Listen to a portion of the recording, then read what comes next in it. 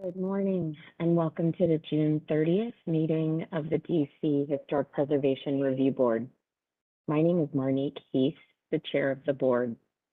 Public notice of this WebEx meeting and instructions for participating have been provided by email to the project applicants and the HPO mailing list and posted on the Office of Planning website. The meeting is also being live streamed and archived on the Office of Planning's YouTube channel. Please be aware that if you're watching on YouTube, you will not be able to provide testimony. Those wishing to provide testimony must register in advance and join via WebEx. I'd like to ask each board member participating in today's meeting to turn on their cameras, and I'll do a roll call to identify who's present. I see many of you have already. Board Member Auerbach. Good morning. Board Member Auerbach is present. Good morning. Board Member Beatty. Good morning, Madam Chair. Board Member Beatty is present. Good morning. Board Member Bell. Good morning, Matt Bell present. Good morning. Is Board Member Horsey on yet? I don't think I saw him yet, but I do expect him. So we'll announce his arrival once he joins. Board Member Jones. Don't see her yet either. Board Member Jowers Barber. Good morning, Board Member Jowers Barber present. Good morning. Board Member Thaler. Good morning, Chair Heath. Board Member Thaler present. Good morning. So we do have a quorum for the morning, so we'll begin. Before we do, I'd like to go over a few procedural points. The camera function has been enabled for presenters and board members. At the beginning of each case, cameras can be turned off so that the focus is on the presentation slide. And once cameras are off, each person who's speaking should identify themselves. I'll first ask HPO staff to present their report and evaluation of the case, and then I'll ask the applicant to present their project plans. HPO has preloaded all of the plans provided by the applicant and will advance the slides upon request. Following the applicant's presentation, we'll hear testimony from ANC, community groups, and individuals who have registered to speak. The camera function is not available for those providing testimony. After all testimony has been presented and the board is ready to ask questions and deliberate, I'll ask board members, staff, and presenters to once again turn on their cameras. So the board has finished deliberating and taken a vote on the project, cameras can then be turned off again for the next presentation. In accordance with the ANC Act, the Historic Preservation Review Board is committed to giving careful consideration to the community and ANC comments that we receive. Our regulations require us to give great weight to properly adopted written recommendations of ANCs in the matters that come before us. To ensure that great weight is given, the board discusses and addresses each issue or concern raised in ANC resolutions as a part of the deliberation of the case. They also include discussion in the public record of the case as recorded in the live videos of our meetings. Following the meeting, on the board's behalf, HPO archives the video recordings on the HPO website, keeping them accessible to the public. They prepare a written summary of the board's actions, which includes a report of our findings and conclusions on any issues and concerns raised in ANC resolutions, articulating with particularity and precision are reasons why the ANC did or did not offer persuasive advice. And then they post the written record on the HPO website 1 week following the meeting, keeping it permanently accessible to the public. Juliana or Steve, do we have any changes to our agenda? Any late notices? No, I don't think so. There was a change that was made about a week ago. The case number 5 in the Shaw Historic District had been previously noticed as 1205 10th Street Northwest. That case was deferred at the request of the ANC, but there was another Shaw case that we've substituted for it at 1325 11th Street. But that's been posted on the website for the past week now, so that shouldn't be a surprise to anyone. Okay. All right. Perfect. All right. Then With that, we do have a number of consent cases on our calendar this morning. Does anyone have any comments on any of these cases? Chair Heath, I just have one on a 633 Maryland Avenue Northeast, and not to question it, just to note that because it's an addition off the rear yard, that I think it's a really unique situation being so close to the library. And I remember when we reviewed the expansion of the library, but certainly it's an effective and minimal request given what they could have asked for, I think. But just wanted to specifically note that that is a very unique condition. So it's not really a good precedent example for anybody else on the block or in the area. Okay, good to note. The future reference. Thank you, Gretchen. Any other comments? All right, then I will make a motion that we approve the consent calendars as listed on our agenda. I'll second. Perfect, thank you. All those in favor signify by saying aye. Aye. Anyone opposed? Great, the motion carries. So we can begin with our first case of the morning, which is a historic designation hearing, the Founding Church of Scientology at 1812 19th Street Northwest. Would staff like to make your presentation first, or would you like to, the applicant? to present? Madam Chairman, I think we have a presentation, so that seems to me good cause to proceed first with that to get Okay. a better telling of the story than I can probably give, and I will just have a very following. short summary at the end. Okay, perfect. Thank you. The applicant can begin.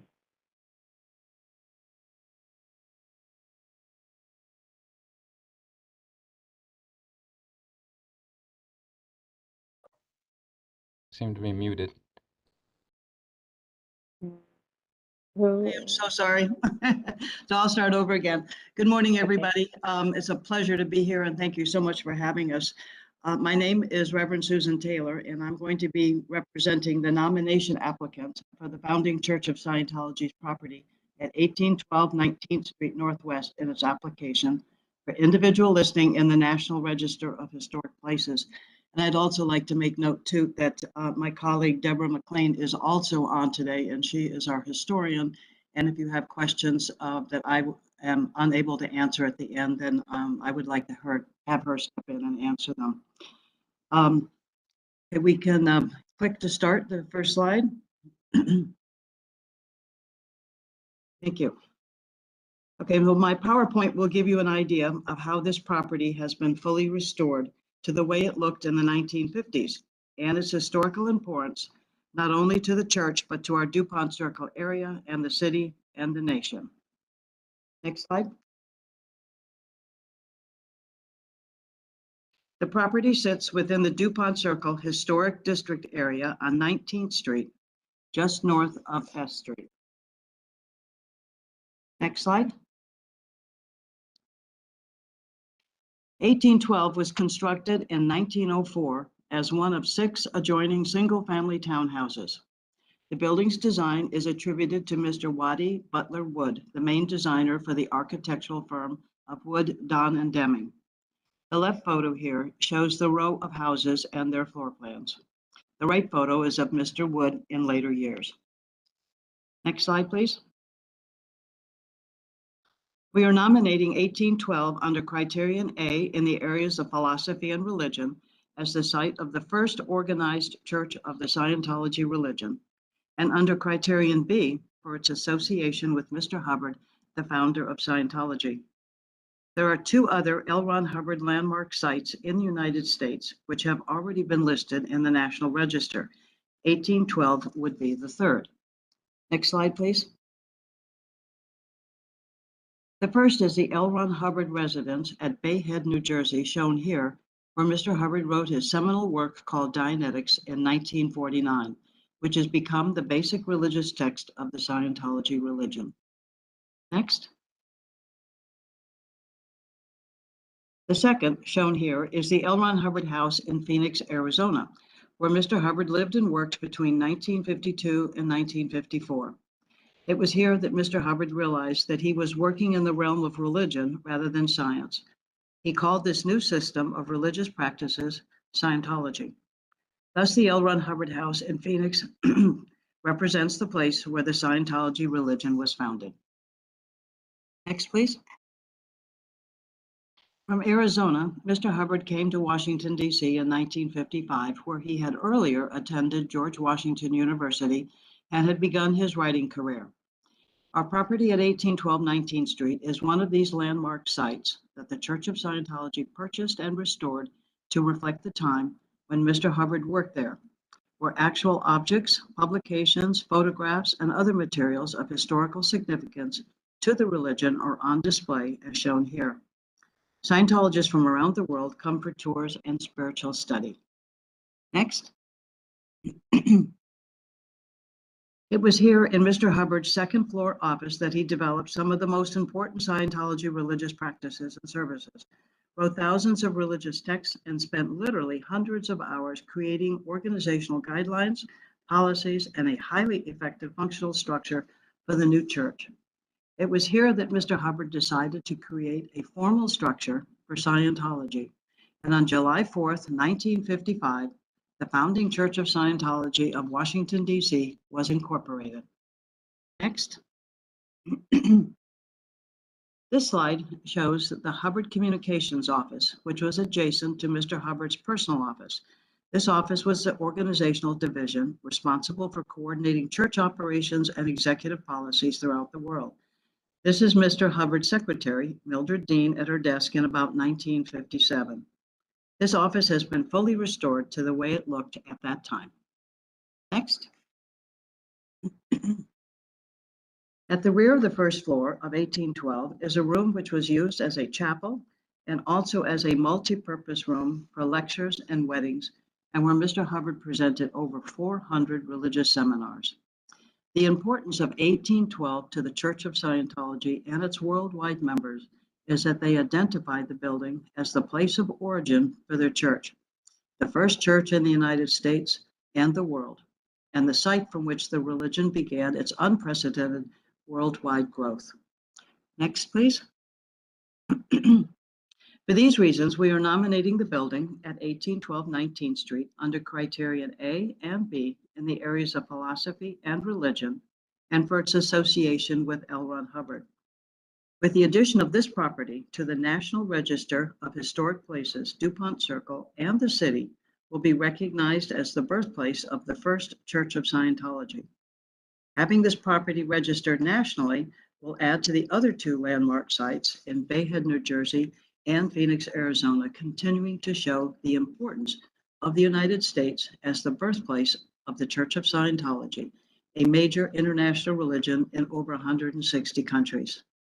No other building other than 1812 19th Street better illustrates the development of this new religion than this site. So thank you so much for your time this morning. And if you have any questions, I'd be more than happy to address them. Thank you for your presentation. Any questions from the board? Okay, thank you. It's a really nice presentation.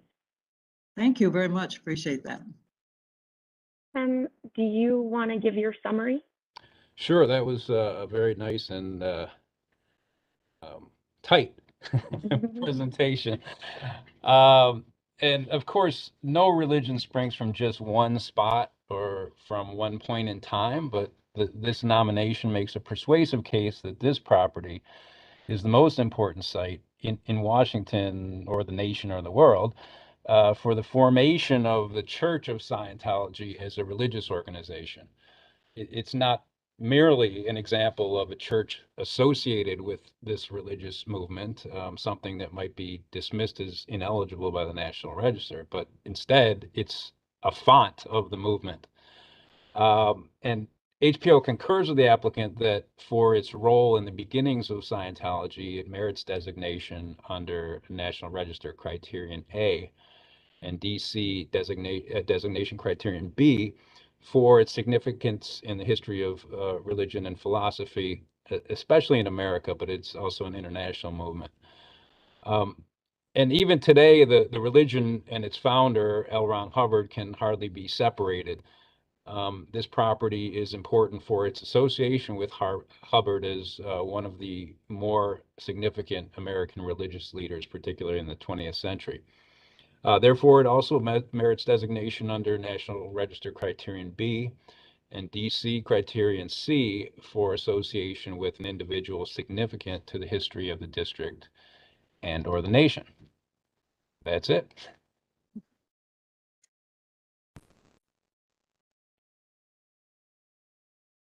Thanks, Tim. We do have DuPont Circle Conservancy registered to speak. Henley Ray. Yes. Can you hear me okay? Yes, we can. Okay, I am Kenley Ray. I am the secretary of the DuPont Circle Conservancy. And at our June 14th meeting, we passed the following resolution. The DuPont Circle Conservancy is appreciative of the excellent presentation and supports the landmark nomination. And we passed it unanimously. Thank you. Great, thank you. It's a pretty straightforward resolution, but do any board members have questions? Okay. Thank you for your testimony today.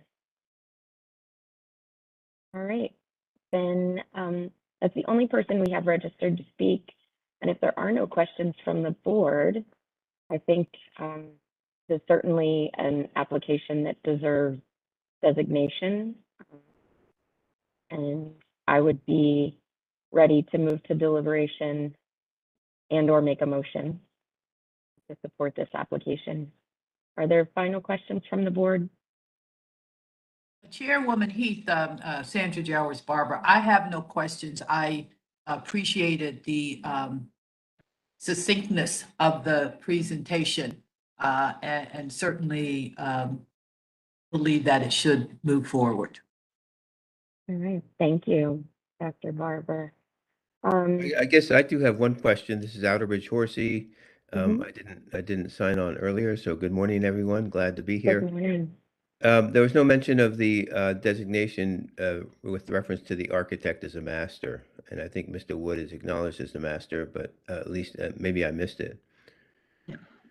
I can speak to that. I'm Deborah McLean. I'm the architectural historian for the project. And this building does stand in the DuPont Circle Historic District, which was listed in 1978 and is a contributing resource to that district and under Criterion C. So we felt that the building had been recognized for its architectural significance, and we wanted to focus on criteria A and B and the relationship to the church and Mr. Hubbard in this. And I would just also add that because this is the property is owned by a nonprofit religious group, it also meets criteria consideration A. So we have an argument in our nomination for that as well. And we do talk a lot about the architecture. It's hard not to with this building. And the church has been such great stewards of this building. And it's just one of those that you walk up to and it makes you smile. It looks so great. So the architecture is not ignored in the nomination, but that is not the focus of this particular application. Okay, I guess it's not. The Historic Preservation Office would concur with that in that it's a really fine house and a fine row. And I think that's part of the issue here, that this is being proposed for designation for historic reasons. More than its architecture, it is indeed a fine contributing example of residential architecture, contributing to the character of the DuPont Circle Historic District. But I think if you were going to nominate it for its architecture, I think you'd have to look at the whole project and include the whole row. We don't necessarily encourage designations of rows because there are so many of them. I think you could argue that this is a fine enough row that it could be nominated for its architecture independently. But as we're only dealing with a single property here, I think that would be severing a great deal of the significance and treating this in isolation from the rest. So that I think that the nomination properly does appreciate the building. And of course, as it must, it describes the building thoroughly. And I think we leave it there for today unless somebody wishes to take up the cause of designating the row for its architecture. Great. Thank you very much for that explanation. I'm totally supportive of the nomination, but thank you for that explanation. Can I ask one question of Mr. Janae? It's Matt Bell. So does that mean this is a row that would not be, that is not in a historic district, we wouldn't consider for designation? As I said, I think somebody probably could make the argument that this could be designated as a landmark, but it's never been done since it's within a historic district.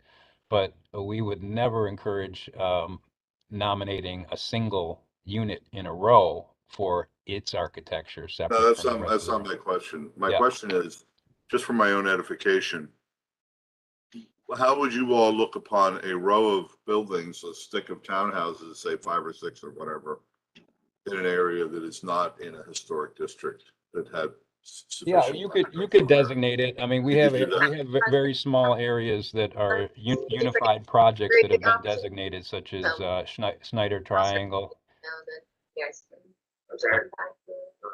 Can everyone mute if you're not speaking? Okay, thank you, Tim. Sure.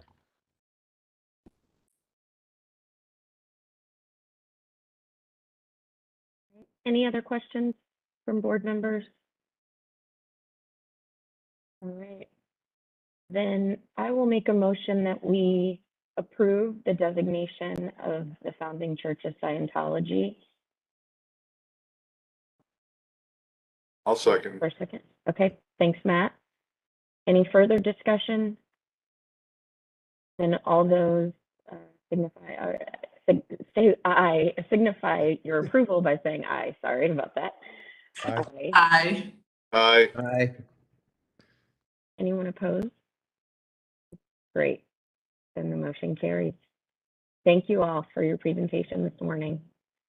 Thank you again very, very much for everything. Have a Sure. great day. Thanks, you too. We're ready for our second application of the morning, which is at 3726 10th Street Northeast, the historic landmark case. Would staff like to make your presentation first?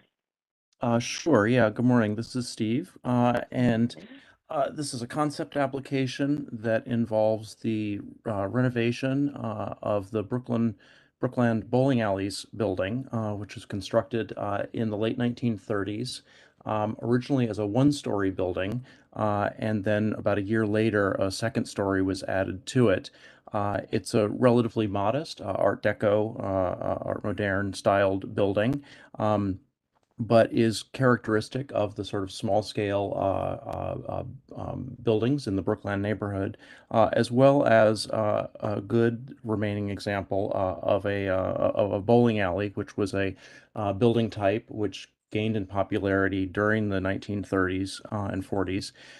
It only served as a bowling alley, though, until about 1950, when there was a fire in the building, and it was renovated for an alternative use. So it hasn't served as a bowling alley for many years. The project calls for incorporating it into a large new development project in the Turkey Thicket portion of Brookland. The existing building would be retained except for a very small and insignificant rear appendage at the back of the building facing the alley. With new construction on flanking it on both sides, as well as partially on top of it. We've had some discussions with the applicants about ensuring that this construction over top of the building would not result in demolition of the building underneath. They're still working on revising the plans to show that, but our understanding is that their intent is to retain the building with the front portion of it left exposed, and the back portion of the building retained within the new construction. The project would be a mixed-use project with retail. You see here, sort of to the left of the landmark building, and residential above that, and then all residential on the right-hand side of the building. The let me see what. There would be a roof deck put on top of the building with a swimming pool and a railing. One of the comments in the staff report is that we believe that the railing needs to be set back further so that it doesn't interrupt the roof line of the building, which is clearly an important feature of this style of building and of this particular building, and would be consistent with the board's policies on roof decks. I've covered the demolition issue. We think that that's been understood, and there's still a little bit of clarification required in the drawings, but the applicants seem to understand that they need to retain the building, even if they're going to build on top of it. So the sort of biggest issue related to this project, the biggest preservation issue, is the compatibility of the new construction in relation to the landmark. And here we're making a couple of recommendations for the board's consideration and for the applicant's consideration. While we think that removing what's a completely undistinguished car-centric shopping center surrounding the building, which has been sort of highly altered over time and doesn't have architectural value or protection to it, is completely appropriate, and that development of this site with a denser redevelopment certainly makes sense with its proximity to the metro station. And so we're optimistic that a project of this general size can be compatible with the landmark. However, we're making a couple of recommendations for the board to think about. One is the scale of the base of the building, which in this photograph we're talking specifically about the scale of the two-story retail piece that's to the left of the landmark building, which we think is a little bit too monumental in size, and that the scale of the brick base on the right-hand side is much more successful in that it steps down and has a better relationship in allowing the landmark to be a little bit more dominant. The second issue is in relationship to color and the use of a dark red brick.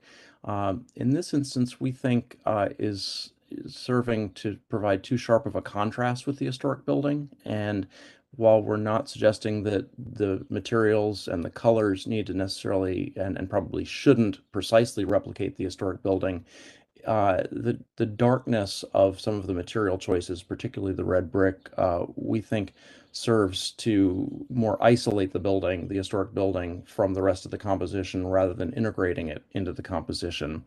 This also, I think, relates to the use of the brick, the red brick, not just on the sides of the building, but also on top of the building. And let me see if there's a better image that shows that. Sorry. Maybe here. And perhaps thinking about how the building could be broken down into more discrete component parts. It's a large building, and the notion of breaking it down into slightly different vocabularies might help ease the transition between the small scale historic building and the large new construction project. And as a part of that, perhaps the portion that's above the historic building maybe wants to be a little bit more recessive and a little bit more of a glassy linking element, rather than something that's so dominant and evocative of the building, the landmark building underneath. I did want to point out that you received an ANC resolution. We just received it late last night, early this morning, and that has been put into the box. The ANC, I think, just considered this last night or the night before, and had some very specific points that I wanted to make sure that the board addressed in their discussion. They talked a little bit about some of the same issues that the staff report does. They also questioned both the color and some of the material choices, the use of so much concrete panels, fiber cement panels for the upper portions of the building. So I just wanted to make sure that the board was aware of that resolution and address the concerns that the ANC raised. So we are recommending that the board find the general idea of this project, the general height and mass, to be potentially compatible with the landmark, but that we need both further clarification on the extent of demolition and the integration of the existing building into the new floor plans, and that additional design work is needed on the new construction to achieve compatibility with the landmark. And we think that that should take place and go back to the ANC and come back to the board for further review when ready. So with that, I'll turn it over to the applicants for their presentation. I'll back up to the beginning so they can walk you through the plans more specifically. Great, thanks, Steve. Once you're ready, the applicant can present. Good morning. Can you all hear me? Okay. We can, yes. Okay. Good morning, Chair Heath, members of the board, members of the public, HBO staff. My name is Jonathan Mellon. I'm an architectural historian with the firm of Goulston and Storrs. We're very pleased to be before you to present our project. I'm joined by our project architect, Ben Kasdan from KTGY Architecture. And I'm also joined by Kevin Coleman from the UIP companies, who is the client and developer for the project. Before turning it over to Ben to walk you through the plans, on behalf of our entire team, we'd like to thank Mr. Collicott for all of the time he's spent with us. And we feel that his comments that he's made to you all today, his recommendations, are very on point, and we look forward to working with him. As Mr. Collicott noted, we heard a lot of these same points from the ANC. We also have had contact with the Art Deco Society of Washington. We did present to the ANC last night. That was the resolution that Mr. Collicott referenced. And we would like to also extend our heartfelt thanks to the SMD Commissioner Costello. She really helped guide us through the community outreach, which we did extensively. And that was just an incredible help. Before turning it over to Ben, I would just like to note, and Kevin from UIP can probably articulate this better than I can, but from the beginning, the driving goal has been to preserve the historic landmark. So as Mr. Collicott noted, that will be the case here. We're only proposing the removal of that small little appendage at the rear, as he noted. In addition, and I know this is more of a kind of a broader scope maybe than just HBRB, but we're looking to kind of stitch the fabric of this block back. For those of you who have been out to the site, as Mr. Collicott noted, you have this wonderful historic building, and then it's surrounded by many curb cuts and surface parking lots, and a much later kind of strip mall building. And we feel that the proposed development will really help anchor this block. As you all know, the metro is literally 2-minute walk from here. So we feel it's an important location for this type of project. So we're all here to answer any questions you have, but I'm going to turn it over to our project architect, Ben, to walk you through the project right now. Ben? Thank you, Jonathan, and thank you to the board. We appreciate this time that you have spent with us so far and today. If it's not too much trouble, maybe let's just jump to that diagram that shows the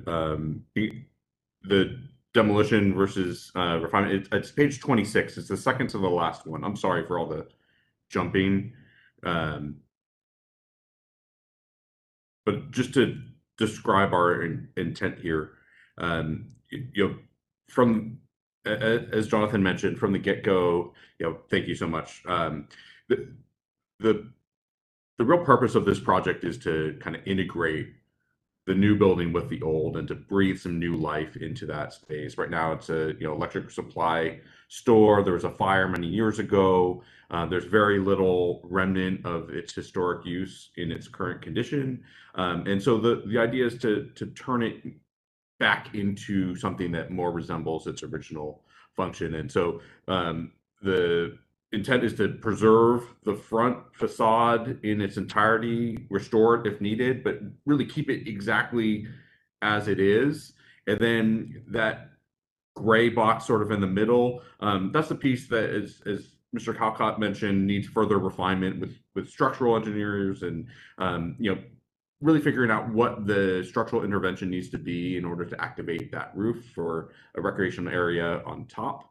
And so that's what that kind of gray box means. We want to restore it to its kind of original intent as a recreational area, and then insert new structure in order to support the new building and the new uses. And then really the only piece that is imagined to be demolished is just that little orange box in the back. And the only purpose for that is that we're proposing to reconnect that alley on the backside, and that'll provide service and vehicular access and all these things that we don't want to put on the main street frontages. And so there's no way to avoid demolishing that little piece of that building. So with that, you can go kind of back to the beginning, unless there's any specific questions about that right now. But I'll just walk you through our thinking so far. Again, which early in the process, trying to get your take on whether or not this concept is viable in your mind, and hopefully it is, and we can continue to refine the design further. Yeah, this is great. You can start here. So obviously there's a great potential for pedestrian connectivity from this site, from the Brookland neighborhood to the metro station. And we saw an opportunity for activating the sidewalk and the pedestrian environment there that isn't now. Right now, it's, as Jonathan mentioned, it's surface parking lot and a car dealership and rental car and very, very vehicularly focused uses. And hopefully this project will transform some of those uses into more pedestrian-friendly environment. So we identified kind of a retail plaza at that corner, and you can go to the next slide as we start to think about what this does. Here's a kind of view from across the street showing that potential as people are walking to the metro. They can utilize these future retailers. Maybe they're many of the same retailers that exist in the strip center to the north of the historic building now. Maybe they all come back. Maybe there's some new ones, but that's really the point of this. And you can go to the next one as we kind of talk about how else this building goes together. So you're looking at some other kind of street adjacent retail experiences. We're kind of imagining outdoor dining and seasonal art or events, those kinds of spaces. That's the feel that we're going for at that corner. You can keep going. And then as you get to the north side, as Mr. Calcott mentioned, of the historic building, there's no more retail at the base. It's all residential. So it gets to kind of a row town feel at the pedestrian scale. At the moment, we're proposing sort of an English basement configuration of units. So there's a unit that's up half level and there's a unit that's down half level. And it sort of transitions from kind of a public plaza at the south to retail promenade space to the historic building, which is the main entry in the heart of the residential project, to an all residential scale. You can go to the next slide. That photo on the bottom left, the black and white one, that's the best photo we've found so far of the original use of the interior. And so the hope is to kind of bring back that recreational experience in this amenity space. So it's going to be the leasing office and the main place where the residents will recreate interior to the project. And then working with Mr. Calcott earlier, he suggested that the retail kind of touch the side of this building, which is a great suggestion. I think this original building was designed to be an inline sort of experience. That buff brick and the layering effect, it only goes back just a course or two as it turns to the side. So this retail kind of butts up against it now. And so there's probably an opportunity to connect inside the building too. So again, we haven't got that far, but we'll continue to study that, and you get sort of a feel of what we're hoping the interior space will be like. You can go to the next slide. And then the piece that we thought might be the most controversial in this design is, thinking about a new way to experience this historic building and potentially activating the roof of it as a pool courtyard.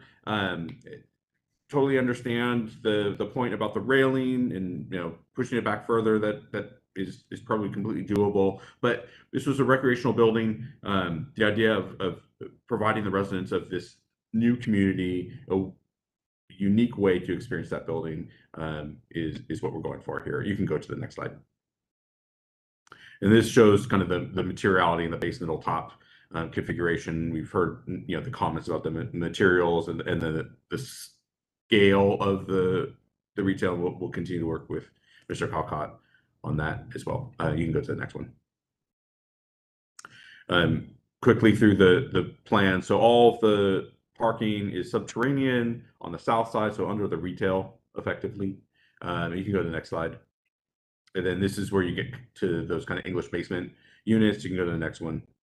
Here's the ground floor. The blue represents the historic building and the main kind of amenity space. The pink color is that retail space. There is written into some of the long-term leases a need for some surface parking. And so that all occurs on that backside too. You can see how the alley is providing access for loading and service, and the ramp to the subterranean garage, and the trash, all those things are happening on that backside, which also enhances the pedestrian experience along the main street frontages. You can go to the next one. We're imagining probably a mezzanine space inside the existing historic building as a part of the amenity space that also then connects to the residential corridor at level 2. And you can go to the next one. And level 3 is where we believe we're connecting to that roof area. Again, another small amenity space, connecting the corridor to that rooftop experience. And if you go to the next one, shows the volume in that space, and then I think the last typical floor. And then we also are proposing some penthouse units on the next. And then on the next slide, it just shows kind of the math of it all. Happy to get into this if you're interested, or if not. It also shows the section of that English basement up down configuration. But you can keep going for now. Happy to answer any questions about any of this stuff. Solar study. It's honestly better than I feared when we first did this. There's some shadow in the morning and the afternoon on that adjacent building, which has been a topic of conversation with the NC. But in general, for a building this size adjacent to some smaller buildings, it's really less impactful than we feared. And then you can go to that next one, is that the 2D elevations. Again, the conversation about color is well received. Our goal, and I think you can sort of see it in this 2D elevation, is to really feature and celebrate the historic resource. And so it's popping in terms of the color, but we understand that maybe the contrast is too great. And we'll be happy to further consider that. You can go to the next slide. And we already spoke about this one, and then I think the last one is just another view of that rendering from the pedestrian scale. So again, thank you for your time. We appreciate your consideration. I'm happy to answer any questions you might have, and I believe Kevin, our client, is on the line as well. Thank you. Great, thank you. You mentioned that you understand the coloration might be an issue, might be too strong here. Have you given any thought yet, given staff's comments, the AMC's comments, Art Deco Society's comments about the material coloration? Have you given any thought to what you might propose as an alternative? Yes, the challenge is that each one of those groups has sort of given us a different set of direction. Mhm. And if you imagine, we already did maybe 10 or 12 different color studies already with UIP. So we're totally open to other colors, but it's a little bit challenging to choose one because no matter what we choose, we're going to disappoint somebody else. If I'm sure you all have been there as well. I Can you can talk, can you talk a little bit, I mean, another way to ask the chair's question, is, can you describe a little bit how you arrived in this rendering we're looking at, the color scheme that you're showing us? I'm sort of at a loss to understand how you did that, and I think it might be helpful for us and everybody else to understand why the color scheme you're showing us now is what it is. Sure. Really, it came down to the context. So there's a lot of red brick in our immediate adjacency of the other buildings, the townhomes, and so that was sort of the purpose of this particular scheme that UIP gravitated towards, and so we're relating that red brick to other context in its immediate adjacencies. And what about the other colors? The gray, the taupe, or whatever it is the taupe meant to match the color of the building, of the landmark building? Or the historic building? It's a light gray, so we're trying to keep the buff of the landmark building as its own thing. So we just had a couple of sort of neutral tones, so it's a medium gray and a light gray, and the blue or slate or whatever color, kind of that panel between the windows, was really in a complement to the buff. So that's where that color came from. And then the midtones were really just trying to be neutral. So that was our theory behind this. I know people react to color emotionally, so happy to continue to study that. Thank you. Yeah, I think part of your study is not, it should not only involve color, but I think Steve was getting at some questions of materiality. I mean, maybe there's something lighter like a glass solution that could serve as a backdrop, or hyphen, or a more successful material to begin to create the connections here. So I wouldn't limit yourself to just playing around with the colors. There's also the issue of scale as it relates to the base and the entire building. And I am wondering if you've given any thought to the issues of scale and size, because it does really, this is a really large building. And so executing this successfully in a way that doesn't sort of make the historic building disappear is really hard. I also, along the lines of that question, could you please put up the elevation drawing that you had there? Yeah, that one there. That's very helpful. Have you ever looked at a scheme whereby, I mean, I have this feeling that that if the site were bigger, you would just keep going with the same language on and on and on and on until you reach the ends of the earth or something. And it just makes me wonder whether there was ever a scheme whereby there was a piece of the facade that was focused, probably symmetrically around the landmark, and then, something else happening at the ends. Because one of the concerns I have is this is a very small existing landmark building, but yet it's spawning this monster building. It's the sort of progenitor of this very, very large building. And I'm wondering if one way to see this would be to see and I'm wondering if you ever looked at this, to see it more as a city block rather than as one big building. In which case, the language at other ends of the building might change, but there would be a very specific language on either side of the landmark that would address the landmark and perhaps try and represent that scale as well as you could. And then it seems to me that that might liberate you from having to extend this language, ad infinitum to either ends if you took a different approach once you got several bays beyond the landmark. Did you guys ever look at that? Or was it always just the idea that this is going to read like one big building? To answer your question, we didn't study it as the kind of multiple buildings within a building. We took the strategy that this is a big building. We're going to design a nice big building. And yeah, there's definitely a value in the other strategy, but we haven't looked at that yet. Yeah, Madam Chair, I wanted to make a comment. I actually live in this neighborhood. I'm a resident of Brookland, so I know this property well. I concur with both your and Board Member Bell's commentary. I actually find that this design doesn't celebrate the landmark. To your point, Madam Chair, to me, it gets lost.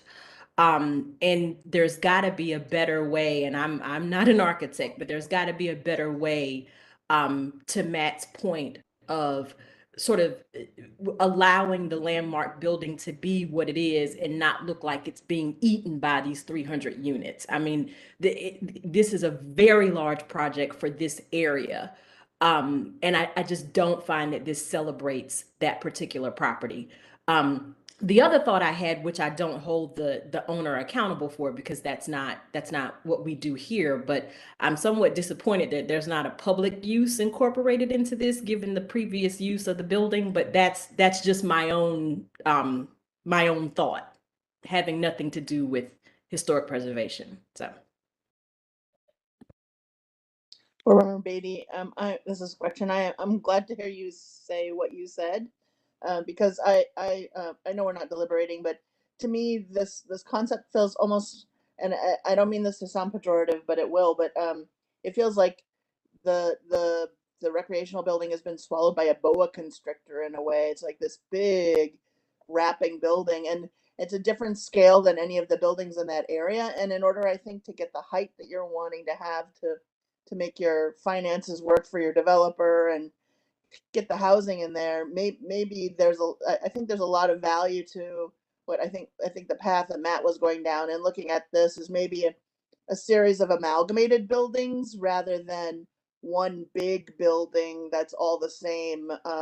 That's, especially when you look at the 10th Street elevation, it's like it's trying to be symmetrical, but it's not, because the lot's not symmetrical. And maybe letting that recreational building, which truly is small and symmetrical, just letting it be a little jewel amongst all these amalgamated buildings that have their own character. Some of them could relate to this building. Some of them could be very different than this building in a way to celebrate it. So I think there's a lot of potential. Related to the recreational building, have you started to talk about or look at a preservation plan for the existing historic building yet? No, we are hoping to get a vote of confidence on the strategy from you all before we go too far. Got it. And do you know what kind of footings this sits on? Is it just regular concrete spread footings, or? I honestly don't know, but we believe it's just typical spread footings. Concrete spread footings. Okay. So you're going to be underpinning. I think. We have not done the survey. I don't really know. Okay. Well, regardless, you'll probably be underpinning quite a bit here. And then you're redoing all of the roof structure, right? If you're putting the pool in the top. You're redoing a lot of that. Just to weigh in a little bit, I think Gretchen's advice there is really solid. I think this is not an easy thing, which is you have a large site and a very small building to deal with. And I think your approach is just not the right approach for this building. I think and so, for example, extending the bay windows, and then having them kind of be symmetrical around the building, but kind of not be symmetrical because of the length they are relative vertically, is a little bit of a quandary for me. And I think Gretchen's word, I think she said jewel, or somebody said jewel of this thing. I think there's a kind of precious piece in the middle that this building sponsors. And the stuff on the ends can be kind of normative, repetitive, and just good building, good urban architecture, so that when you get to the center, you see that there's been care and attention sort of taken with the landmark that may not necessarily characterize or not be the same approach as you see with the rest of the block. And I think this is more of an issue of fabric building of city blocks than it is mega buildings. It's, you know, it's almost like the things, if we don't stop, it's going to be Versailles, you know, I mean, it's just enormous. It just keeps going. And I think that that's more of a building strategy and not an urban strategy. And I think given the size of what you're dealing with here, you need an urban strategy as well. I think that's a good analogy, and I just appreciate all of the comments and Commissioner Beatty, your comment about living in the neighborhood and the public access, there is history in Brookland that, and I'm not holding the developer responsible, but I'm saying this building, to your comments about being a behemoth, you know, in public history, you always want to make sure that the community interests are heard and listened to, and you just don't come in and do what it is you want to do and they're an afterthought. And translating that to this building, it appears that's what happens, right? It appears that the building just came in and said, we're here, we're going to build, and we know that you're here, but you're going to have to fit into what it is we want to do. And that's the physical representation of going into a community and not listening and not talking and just doing what it is you want to do and telling the neighborhood or the community, this is what you need. So again, I'm not saying there was anything malicious. I'm not trying to make that an inference at all, but the resulting image is exactly that. The poor little building is sitting in the middle, surrounded by the structure that has come in. And now we honor you, here you are, but we're here. And there's no conversation, there's no engagement, we just surrounded you. So my colleagues can translate that into the architectural language, and they're doing that. But it just does not honor the community. It does not honor this building. It's not welcoming. It's imposing itself. Yeah. In this spot. It's not welcome. Yeah, you can hear that we are, So it's hard to resist the urge for us to provide comments because we have a lot of thoughts on this. We're still supposed to be asking questions, but we haven't been able to help ourselves just diving in. So did you have a question, Outerbridge? Yeah, I had a couple of comments. I saw I'm not sure whether. Can we hold comments for now? Unless you have a question. Can we hold comments for now? I did have a question. Unless you have a question. Okay, perfect. Okay, so in one of the, I'm not sure if it's the ANC resolution, which is quite interesting, and the Brookland Association, which seems to have come more recently to the project as they haven't issued a final definitive opinion on it. But there was some mention of, and Steve want to come as breaking up. You're breaking up, Outerbridge. I think we lost him. Yeah. Can you hear us, Outerbridge? Go, as I understand it, back. We're not getting your question, Outerbridge, because you're breaking up.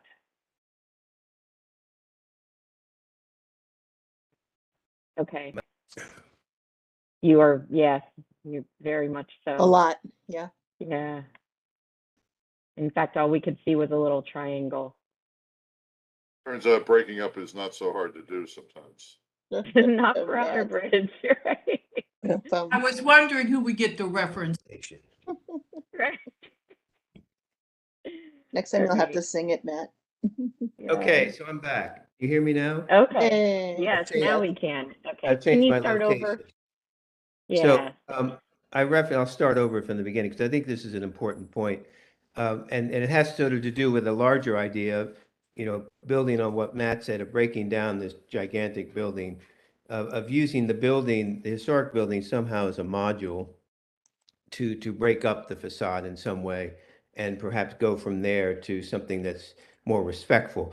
But the comment that I read in either the ANC resolution or the Brookland Association resolution was the raising the comment, the idea of, and Steve, if you want to jump in on this, because you were referenced as saying that the retail should engage, step back, but perhaps engage the building, the historic building on either side. But the comment I saw was to leave that area open. And I guess back to the depth of the historic building as open space, which I think is kind of interesting because it does two things. It shows you the return of the building and exposes and gives it more three-dimensionality, but it also sets it off with a void, which I think would give it more presence and really extends sort of the horizontal dimension of the building farther. So did you look at that to make that either a garden area or just an open space going back to the full depth of the historic building? Yes. Yeah, the first schemes actually did that. And there still is an open space to the north that serves as a residential courtyard. Can we see the plan? Can you bring the plan back up? Sure. Please. So that, yeah, there you go. So it's open space on the left side of this drawing, and then the retail space connects on the right. But originally there was open space on both sides. This isn't the question that you asked, but there hasn't been a lot of focus on the plaza at the corner. Is that idea valid? I mean, that's an urban gesture that this design sort of chose to make, looking at the pedestrian circulation that we're seeing walking to the metro. But that sort of has gotten lost in this conversation. I think that's a perfectly okay thing. I mean, I think having a little plaza there that could be a nice neighborhood place is a good idea. You know, I have a couple of suggestions. Maybe I'll hold it for deliberations of suggestions of things you might, not just character-wise stuff you might look at, because I think this is a fascinating problem. Big site, small historic building. How do but you need a more concrete philosophy, a more sophisticated approach than I think what we're seeing here. And I have a couple other thoughts I'll save for when we get to deliberation, believe it or not. And I just want to make one quick comment and save more for deliberations. But I think the reason you didn't get a response to your plaza because it was, as you said, a gesture. It just looked like it was thrown in. That may not have been the intent, but everything else is so overwhelming that the little plaza didn't capture any attention. It wasn't talked up. It wasn't presented as important enough that we have a plaza, we want to enhance that, we want to make it for the public, and we know it may be a little large, but this plaza is going to have a way for the community to connect. So it wasn't presented like it was significant, and it was presented as it was a gesture, and that's what it looks like. Yeah, to your point, I actually missed the plaza. Could you point out where it is? I missed it. Okay. It's right at the corner of Michigan and 10th. I see. We have some exhibits earlier in the. There was some rendering. Move forward. I think this is the first one of the mood board kind of imagery you keep on. So I did talk about it earlier in the presentation, and it's about the providing a pedestrian space where right now it's not very welcoming to walk there with the surface parking lots and the used car dealer and all those things in the neighborhood right there. Agreed. No, and so the plaza is in the rear of the building, or it's on the side? It's on the south side. It's closest to Michigan Avenue. I guess technically it's Bunker Hill. Okay. There, but the retail's all on the south. Uh-huh. And so there's a kind of the way we shape the building creates this promenade along the front of the retail storefronts, and then it opens up to this plaza, closest to that intersection of all the different pedestrian paths to the metro. It's at the Enterprise parking lot, Carissa. Gotcha. Right. Enterprise is right now. Thank you. Yeah, I don't know that it changes much for me, but thank you. And I'm sure you did mention it and I just missed it. Okay. All right. Then the board will certainly have an opportunity to ask more questions later, but we do have at least one person who's registered to testify on this case. So we'd like to ask Rebecca Miller, if you're on the line, to go ahead and make your statement. Good morning, Chair Heath and members of the board. My name is Rebecca Miller. I'm the director of the DC Preservation League. We had the opportunity to review this proposal this past Monday, and we do thank the applicant for coming to see us. You all have really kind of said a lot of what our comments are. So I know a lot of times we come in first and kick the door open, but you all kind of already did it. But so I'll just reiterate a few points. So the project review committee found that the height and massing of the proposed new construction overwhelms and is incompatible as designed with the Brookland Bowling historic structure. We think that they should consider eliminating the residential units above the historic building and creating 2 or more separate structures with the Brookland Bowling serving as a connector and amenities space. This could also simplify some problems extant in the proposed plan. It also appears that there will be significant interventions that would be needed to support the structure above the landmark building that would require the demolition of significant historic fabric beyond that is described, triggering what we believe would be a mayor's agent process. And I think that we all can agree that not going to the mayor's agent is not the route that one would want to go. We would need more specific information on the impact of the new structure with regards to these interventions. With both the proposed pool, elevator placement, and the upper story units, how will the new structure be added without impacting the materials and character of the historic building? When we first reviewed the plans prior to receiving the presentation, we actually thought that it was just the front facade that was being kept, because you can see the dashed line of the historic building of where they're adding their interventions. So as currently proposed, it does appear to just be the front facade, given the amount of intervention that's necessary. We also believe that they need to visually distinguish between the north and south structures so that the Brookland Bowling reads as one of a row of commercial structures rather than as a distinct icon set into a larger structure. The bays of the new structure are quite heavy, and the 3 different material choices, the brick, the light, and the dark fiber cement board, need refinement, as others have said. The double height of the first floor retail space seems overscaled for the area and incompatible with the historic structure.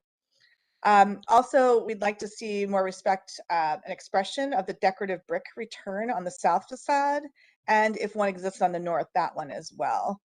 And also, we agree with moving the handrail on the historic building back if there is to be this amenity space on top.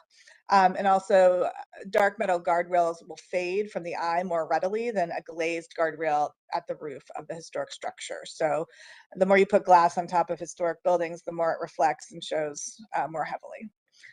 So we look forward to working with the applicant and going forward, and thank you all for your comments, and we'll turn it back to you. Thank you. Great, thank you. Any questions for Rebecca Miller from the board? Okay. Yes, Chair Heath, this is a question. I do have just a quick question, Rebecca, for you, if you don't mind. Sorry, I'm trying to get my video back on. Not at all. Hi. Did you also talk about the surrounding area when you looked at this with them? You know, I'm just thinking about Perry Place Northeast and the row houses as sort of a unique, is different than the Michigan Avenue end, which is more of an urban end of the project. Did you have any conversations about that sort of transition to, you know, residential with the Turkey Thicket Recreation Center and Park and the residences on one end, and then the more urban kind of character on the other end when you did your review? Well, we did not. And I think we were so focused on the size of the structure. You all had this conversation of the building that never ends, the Versailles of Brookland, maybe. And I think that that's what our real focus was, and how minimized the Brookland Lanes looks in this particular proposal. And so we're not focused on the surrounding. Okay, thanks. Thanks. Okay. Any other questions from board members? Any other questions for the applicant? We do normally give the applicant an opportunity to respond to testimony, comments that you've heard from anyone from the community who's presented. So you have an opportunity to do that now. The comments are pretty consistent with what the board said, but you can feel free to add anything you'd like if you choose. I would just like to say thank you. We greatly appreciate all of your comments. As Chair Heath noted, they've been pretty consistent from some members of the community, Art Deco Society. Rebecca, thank you for your testimony, and Steve Colcott. As you noted, this is a challenging site because it's a very small building. And I think, I don't want to speak for Ben, but I think we didn't from the beginning want to create a false sense of history. And so we didn't want to create, 7 different little buildings that look like a fake, oh, this used to be an old row of buildings and here they are. This is one building, but I think we've clearly gotten your message that we need to look, as Mr. Colcott noted in his staff report, we need to break up the massing more, look at the materiality, and the colors. And so we thank you for your time. Thank you.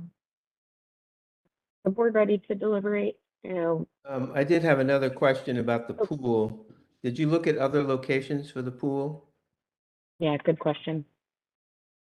Because it seems like it's just going to be tight to move it back and just leave that as an open space that can be used for recreation, but put the pool somewhere else. Yes, we studied other locations. The courtyard on the backside, kind of over that surface parking lot, is another location. Again, the strategy was to provide a new way to experience the historic building that we thought would be unique as an experience for the residents. But it doesn't have to be the only solution, of course. But it'd be nice when you come back. It'd be nice to see some other options. Thank you. All right. Okay. Then are we ready to deliberate? Yeah, I'd be happy to start, Monique, if that's okay. Okay. Yeah, sure. Well, I think this needs to come back clearly in its entirety.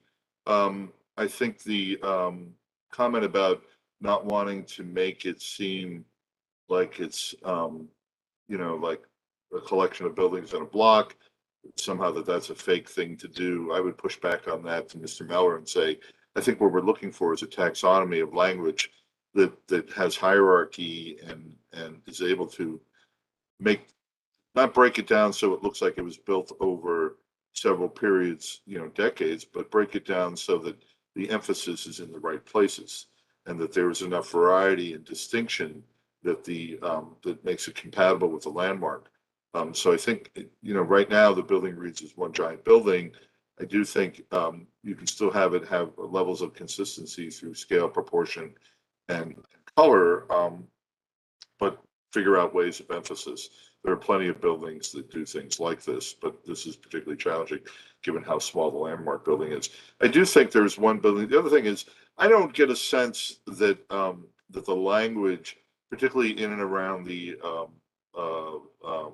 landmark, is well handled in terms of its understanding of Art Deco.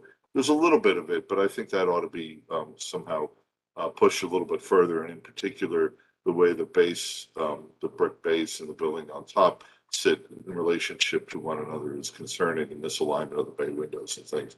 One building I would ask the applicant to go take a look at that I think does a pretty good job of adding onto an Art Deco building is 1100 New York Avenue. Now, I know that's a big downtown office building, but it's the old Greyhound station, and it did rather well in terms of adapting a contemporary language without mimicking a lot of the literally mimicking the language of the existing landmark, although it from a philosophical point of view, it clearly is very compatible. I know that's a much bigger building than we're dealing with here, but there may be some lessons there to look at. I think the plaza at the corner is fine. I don't have a problem with that. I think that's a very nice gesture. I would argue to try and keep it.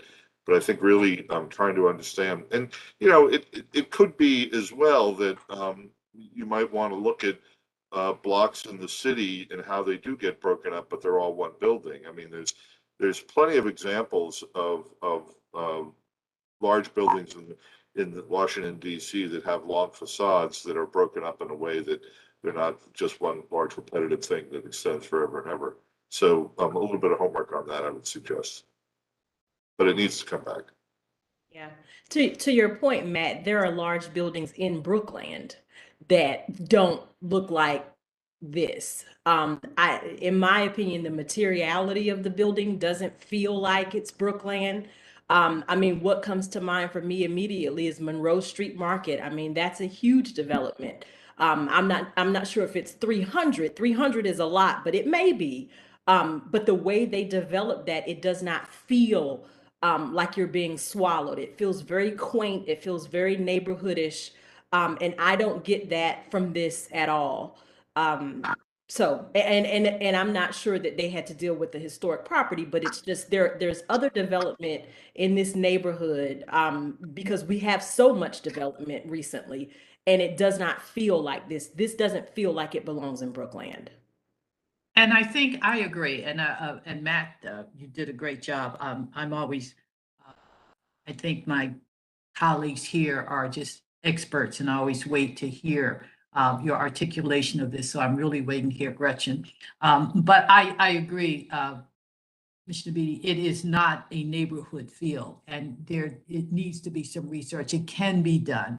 Brookland is a walking interaction kind of area, and this mammoth building does not provide any warmth or any engagement at all. I like the plaza too, and I didn't mean to be dismissive of it, but to me, it just wasn't, it wasn't centered, it wasn't talked enough about. And I think that's what Brookland is. The plaza aspect would be appreciated. I'm not saying don't do a building, of course, that's not what I'm saying, but you have to understand that Brookland is a walking area, and they got that because they have the plaza, but the building is just so huge that it ignores everything else, and the plaza just becomes a gesture, right? And it's just too much, and it's unwelcoming, and it looks like it's hovering over the little historic landmark, ready to beat it up. And it just, it's, we're here, we're the bully, and we know you're historic, but we don't care about you. This is what we're going to be now. And yes, it definitely has to come back. Any other comments? So I think one thing we haven't talked about too much, but I think is an important consideration in developing some alternative schemes. I mean, we've talked about articulating the giant facades into breaking it down, and that's important. But also in terms of massing and changing the building heights, particularly around the historic buildings, stepping down perhaps on either side, in the back, and kind of de-emphasizing rather than emphasizing, as you seem to be doing now, with the red brick articulated facade behind the historic building, kind of de-emphasizing that, and maybe seeing what lowering that building, the center of that building right behind it, see what that does. I think some variation in building height would be an interesting aspect to pursue as well. Yeah, I think that's a good point, Outerbridge. The scale, stepping, materiality, coloration, there are a number of things that, and breaking down the massing. A number of things that need to be studied here in order to effectively allow this historic building to not look like it's being swallowed, but rather to be celebrated and to be the jewel within the block. I think also, Chair Heath, just a few points if it's all right. Sure. I think also thinking about this idea that they started to talk about a little bit along the length of that block. You go from a fairly vehicular oriented corner to a very much a pedestrian oriented corner. And so thinking about that may give you some freedom in terms of architectural expression, scale of materials, maybe the plaza, if you're looking for a way for a place for the community, maybe it's something that connects or complements the park that's across the street some way. But thinking about how people use and work within that site once your building is there, and with some of the planned development that's going in that area, it seems like that the end where you have the plaza is really always supposed to be the more vehicular end, at least from the development that I am aware of. And I don't know all the development, you likely know more, but that may give you some freedom in terms of how you design the buildings. That certainly your building that appears as multiple buildings and have it nestle into the neighborhood a little bit better. But also thinking about, I know we talk about this a lot in buildings that have the ground floor retail, and I know retail always wants the floor and a half, but thinking about how the scale of the retail frontages work as well. And maybe they're not the same everywhere around the base of the building, but it could give some identity to the buildings as well. And then I don't think we would expect at the next presentation that you would have your preservation plan, but you should have your plan in place to put a preservation plan together to restore what you are retaining of the building and understand its construction and what its capabilities are, in terms of flexibility or lack thereof based on its construction. That's a great idea, Gretchen, to relate it more to the park. I didn't even think about that. There's a way that you can open this up to relate it to that green space across the street, which we love as a family, by the way. It's a great park, yeah. Yes, yes. All right. Any other comments? I think we've given the team quite a bit to consider, and so I don't think it makes sense for us to take a vote on this. There's so many aspects that still need to be revisited. So we will conclude the hearing for today and ask that the applicant come back to us when you're ready with a revised proposal. Thank you very much. Addresses all these comments. Thank you. Thank you.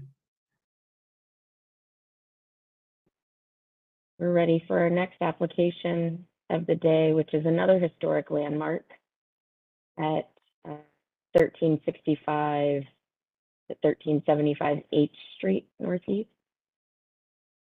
Yes, good morning, Madam Chair and members of the board. This is Kim Williams, staff with the Historic Preservation Office.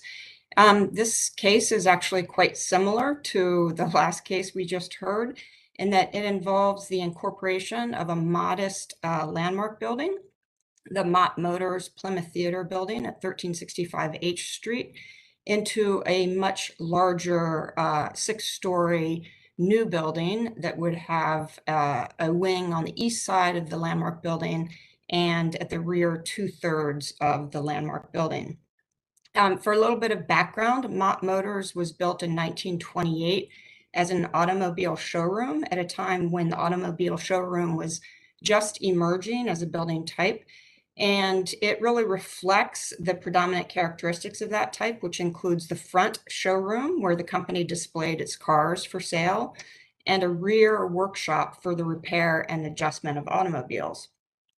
Typically, these showrooms, as they first emerged, faced important commercial corridors like in DC, H Street, Connecticut Avenue, and 14th Street. And they were designed in a variety of styles with quality materials and craftsmanship. In this case, Mott Motors was built of stone, and it's designed in a Romanesque revival style. And the repair shop, which is integral to the showrooms as a building type, were typically rear wings, utilitarian in nature. And generally, they were only accessible from the alleyways or the side streets. And these rear workshops typically included skylights to provide natural light to open the repair shop for the repair of vehicles.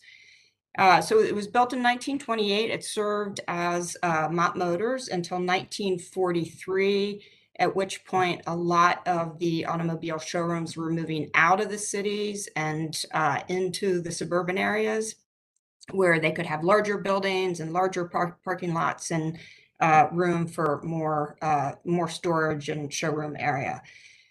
So at that point, Mott Motors found a new use as a theater, which was called the Plymouth Theater. The same owner who had built Mott Motors converted the building into the theater.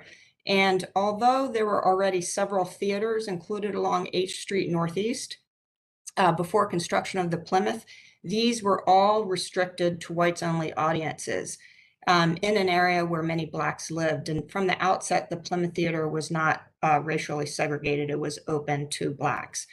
And so in 2004, the Historic Preservation Review Board recognized the significant history and architecture of the Mott Motor Plymouth Theater building and designated it as a historic landmark. Because it's a historic landmark, a greater degree of scrutiny has been applied to this project than if it were a contributing building in a historic district. And just to remind the board, the purposes of the DC Historic Preservation Act encourage the restoration and enhancement of historic landmarks. As presented, and I think if you go to the next slide, it might show the project. The project calls for the renovation of the building's facade to a depth of about 32 feet. The current building, historic building, actually runs about 100 feet deep. And it calls for the construction of a 6-story addition atop the rear 2/3 of the building. The staff report mistakenly noted that the roof and the sidewalls of the rear 2/3 of the building would be removed. And the applicants are going to show that they actually propose to keep the roof and sidewalls. Only about, I think they say 15% of the existing historic fabric will be removed. And they're building the addition on columns that will penetrate the roof instead. So I just want to correct that mistake in the staff report. It is for that reason the staff report felt or decided that it believed the project constituted demolition and that the case should go to the mayor's agent. With that change, if the roof is to be retained, if that's actually feasible, then the board may decide that it does not constitute demolition. The next step then, if the board decides that it does not constitute demolition, is to decide whether or not the proposed project is compatible with the historic building and is consistent with the Historic Preservation Act. Overall, staff believes that the issue with the new construction really resides at the rear wing that will essentially replace a portion of the rear wing of the building. This rear wing is 5 and it has a projecting bay of 5 stories, but ultimately goes to 6 stories. And it really diminishes the already modest sized building to what appears to be a remnant of a building as opposed to a building. The proposed setback at 32 feet is drawn just to the back of the showroom portion of the building, eliminating the repair shop wing in its entirety. So this setback represents less than 1/3 of the historic building, and staff does not believe that it's sufficient enough to allow the historic building to read as an authentic building. And the rear addition also doesn't appear to be an independent structure. It just really appears to emerge from the building. It rises well above the historic building and just really diminishes its presence. So staff recommends that in looking at this, the east wing essentially does retain the setback and rhythm of the street as it exists today. It is very tall, but H Street zoning allows for height, and there are increasing numbers of large buildings along the street. So we feel that it is compatible with the emerging character of H Street. It's that rear wing that we feel really should be shorter, much lower, further set back, and further distinguished from the historic building. So my recommendation is that the board encourage the applicants to return with a new scheme that really responds to these recommendations to make the rear wing appear as a separate building distinct from the landmark. And obviously the applicants are going to present their plans, and I will leave it to them to describe in greater detail the proposal. So thank you. Thank you. The applicant ready? to present? Yes, good morning, Jonathan Mellon, architectural historian with the firm of Goulston and Storrs. Nice to see you all again. I'm joined by our project architect, John Lynham Jr., who's going to walk you through the plans. And we also have our client, Chris Martin, who's here to answer any additional questions you have. Before turning it over to our project architect, I'd like to thank Ms. Williams for her comments and apologize on behalf of our team if we were unclear at any point. As with the project you all just reviewed, our goal from the beginning has been to preserve and honor the historic landmark. As Ms. Williams noted, it's an unusual building in that it was constructed in 1928, but it was only used as an automobile related use for about 14 years. And then it's what I would argue is really the importance of its history was to the African American community when it was used as a theater that they had access to, which was critically important in the district. As part of our proposed restoration, the front facade, which is those of you who have been to the site, it's incredibly distinctive, will be completely restored. We are also proposing to restore the showroom, which is that front portion of the building that Ms. Williams noted. We also would invite you all, if you would like to see the site, come out to the site. We'd love to have you. The interior, particularly the rear portion that was the automobile repair portion, was obviously completely altered because it was changed into a theater. And so the skylights that were mentioned were all enclosed and lost. And so there's really nothing back there. And again, we'd love to have you all come out there. In terms of the setback, we understand, that if you look at the site now, this is obviously going to be one of the taller buildings. However, as Ms. Williams noted, what we're dealing with here is a commercial corridor that has seen a great deal of development and is in the process of seeing more and more development. It is not within a historic district, nor is it anticipated to be in a historic district in the future. And so the context of the addition that we're proposing is going to be quite different. I know you have to look at what's before you today, but we do think that is relevant. We have worked to come up with a project that we feel is compatible and viable economically. And so it is our view that, we're not proposing a small setback. It is 32 feet, which is substantial if you compare it to some of the other projects related to automobile related buildings on, say, the 14th Street commercial corridor. And we feel that it allows the building to still read as a separate one from the new construction directly to the east. So I've spoken enough, so I'm going to turn it over to John, our project architect, who's going to walk you through the specifics of the plan. And then we're all here, along with, I mentioned, our client, Chris, to answer any questions you may have. And thank you, as always, for your time. Thanks, everyone. This is John Lynham, the project architect. Thank you for your time this morning. I think if we could go to the next slide, I'm sorry, a couple more. This is just some zoning data. This is the existing site that has combined 3 lots from 1365, where the historic landmark is located, to 1375 to the east. Next slide will show the proposed footprint that is for the project, showing that there is the addition that we've described above, that's been described above, but also that the addition will extend to the rear towards the alley. Next slide, please. This slide is showing the existing floor plan of the buildings that are there now and the proposed demolition. Obviously, the buildings to the east at the non-landmark portion are proposed to be completely demolished. But we're trying to show very limited demolition to the landmark at the rear, at the service wing, to incorporate a secondary staircase to serve the residential units above, and then some portions of demolition between the primary structure and the masonry infill to allow connections between the 2 sides of the building. Next slide, please.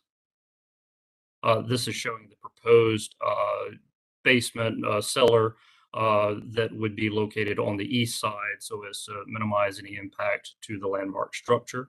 This would house the utilities. This is the ground floor, showing that primary space would be for commercial, for retail, with a small staircase lobby entrance on the northeast side to the residential above. At the rear of the landmark building, primarily behind it, but there is some intersection into the existing structure, is the secondary staircase, and we've incorporated space for loading trash and that back of house type of functions. We are showing in this that there probably will need to be some columns inserted into the existing structure to support the levels above. Like the previous project, that we're still very early in the design stages. We've not engaged the structural engineer to precisely locate these columns, but we're trying to show that those would occur, but they would occur only in the rear half, what was the former service wing, and not in the former showroom space, so as to preserve that entirely. Next slide, please. This is showing the residential level, which is typical, fairly typical from this level up, showing the 32-foot setback at the front of the landmark building. There's also a bit of a setback at the rear of the non-landmark side to provide light and air to those units that face that direction. Next slide, please. This is just another floor plan. That's nothing new here. Let's go to, yes, this then shows that at the roof level, there is a roof deck with very modest stair and elevator access to that proposed setback as far as we can to limit the visibility of those. We've also shown here that the massing above the landmark structure is set back at the top level an additional 10 feet to try and, again, minimize its impact to the facade of the landmark structure. Next slide, please. This simply shows the elevation, describes some of the materials being proposed, which is a mix of brick at the base and some siding, metal siding with stucco-like finish at the top level. But what we're also trying to show here is that we're distinguishing, trying to make these look like two separate buildings so as to minimize that impact to the existing facade, both with its being set back and the change in material and that reduction in height. Next slide, please. This is simply a section we're showing to illustrate that the existing structure, the existing roof of the landmark building would be preserved, and that this new massing would be built above that. Next slide, please. These are some perspectives that we've prepared to show this setback and preserving the feel at the street of the single story of the landmark building. Each lower slide is a suggestion of what we think is likely given the development that is occurring on the street and the fact that it is not a historic overlay. So that as that street develops, feel that will sort of help to have the landmark facade stand proud of what we're proposing above and behind. Next slide, please. We'll just go through. These are some closer views as we go to the next. Viewed from the west, coming along 8th Street. Next slide, please. And then from the east. Next slide. These are simply views along the street, looking from east and west. Next slide. This overhead view, I think, helps to illustrate the setback that's being proposed for the massing over the landmark structure. I think that fairly well concludes the overall concept. I'm happy to stay on the line to answer any questions. Okay, thank you. John, sorry, this is Chris. Could you please show the pictures at the end of the deck to illustrate Oh, sure. the existing interior conditions and the existing exterior conditions? Yeah, sorry about that. I forgot that we had added that. We have, yeah, if you'll go to the next, not this slide, but the next, this is obviously the existing exterior, but I believe the next slide shows the alley, the existing conditions there at the back of the building. And then the next slide will show some of the, yes, there we go, the interior conditions that are both in the service wing and also up at what was the former showroom. And some of the details that we will try to, not try to, but we intend to restore in that portion of the building. So Excuse me, is there any way to make the pictures larger? Yeah, they're very small. Sorry about that. Steve, is that possible to zoom in a little bit? People ask this from time to time. Hi, this is Juliana speaking. From the presenting side, zooming in isn't possible, but on your own screen, if you hover over the left-hand side, the magnifying glass will show up. Thank you, got it.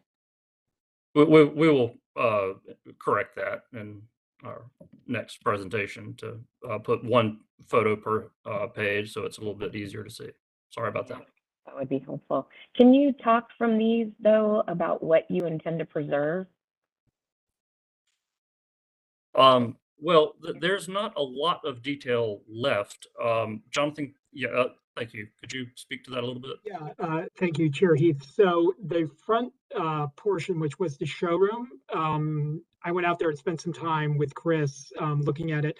There's very little left. You can see on the lower right-hand corner some of the plaster detail that's still there on a few of the columns. That's pretty much it. A lot of the walls were actually stripped down to the brick. The rear portion, which was the automobile, repair shop area that Kim noted, that there's nothing there. I mean, there's some, bathrooms, and I think there's a little kitchenette that, is from the last 20, 30 years. So, but the idea is to restore that front portion, and we're doing some more historic research on that, so that we can bring back the showroom space, which is that front section of the building. And so primarily what we're talking about there is plaster work, because again, that was where they would display the automobiles. But given that it went from being a automobile related use to a theater, understandably, there was a great deal of change that took place to this building. So in the rear portion, there's nothing historic that is left. Okay. But you are keeping the entirety of the roof now? That's correct. And even though the skylights have been filled in, we were supposed to maintain you can see where the openings were, and we would maintain that, of course. Okay.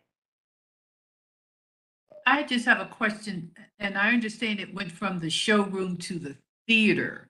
And maybe I missed this and I apologize. What of the theater are you keeping? And where did I miss those images? Maybe I did. Give me. Apologies. This is Chris. The entire space was opened up for the theater, and that's pretty much been preserved through the ages since then. After that, it became a roller rink, and then after that, it became a fitness use. Okay. All right. And so it's pretty. Other than taking the chairs out and the projector, there's nothing from the theater because it's pretty much an open space. Okay. So so none of the artifacts from the theater, maybe some chairs somewhere. No, there's nothing left. There's in the nothing. theater. Right. Okay. So if the interpretation would be through text and any images that you could find if you were so inclined to have an area that honored what the theater was and the contribution it made by being an integrated theater at a time when most were not. Would that be? Correct. And so, because the importance of that history, which is roughly the same duration of history as Mott Motors, that's why we proposed the project name to be Plymouth. And then we were also proposing to do a plaque and dedication to the facade to call out attention to the unique history of the property. Yes, because just doing the name, most people won't have an idea of what that means without some other work to provide wider exposure of the history and engaging the community as you do that. It very much could be a teaching experience. And I won't commit you to being involved in the community, but there are schools in that area. I mean, there are ways that you can show that you understand and the history and of the building and what it did and present it. So again, I won't commit you to that, but the idea of making sure and along with the plaque and having some kind of ceremony so people know what was there I think is critical. Madam Chair, this is Kim Williams, Historic Preservation Office staff. I think it's important to note that historically, this space was certainly not the rear repair shop, was never an articulated architectural space. The importance of the building type as it was built as an automobile showroom was open space. So the front showroom was strictly open space for the display of automobiles. The detailing would have been limited to those columns. I think those are Corinthian capitals on the pilasters on the sidewalls, but otherwise there would have been very little architectural articulation. It's really about open space.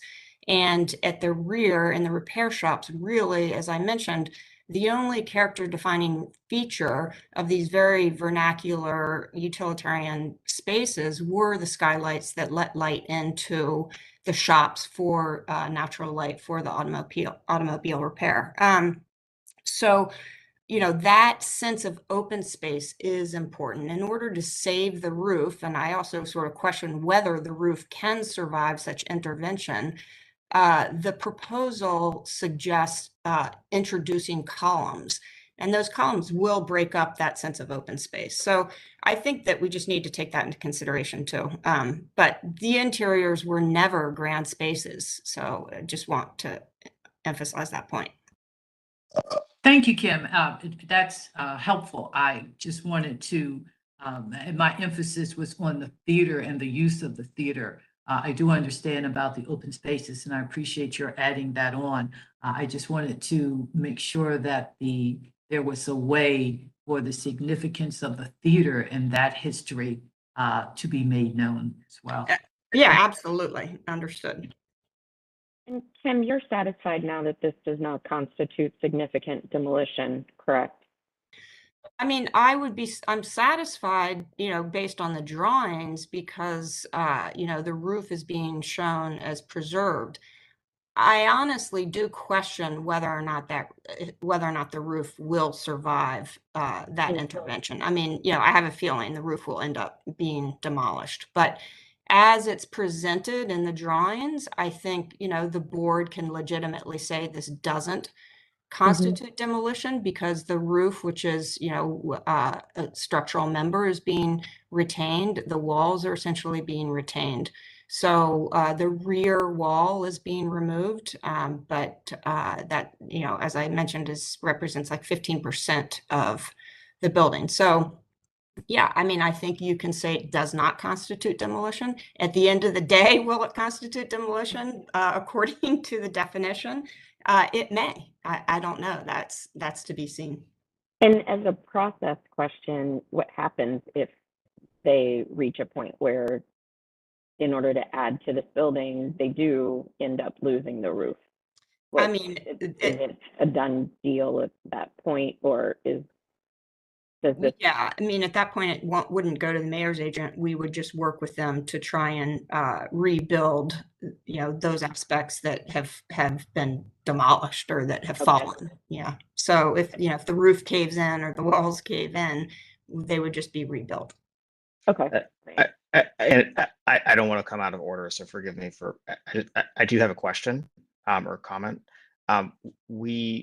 The historic automotive building at 507 8th Street on Barracks Row, we spent an inordinate amount of money on engineering studies on that, which had a very similar structure to this. And we were able to engineer a system to be built, a frame to be built above the roof to be able to accommodate height. And that was really interesting because the columns and the beams were nearly identical. So I just don't want to conjecture about accidentally removing the roof, because that's certainly not our intent. Okay, thank you for that. Are there other questions from board members? While we wait for others, because I'm sure there will be questions, can you talk about the materiality of the portion of the residential above the historic building? What is that front facade? Sure. Could we go back to the slide of the front elevation, or one of the perspectives? Maybe fine. But we are proposing a metal siding, sort of a plank siding look to try and break that scale down a bit, along with the railings that you see for the balconies that are inset, recessed into the facade, and then the upper level, which is set back an additional 10 feet from that facade, would be a stucco material, stucco-like material. Which portion is stucco? The upper floor Oh, that I is set think, back the okay, additional 10 got feet. it. Yes. Okay, all right. And how far is the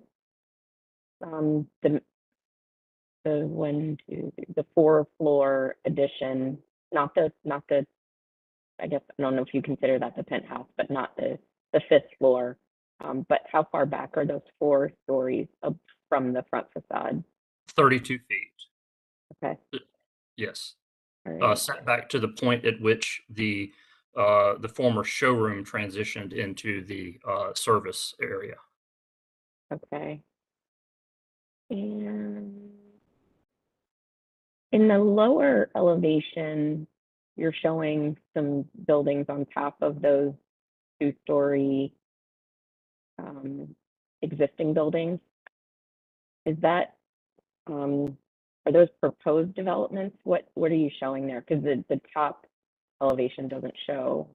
Correct. Just what these images on the bottom half of each slide are trying to represent is that as the street develops, it just feel it's likely that will be maybe not at every location, but the massing would be built to the maximum height allowed in that zone.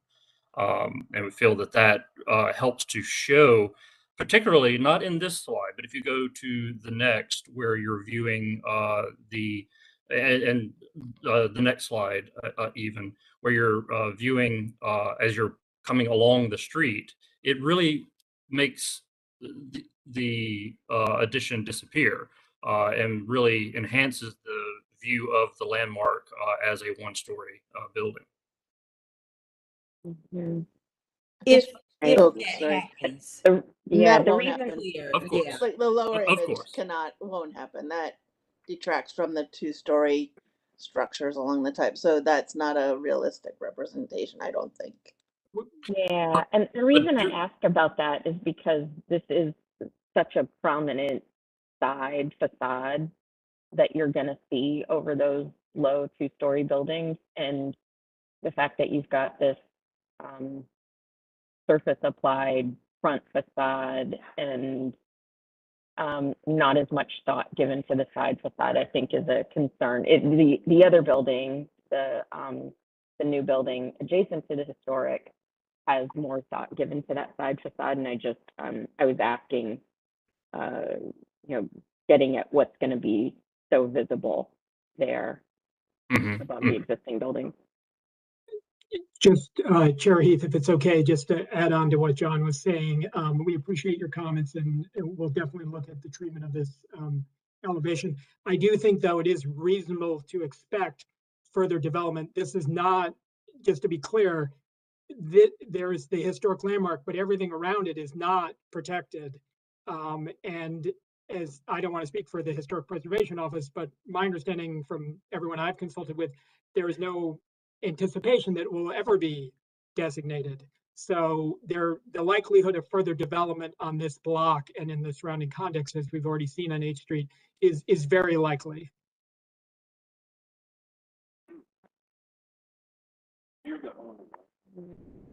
All right. Other questions from board members? All right.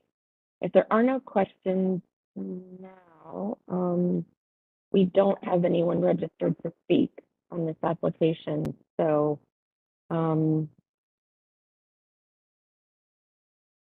don't know that we're ready to deliberate just yet. Did you all present to the ANC? I'm not sure if I missed it, but I'm not seeing a letter.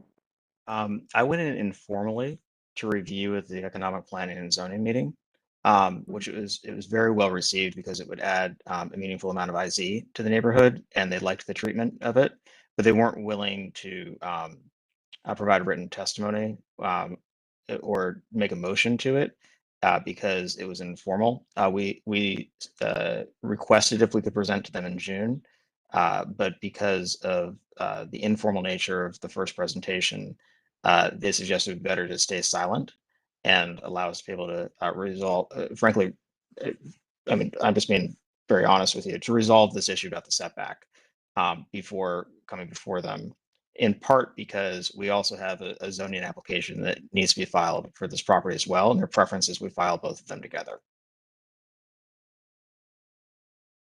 You're filing with BZA? Correct. We will be requesting parking relief. And so, so the request is that we bring both projects in together to the ANC. Is there a reason you couldn't do that now? To be honest with you, I didn't even think about that. Sorry. Okay. It's always helpful for us to know the community's perspective, and often that comes through the ANC. And so getting some indication of what they thought or what community input they received is helpful. All right, other questions from board members? I have one for OP, for the preservation staff. There's obviously a question of how far one should set back or not here, and things like that. What is a comparable situation that this applicant could look at that you feel was successful? Do any come to mind? I mean, honestly, the project that comes to my mind is one that involved Chapman Stable building over on the unit block of N Street, where that's a landmark, modest landmark building. The new construction was set back entirely from the rear of the building with a courtyard between, and then rose to, its allowable height. They put a modest one-story addition on the landmark building itself, but that was not visible from the public street. So, the constraints of this site are slightly different. I don't know that you can actually get a little courtyard between a kind of curtailed or cut off landmark and the new building behind, but it's a 100-foot depth building. Ideally, we would have at least half of that depth preserved. I think, for a while there, the Historic Preservation Office looked at a 40-foot setback in general for rooftop additions. That was across the board in the city. So, 40 feet still doesn't represent half the depth of this building, but it would be enough to perhaps reveal one row of the skylights. I think almost more important from my perspective is allowing this very modest but gem of a building to read as its own building and not as just an appendage to a larger building. And I sort of feel like if there could be some space between, even if you cut the back of the building off at 45 feet or 50 feet, put a little courtyard in there, and then built a building behind, you would gain that sense of independence for the historic building that I think will enhance it.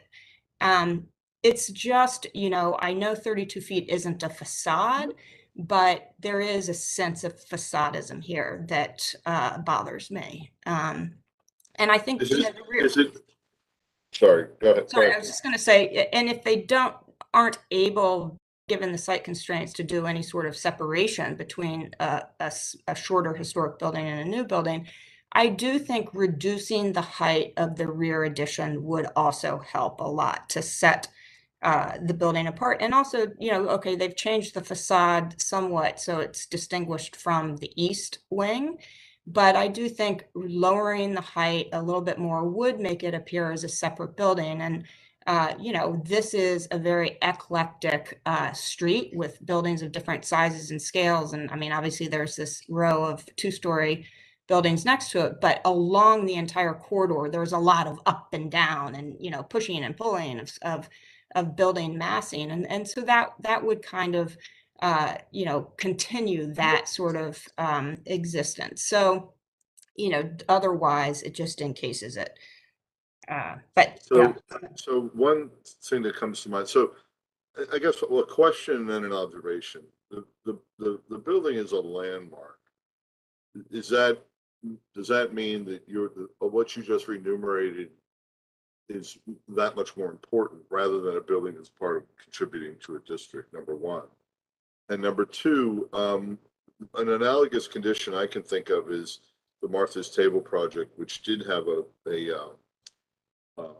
on 14th Street, which did have an automobile showroom / sort of workshop at the ground floor, and the actual massing of it, of the new building, which was on either side of that building, kind of spanned it in a way, kind of, made a very, very particular gesture, and almost pulled the building away from, the roof of the historic building, even though there's a very large building behind it. So I'm wondering, was that possible because that building was not a landmark, and our focus here is tuned up a little bit more precisely and more emphatically because this building is a landmark?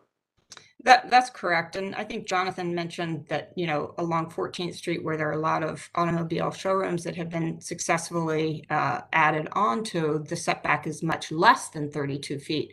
But again, 14th Street's a historic district, and the review of additions and new construction is not only about the building, but more about the streetscape and the character of the historic district. In this case, H Street is not a historic district. It is the building that's a landmark. And so the focus is much more specifically on the building itself and protecting and enhancing that building as a landmark. Okay, that's helpful. Thanks. And we're not deliberating yet, and maybe I'll just save this, but I think one of the things that is of concern to me about a smaller building that's in the midst of a booming, developing cycle where buildings are, going up in 6 stories and 5 stories, and they are, if not careful, swallowed up. And it becomes insignificant to an extent visually that they're historic landmarks because they are swallowed up and by whatever is new that's coming over top of them or around them. So I think there's some attention that's important to be sort of center here as you look at a smaller landmark or historic building that is having a larger building either engulf it, incorporate it, build on top of it, around it, that we're very careful about how we look at that to ensure that that historic smaller structure is not given up to the grandioseness of the buildings around it or on the block. So I just think there's a little, there's concern about that for me. And I think I hear that from others as well, that we're not trying, I'm not interested in stopping construction, but I think there has to be a way that a smaller historic building cannot lose its character and be swallowed up by the new thing on the block.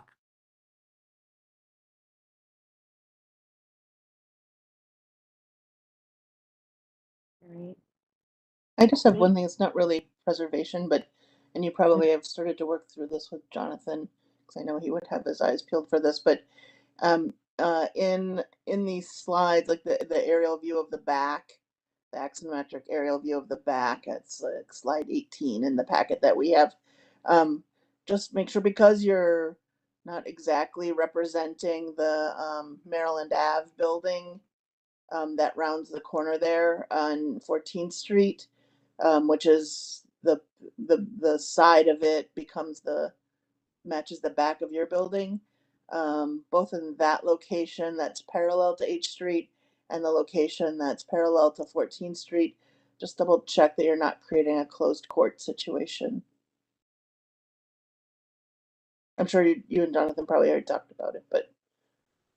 May I respond to that? Sure. Yes, we have checked that. You're correct that we have not detailed that building, but the massing should be roughly correct, particularly in terms of its footprint adjacent to what we're proposing. And we have already met with Matt LeGrant regarding the court, and we are confident that we're not creating a need for relief there. Okay. Because of the size of the court that's being proposed. Yeah. Yeah.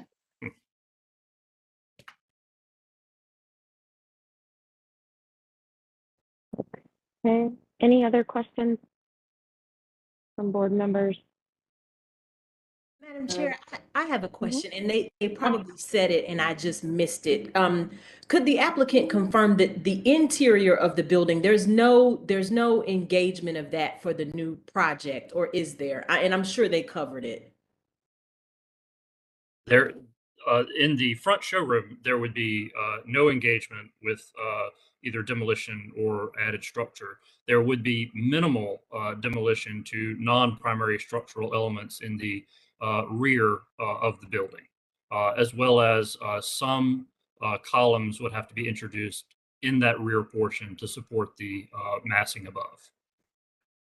Right, but the buildings are connected, but there's no usage of the landmark as a part of the new project, is what I'm saying. Like, there's no.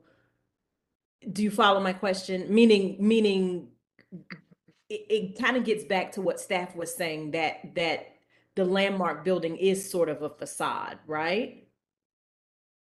Yes, I think I follow what you're asking. I'm not. Okay. Certainly, the space would be intended to be used for commercial retail, but not. That's my question. Okay. That's it. Thank you. I wasn't clear, but you got it. Yeah, it's not planned to be, an amenity space for the apartments or anything like that. So it would still read as a separate space. Thank you. Thank you. But it is connected to the new building that's being built next to it. Correct. At the retail level, right? Okay. That's correct. All right. Other questions? All right. Then are we ready to deliberate? Chair Heath, could we just, if you don't mind, just wanted to, on behalf of our team, thank you all for your comments, and particularly Board Member Jowers. From the beginning, we've talked about honoring the history of this site, the importance of it to the African American community, and we look forward to working with the community and the Historic Preservation Office and you all on how best that can be done. Because as you correctly noted, I think a lot of people, if you just have the name of a project, they don't get the association. And so I can tell you with 100% certainty, we are committed to that.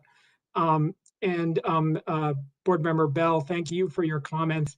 You were talking about setbacks, and to answer your question, when I first saw this project, I was thinking about 14th Street. I used to live in Logan Circle, and if you walk up from P Street, headed north towards U, there are, I can think of half a dozen former automobile-related buildings that have rooftop additions. They were all, went through the HBRB. Now, as Kim noted, she's correct, they were not historic landmarks, but I would argue they are all very compatible. And so we did look at those as examples. And as has been noted, since this is not a protected historic district, I do think it is fair to say that there will most likely be additional development around this project, which will change the view. But we appreciate your comments, Chair Heath, about taking a look at that side elevation again. So thank you for your time. Okay, thank you. I have a question for Kim Williams, if I could. Sure, go ahead, Aldrich. Kim, you said, I think, that you thought that the rear addition, the setback portion, was too high. And I'm curious as to what would meet your approval, if you will, or your satisfaction. Would it be removal, just lowering it by 1 story, or removing the penthouse and leaving the front portion as it is, or combined possibly with some different articulation of the facade? Yeah, I mean, I think all of the above. Ideally, I would like to see it much lower, but failing that, at least lowering it 1 floor from the height of the east wing, and that projecting bay that they put in is lower, but right behind that bay, which is only 10 feet deep, it rises to essentially the full height. So I mean, I think, ideally taking 2 floors off would be great. 1 floor may do it. Further architectural articulation to make it appear like a separate building, as I mentioned, will help, make the landmark look like a real building and not encased in these 2 wings of a larger building. So I think, a uniform height and, them showing that uniform height conjecturally and the other buildings, it isn't really typical of H Street anyway. As I said, there's a lot of give and take and pull and push and pull of buildings and building massing. And so I think, it would also just be really consistent with the character of the street to see a lower rear wing. Obviously I'd like to see no rear wing. So it's kind of a difficult question for me to answer. But yeah, a lower rear wing. Let's just leave it at that. Okay, thank you. That's tough. Okay. Any other questions from board members? All right. Then anybody want to start sharing thoughts on this concept? I have a short start. I don't know if anybody agrees with me, but I agree with the staff report and the comments that staff have made relative to the building. While I do think that there will be development, I don't know that it'll be pulled out flush to the facade as it's been represented. But I do have some of the same concerns and questions. And then related to the viability of the roof structure, I guess given too that it's going to be a vegetated roof and they're penetrating it, I think there's some additional documentation that would be beneficial. And I think the architects, having done work similar to this, know what would need to be done to evaluate the loading capacity to bear the additional vegetated roof when it's fully saturated, and consider what would need to be modified with the existing roof. But other than that, I feel comfortable with the staff report. Mm-hmm. Okay. Madam Chair, I do as well.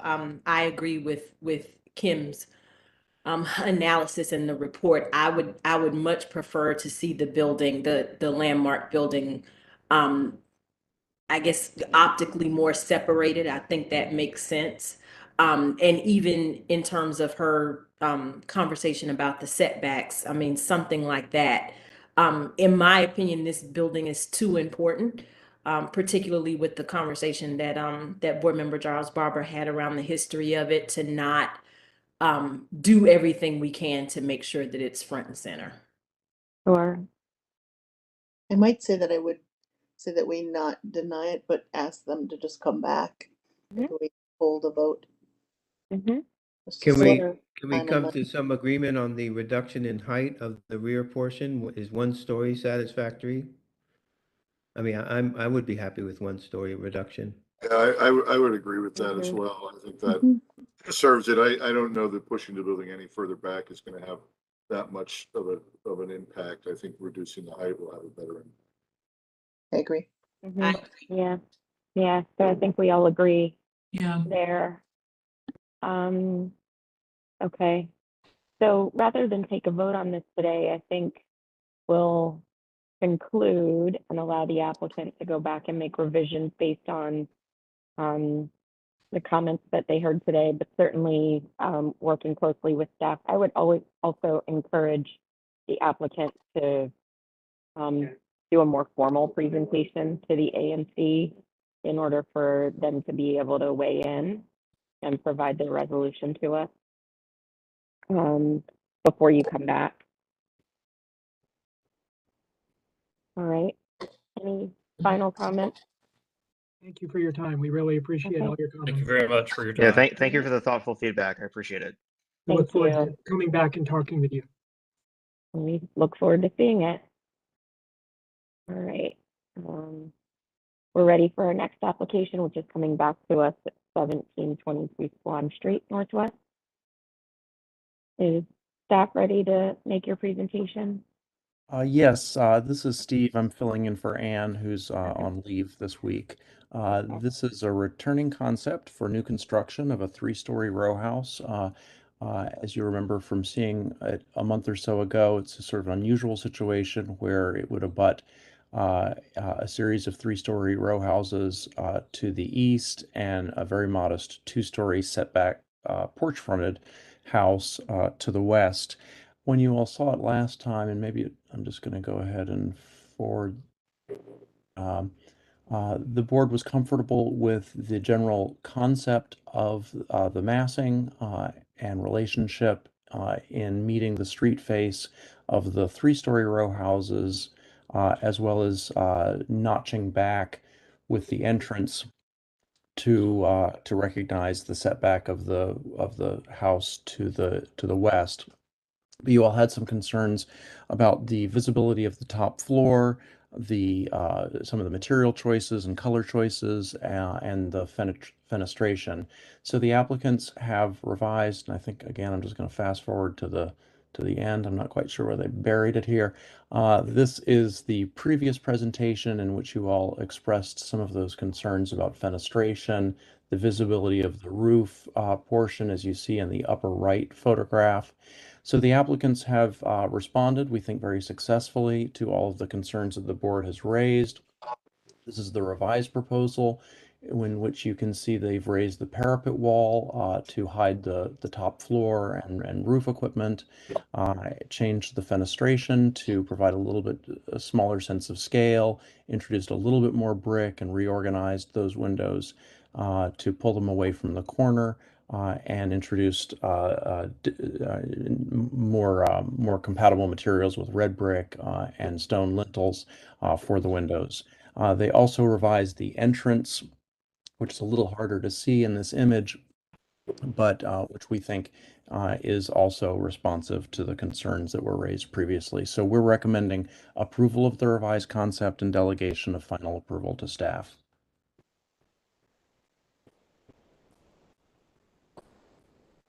Thanks, Steve. Is the applicant ready to present?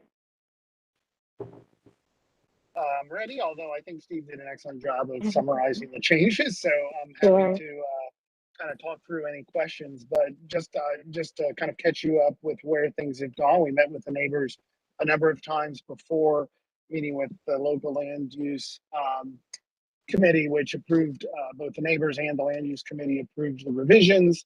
And then we took this to the BZA.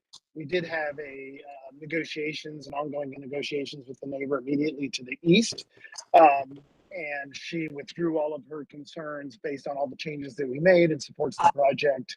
And we then presented to the ANC and the BZA, and all of those were approved with the kind of renderings that you see. So in the interest of kind of giving you all back time for lunch, I'm happy to kind of take questions. But I think Steve did a great job. He just jumped to the slides I was going to show you.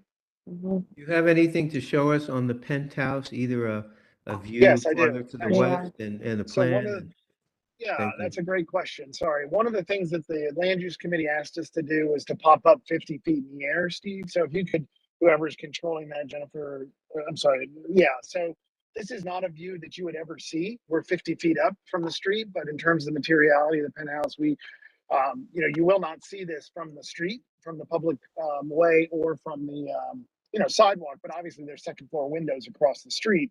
So we wanted to make sure that the materiality of that was clear. And so we moved up to a 50-foot rise, and you can see that it's a light colored material and a lighter weight material. So it's a hardy panel siding that we're showing there.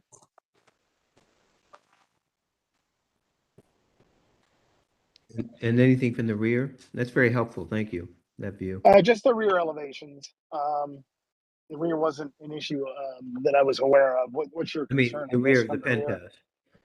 The rear of the penthouse is similar to this, but you can see it on the elevations here.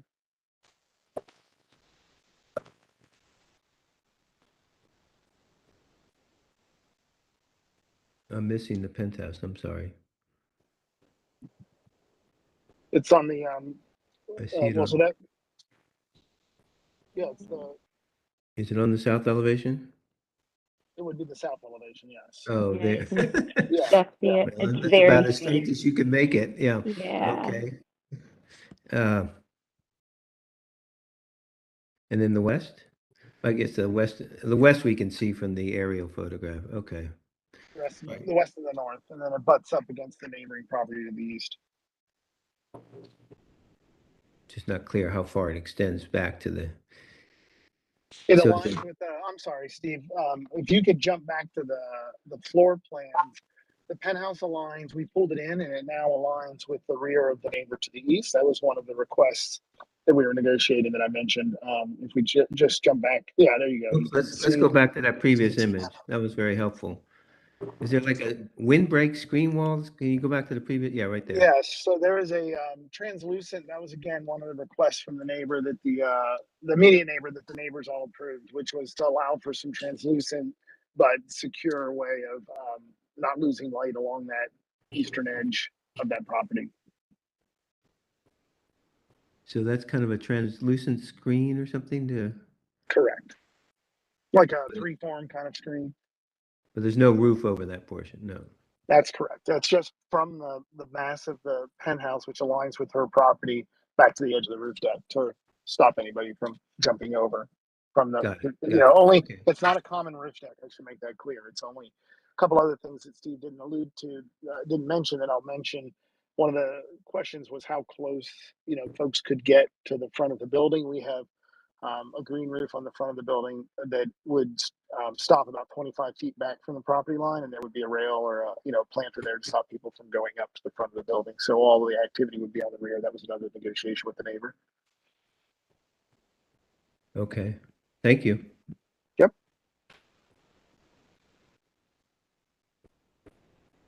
All right.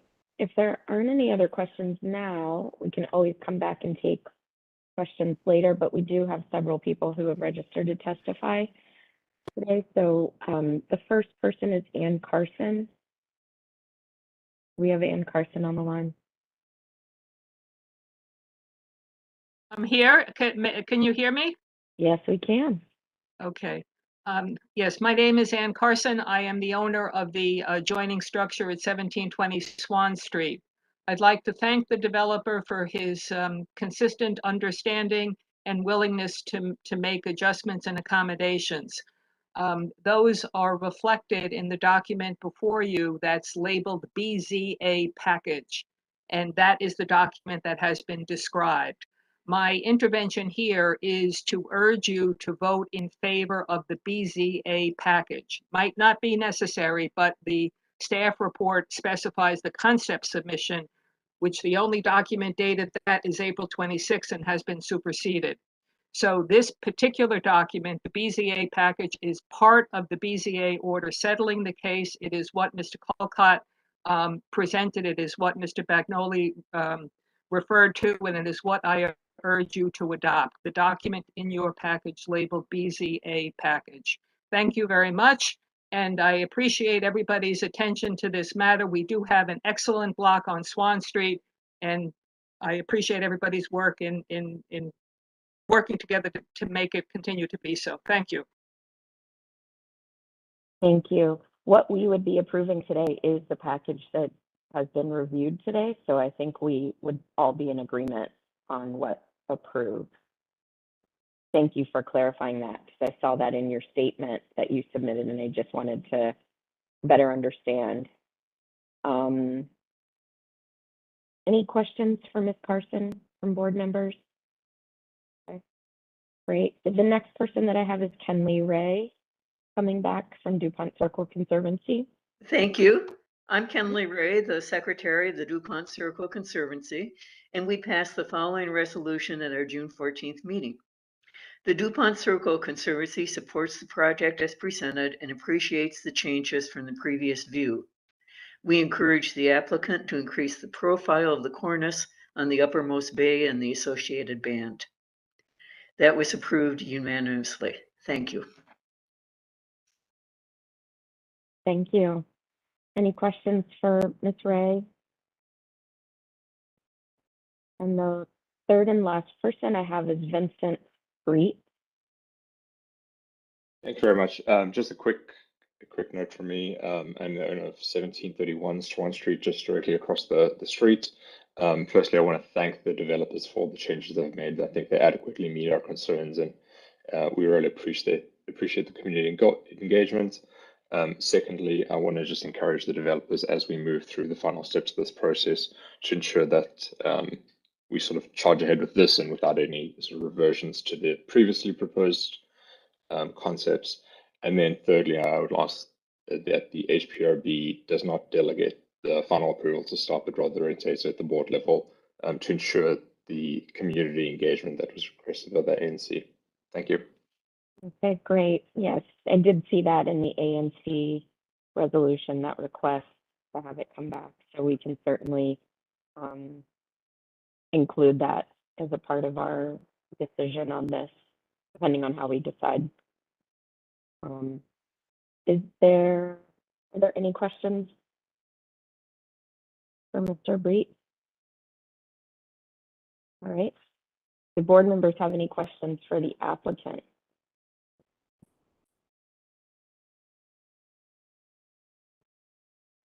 Are we ready to deliberate?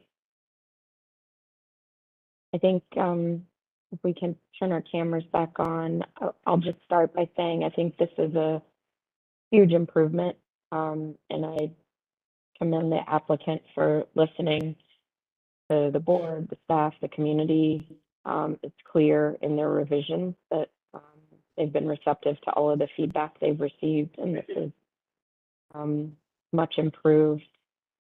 Are there other comments? I just have a minor one. I'm slightly concerned about the viability of what they're proposing to do to keep people from the front of the building, which I think is important from the street on the roof deck. So maybe if they can put the same kind of, looks like taller than handrail height, reeded texture clear glass screen that they've put on the side and the back, they can put that same material in the front. I think that would be good. But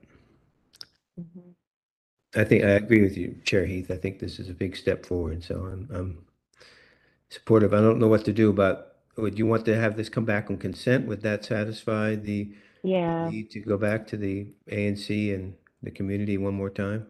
That's what I was going to recommend. Because as long as it continues to progress in the way that it seems that seems a fair compromise thing. Yeah, I think that's fine.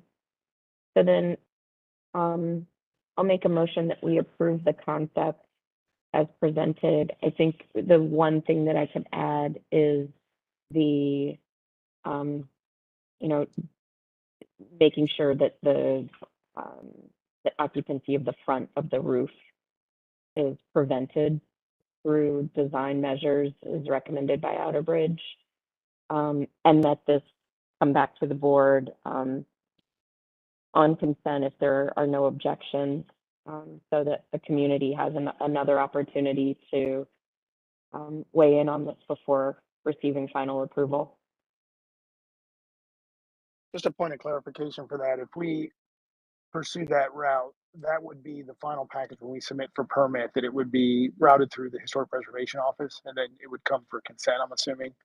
There's really no changes that are being asked for besides this little handrail, which we're happy to comply with. So I would like to keep moving forward, given the delays that we've experienced. Yeah, So it'll keep you moving forward. It just means that staff will bring this to the board for us to give a final review of, rather than staff doing the final review. and that'll be at the permit. Yep. Okay, With your great. your Thank you. final Thank you. submission, right? Great. All right. So, is there a second to the motion? I'll second. Any further discussion? And all those in favor signify by saying aye. Aye. Aye. Anyone opposed? And the motion carries. Thank you. We've reached our lunch break. We actually get bonus time today, so we'll come back at 12:30 in just under an hour to resume our afternoon cases. Thank you. Thanks.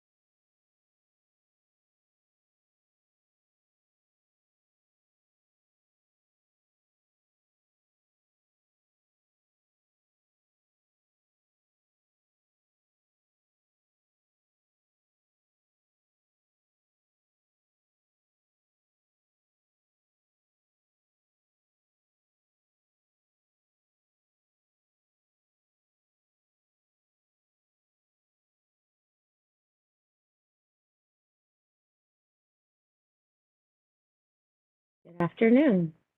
It's now 12:30 and we're ready to resume our afternoon cases for the day. Our next case is going to be in the Shaw Historic District at 1329 to 1335 11th Street Northwest. Brendan, I'm assuming you are the staff member presenting. Yes, I am, Madam Chair. Oh, Good afternoon. good afternoon. Would you like to begin? Sure, I'll do that. Okay. Again, good afternoon, Madam Chair, other members of the board. This is case 22-236 at the property address of 1329 to 1335 11th Street Northwest in the Shaw Historic District. The applicant is Jim Foster, who presents on behalf of Casey Development, and they are seeking concept approval for a 3-story rear addition and roof addition to the row of buildings at 1329 to 1335 11th Street. All 4 of the houses have been combined into a single lot and are a contributing set of buildings in the Shaw Historic District. Plans were prepared by Arcadia Design. The board heard and approved a very similar concept for this row for a different owner in 2017. The board also later renewed that concept in 2019. This is appearing before the board today because of slight differences in the concept and also because it's a new owner as well. The 4 subject houses are part of a row of 5. The 5th house at the corner of O is not part of the project. So we're talking about 4 of the houses in the row. And the row dates to a pretty early date of 1870, built by a pretty prominent carpenter around the Civil War who built many houses in this neighborhood at that time. The row still reflects the pattern of development from the period. The houses were originally 3 stories on a terrace above the current grade of 11th Street. So since the houses were built in 1870, 11th Street was lowered and the terrace was lost from this row. The houses are 40 feet deep and were not built with rear wings originally, which is slightly unexpected, but not unusual for houses of this time. And rear wings have never been added to the 4 houses. The unattached south wall of 1329 at the end of the row has been reconstructed, and much of the original framing in this area of the row, much of the original framing at this location remains, but is in very poor condition and will likely need to be replaced. The other houses show better structural conditions and with the exception of isolated deterioration in the vicinity, much of the original framing of the row can be retained. The structure of these buildings were carefully inspected by staff back in 2017 when the original concept was coming for review. The original concept from 2017 proposed a lot of structural demolition that ultimately the board declined to approve. And as part of that, staff inspected thoroughly the structure of the buildings. So HPO is confident that the structure of the row is mostly good, but there will be some major structural work that has to happen in this south house at that south wall. I won't get into many more details of the proposal. I'll defer to the applicant in that presentation. But I will just kind of highlight what's similar and different between this proposal today and the one that the board approved in 2017. So in broad terms, number 1, the rear addition proposed today is generally the same size, configuration, and character as the previous approved one. Number 2, this proposed penthouse is larger, closer, and more visible than the one which the board declined to approve previously. And 3, this proposal promises to make a more complete restoration of the front terrace than the previous project. So staff was very happy for that part of the concept. In terms of evaluation, much like the previously approved concept, this concept substantially retains the structure of the houses, produces a rear addition of compatible size and shape, and reconstructs the missing raised terrace, which is original to the row. A flag test was conducted by staff along with the applicant, and that flag test shows that the penthouse addition will not be visible above the front cornice, which frankly is an absolute requirement in staff's opinion. But the penthouse addition will project noticeably above the existing unattached south party wall. And you could look at figures 1 and 2 in the staff report to see photographs taken of the flag test. First photograph shows that the penthouse would not be visible above the front cornice, looking at the row approximately from in front. But traveling just slightly to the south to see the south end of the row, the penthouse would project substantially over the existing profile of the row. Concept drawings show that the step. Just waiting for that interference to clear up. Yeah, if you're not speaking, can you mute? Okay, to continue, the board should note that the concept drawings show that the stepped parapet wall at the south end would be leveled and raised to align with the height of the front cornice to reduce some visibility of the penthouse. By itself, leveling out the parapet is of little consequence to the profile of the row, but it would also be little benefit since the penthouse would still clearly project above the row and fundamentally change the profile of the row as viewed from the south.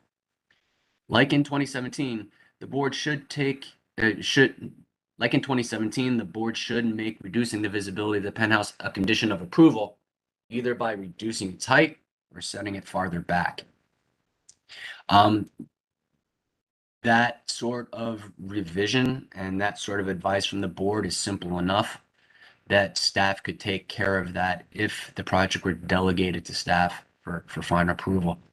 I also have to correct an omission that I made in the staff report. So as the board listens to the applicant's presentation, please consider this other aspect of the design. The written report does not give advice on the wall material of the south wall of the rear addition. In drawings, this new wall is rendered as stucco, and it would be adjacent to the existing brick wall of the row. In conversation with the architect has been amenable to HPO's advice that this new material should be brick to match the existing wall.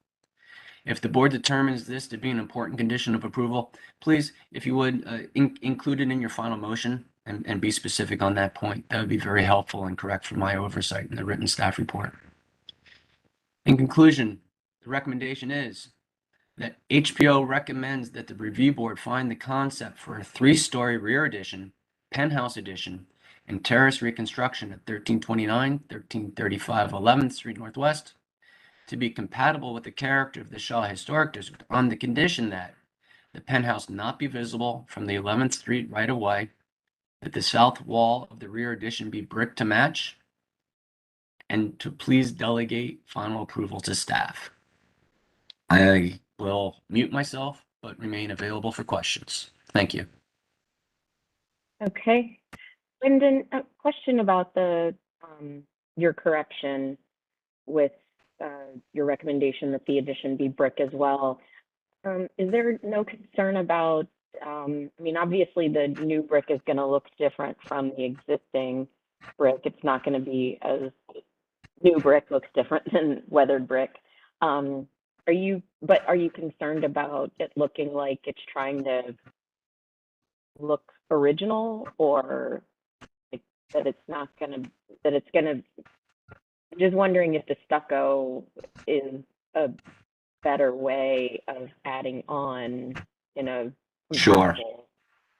manner. You know, our recommendation takes into consideration that by building the rear additions as proposed, they're in essence creating a historic dimension and scale that is not out of character with the historic district.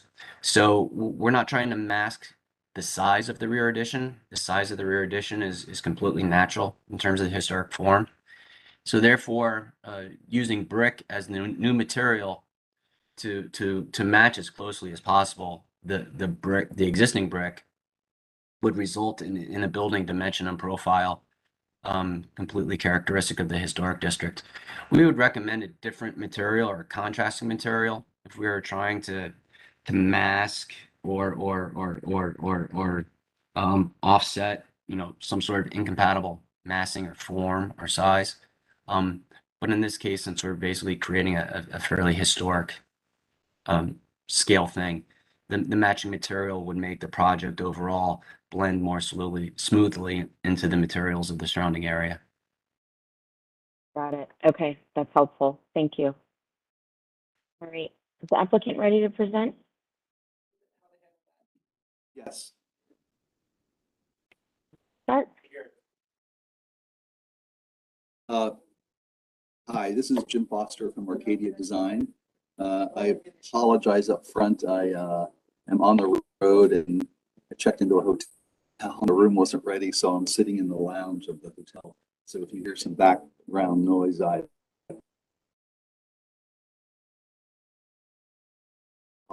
in brief, it was pretty eloquent in You're explaining breaking up. the gist of the project. Can you guys hear me now? Now we can. It may be helpful for you to turn off your video. Can you guys hear me now? Hear me now? Yeah. Is that better? Yes. Okay. I'm using my laptop and my phone. So Can you use one or the other so we don't get an echo? Your sound is coming through both right now.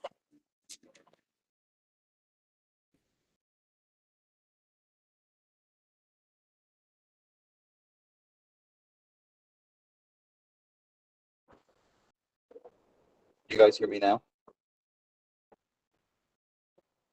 Hello? Yes, we can. Yes. Is this better? Okay.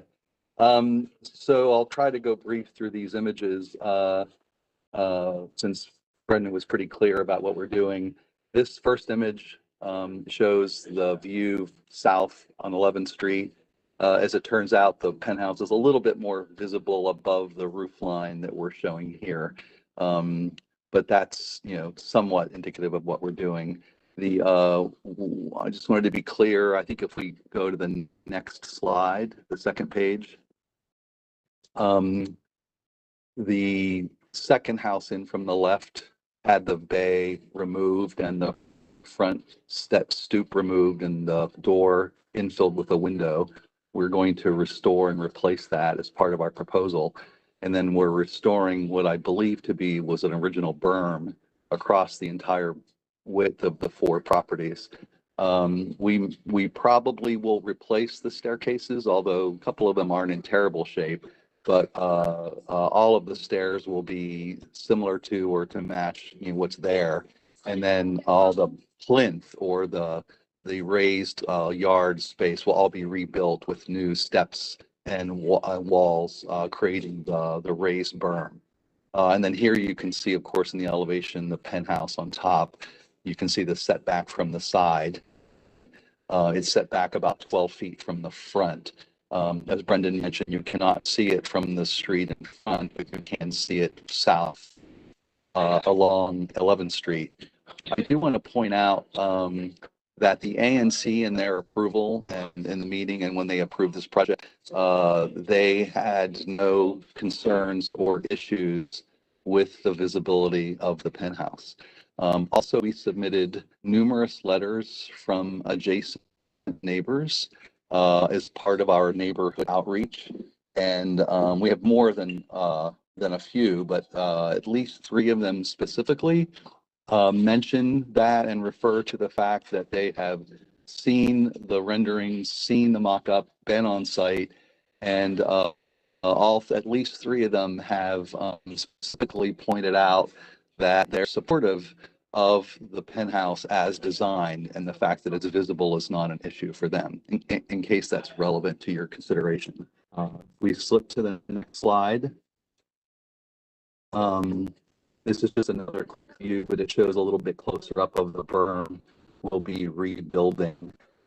We still are going to leave a space in between on the berm between the existing steps and where we're replacing the berm to have a walkway into what is the existing first floor entry underneath the stoop, and the window wells behind the berm to get light and air into the new cellar that we're excavating underneath the building. Those areaways and the window wells are not down to grade of the new cellar level, but are only deep enough to provide the minimum depth to get a legal window for egress into those levels. If we go to the next slide. Oh, and I also want to point out while we're on that slide, or we can go back to it, but some of the renderings don't necessarily indicate the exact nature of some of the existing trim, brackets, and cornices and things like that. All of that was done just for the sake of the rendering. Everything will be either maintained and restored, and if there's any replacement, it will be in kind or to be the standard historic rules and regulations. And we will work with staff to make sure the notes on the drawings reflect that we're not removing any of the existing fabric of the front facade or anything on the building. And if we go to the next slide, these are the floor plans, and slightly different based on some things that have happened with the ANC and with the project in review. But this basically shows in general that we are keeping all 4 of the existing houses almost in their entirety. And that means all of the party walls in between are being maintained, and even most of the rear walls of each of the existing building will be maintained. As we get up a little, we are creating some new openings through them at various levels to connect for stairways and they're connecting some of the buildings. And up on the, I think, 4th floor, the rear wall of the 2 middle houses is being removed for a portion of it. But for the very, very much most part, all of the existing fabric of this building is being maintained, including the floors and all the interior walls. The only thing we're removing is the roof. And then, of course, on the upper right, you can see the general layout of the penthouse. And there aren't, I apologize, because I thought I sent this to Brendan, but there is a drawing that was presented to the ANC at their last meeting that has some dimensions on that. And I apologize if I didn't send that through to you, Brendan, but we do have a plan that shows the front wall is about 12 feet back from the front wall, more than the minimum that zoning would require for a penthouse, and then on the south wall it's about 17 or 18 feet back from the wall.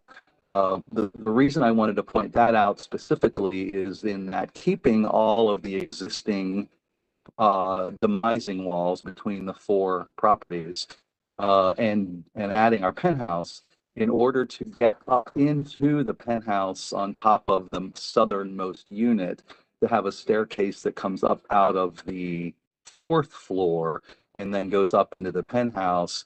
If I push that south wall of the penthouse any further back from the perimeter, it's going to make it extremely difficult to get a stair from that unit up into without maybe removing more walls and whatnot. So it's not an arbitrary decision that we located the wall where it is. It's sort of the nature of connectivity on the interior program that has established where that wall is. Obviously, anything is possible, redesigned, but that's why the wall is where it is now.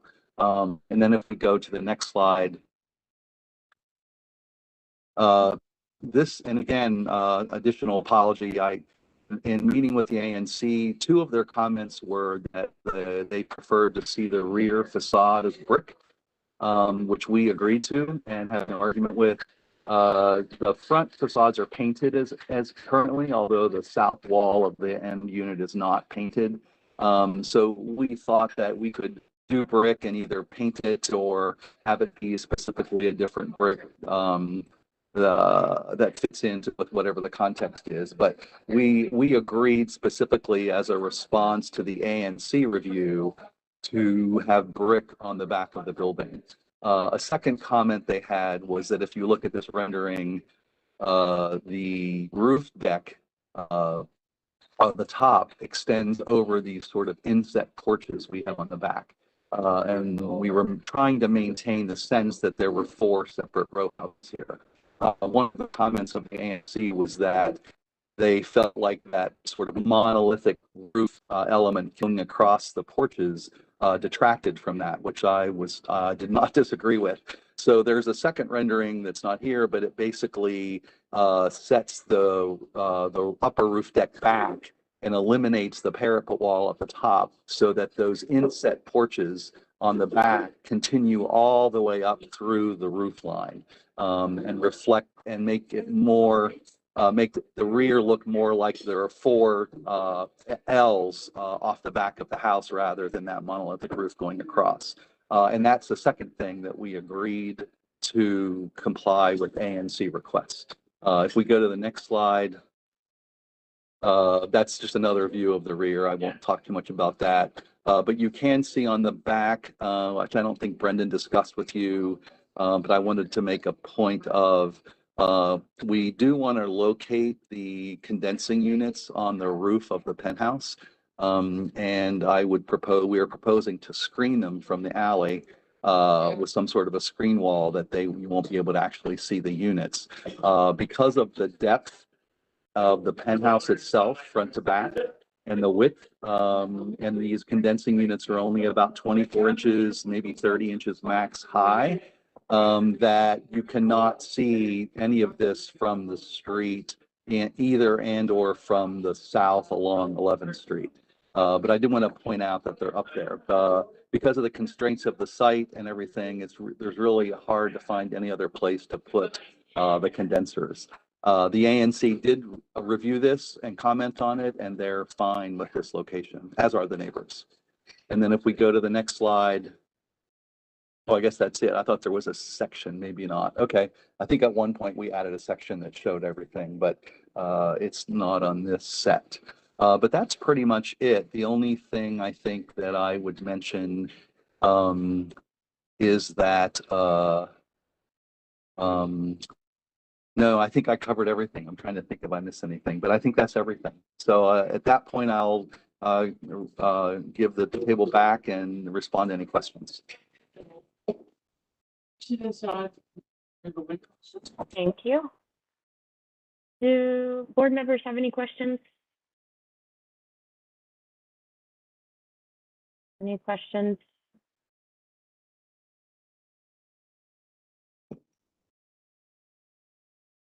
All right. I see your camera is on. Gretchen, did you have a question? No? Okay. All right. There are no community members registered to speak on this application, so unless we have questions, our next order of business would be to deliberate on this. I have a quick question for the architect, please. Hello, Jim. Okay. Did you look at sort of making this rear elevation more like the front and articulate the 4 different townhouses in some way, which might break down its scale? It sort of looks like one big building now, and just wondering if you looked at other options. To respond to your question, unfortunately, the revised rendering that we prepared in response to the ANC, I believe, achieves that. The removing the parapet wall above the inset balconies on the back had a great effect in making these rear wings look taller and more original, like you would have the back of a row house. Also, the brick blends that in with the front. We initially did the stucco because we felt it was purposely different than the brick and complementary maybe. And I don't feel any differently about that. The only comment the ANC had was that they felt that stucco and a lot of the houses in the neighborhood currently that have new rear additions, some of these larger developments, the stucco hasn't aged well, that they felt like they're using IFAS or Dryvit, and some of these additions are starting to not weather very nicely. And so the ANC was fairly adamant that they wanted to see brick here. What the revised design shows are that the 4 rear wings of the 4 buildings are rendered in brick all the way to the top. And then the inset porches have a beadboard paneling on the walls of the inset porches that go up all the way through the top of the building. And so they do start to look more like the traditional backs of typical row houses in the neighborhood. I don't know if that answers your question, but that's kind of where we are with this. Well, it actually doesn't, but thank you for that. It's very helpful. It does help understand.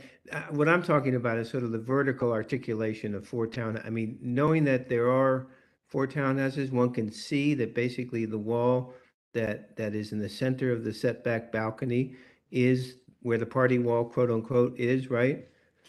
Correct.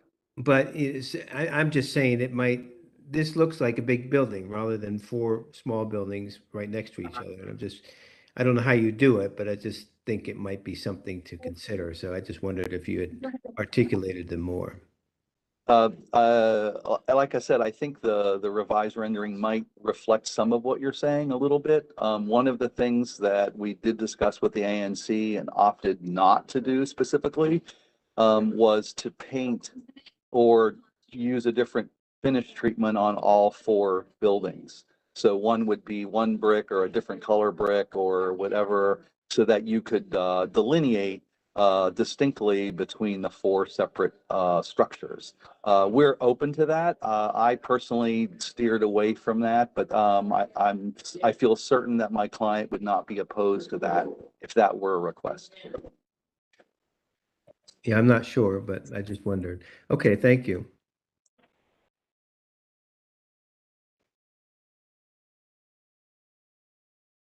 Any other questions?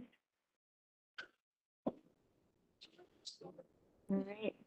Then I think one of the bigger issues raised by staff was the visibility of the penthouse. And as we move into deliberation, I'd be curious if board members have any issues with that visibility. And it was particularly over the south wall, since it's not visible over the cornice line. I agree with staff's recommendations for that. Mm-hmm. Mm-hmm. Likewise. Okay. All right. Then was somebody else going to say something? All right. Then I'm going to make a motion that we support the staff report. I'll second that. Okay. So any further discussion? All those in favor signify by saying aye. Aye. Aye. Aye. Anyone opposed? All right. Then the motion carries. Thank you, Mr. Foster. Thank you, everyone. I appreciate your time. Sure. Thank you. All right. And we're ready to proceed with our next case of the day, which is in the Tacoma Park Historic District at 523 Cedar Street, Northwest. Is staff ready to make your presentation? Yes. Hi, this is Steve again. This is a project, as you say, of new construction on a vacant lot in the Tacoma Park Historic District. You all may remember that you reviewed a project just to the east of an existing house at 517 Cedar Street last year in 2021. This is the lot that's just to the west of 517. 517, oh, sorry. 517 is the oldest house in this portion of the Tacoma Park Historic District. It was constructed in the 1890s. and was sort of the beginning of what was called Grammer's addition to the Tacoma Park subdivision. And you can see it in the photograph or in the site plan on the left. The proposed house, as I say, would be just to the west of this. All three of these lots have always been kept as separate lots, so there's not a subdivision involved.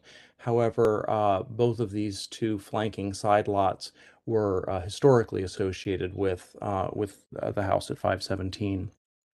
The project calls for constructing a new 3-story brick and frame house with a full width front porch. The house would be capped by a tall gable roof with dormers punctuating the roof line. I'll just go to this image here.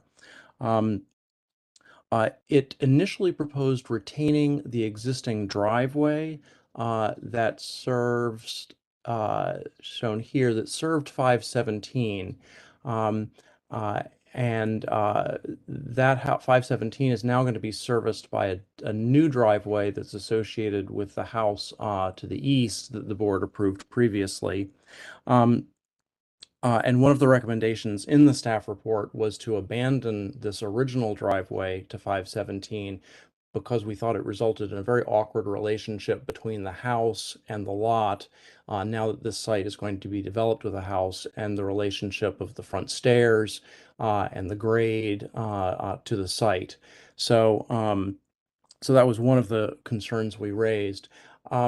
We also raised some concerns about the overall height and siting of the house, both the siting of the house above grade. It looks to be, in our eyes, too high above the existing grade, and similarly too tall with the roof simply out of scale with surrounding roofs. And then finally, we made a recommendation that the overall architectural vocabulary be simplified. There's just a lot going on in this design. And so we released the staff report about 10 days ago, and the applicant has made some revisions, which I've shared with the community and which the applicant would like to present today in response to some of those concerns. And I think it's helpful and for the board to see those. So that you can give us some thoughts as to whether or not you think they're headed in the right direction. This was the initial elevation drawing showing the house in relationship to 517 to the east and the other houses on the block to the west. As you can see, 517 sits sort of at the crest of a hill at the highest point on the block, which begins slightly easing down, although is still relatively high in relationship to the sidewalk grade for the subject lot. And this was a rendering of the previous proposal. So the applicant is going to walk you through the specifics of the revisions they've made.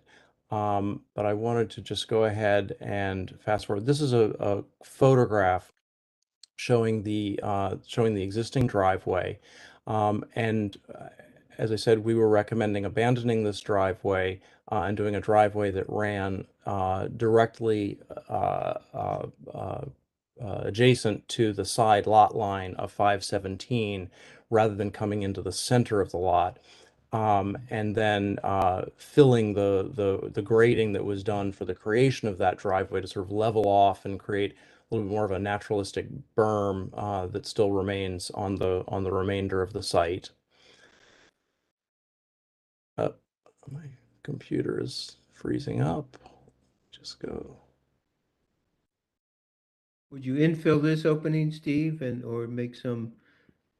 I think you could put to- the where, well, I think there it would be normal to have a small set of stairs going up to a lead walk out at this point Yeah, that good would come idea, down good to the idea. sidewalk. And then you could have a lead walk and then have a lot fewer stairs having to service the front porch. Good idea. Yep. I'm sorry, but my computer is overwhelmed. And while we're stalled, is that a heritage tree in the back?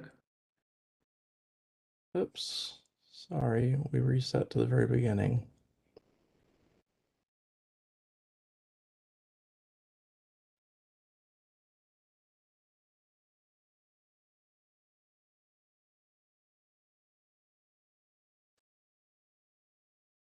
I believe that was a heritage tree shown in that photograph. I don't believe that tree is there any longer. And Steve, you're pulling up new drawings, correct, that are not in our folder, our box file? I think they are in the box file. Okay. Okay.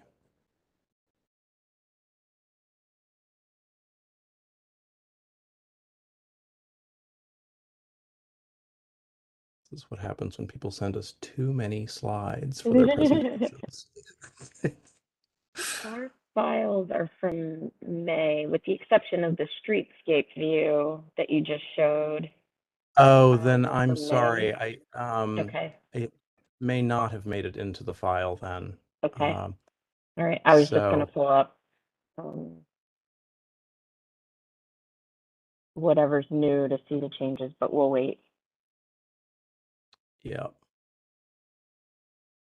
Okay, so this is the old section drawing.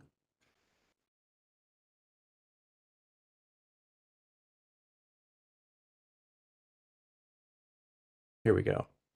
Okay, so this is the revised elevation, and in which the applicant has responded to some of our suggestions for simplifying the design, which include slimming up the porch posts, converting the porch railing to wood rather than metal to just reduce the number of materials, eliminating some trim boards up on the second floor, eliminating the transoms that were above the second floor windows, and converting the third floor dormer to a shed dormer as opposed to a gabled dormer to try and just reduce its height and make it a little bit more horizontal in its orientation.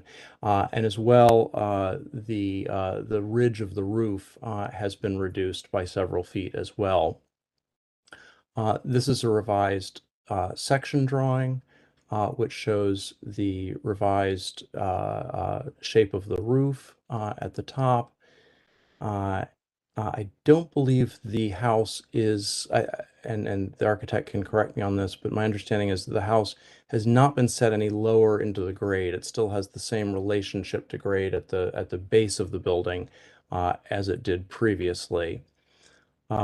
This is the revised site plan, which shows the new driveway, which runs adjacent to the side lot line, and then the grading sort of evened out where the current driveway is, and this shows a lead walk actually going over and running adjacent to the curb cut. Whether it's there or whether it just comes straight out, it might be better for it to just come straight out and can utilize the cut in the stone wall that's there and just sort of separate the pedestrian from the vehicular entrance.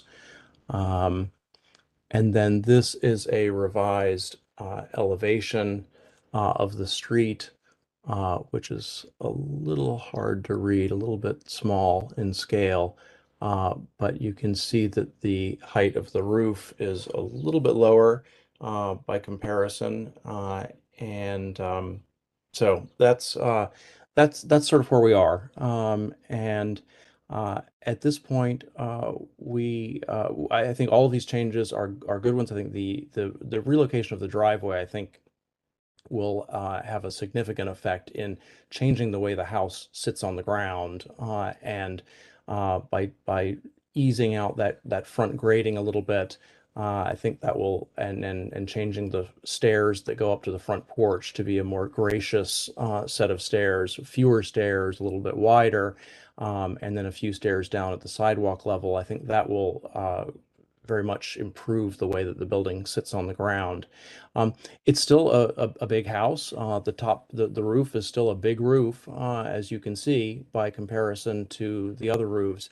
I think the issue here is that, the applicants are, building a new house and they want, a good sized house. And they're trying to get really a full third floor, which is not exactly what most houses in Tacoma Park have. They really have an attic story, which may have some usable space, but perhaps not quite as much usable space or full head height space as is being proposed. And that results in the building looking a little tall and a little heavy at the top. But that's the sort of thing that we'd like to get the board's opinion on. And I believe there are also some folks from the community that have also taken a look at this and have some opinions about it as well. So we wanted to, before we do anything further, get people's reactions to it and see if we're headed in a good direction. Okay. Thanks, Steve. You did a pretty thorough presentation. I don't know if the applicant has anything else they want to add. Well, my name is Andre Banks. I'm the architect for the owner, who is a young couple doing their first development. So the only thing that I might add, if we went back to the second elevation, Steve, which is 3 or 4 slides up, yeah, that elevation. So basically, one of Steve's concern was the siting of the building on the property.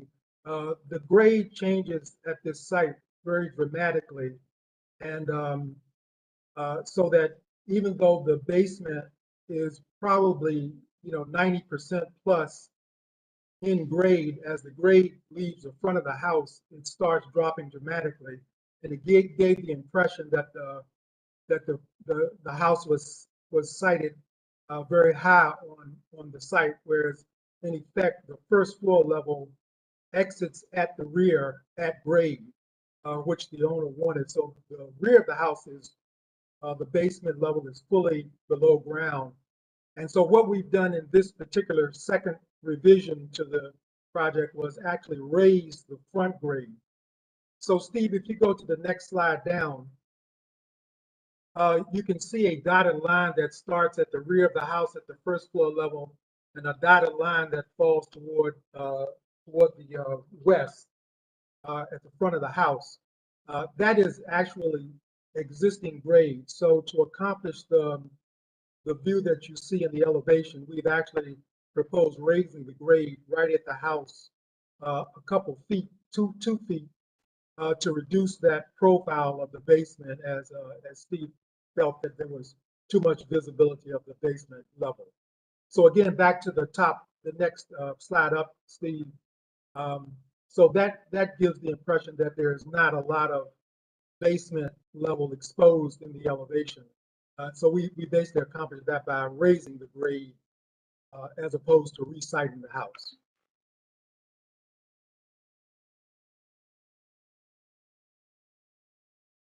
And we're available to answer any questions that you have.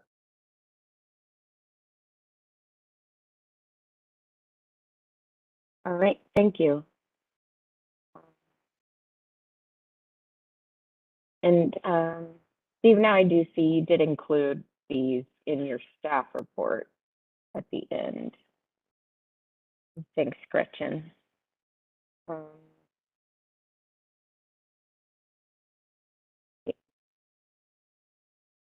Any questions from the board?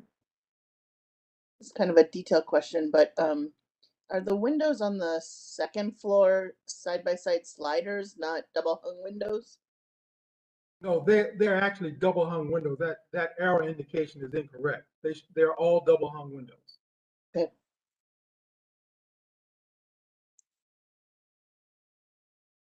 Yeah, hi, it's Matt Bell.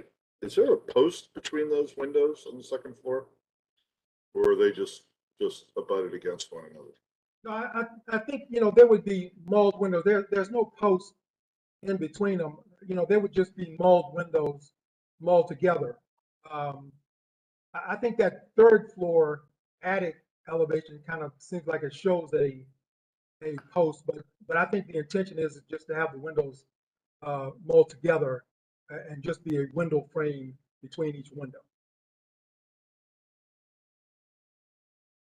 And could we go back, Steve, to one of the 3-dimensional views?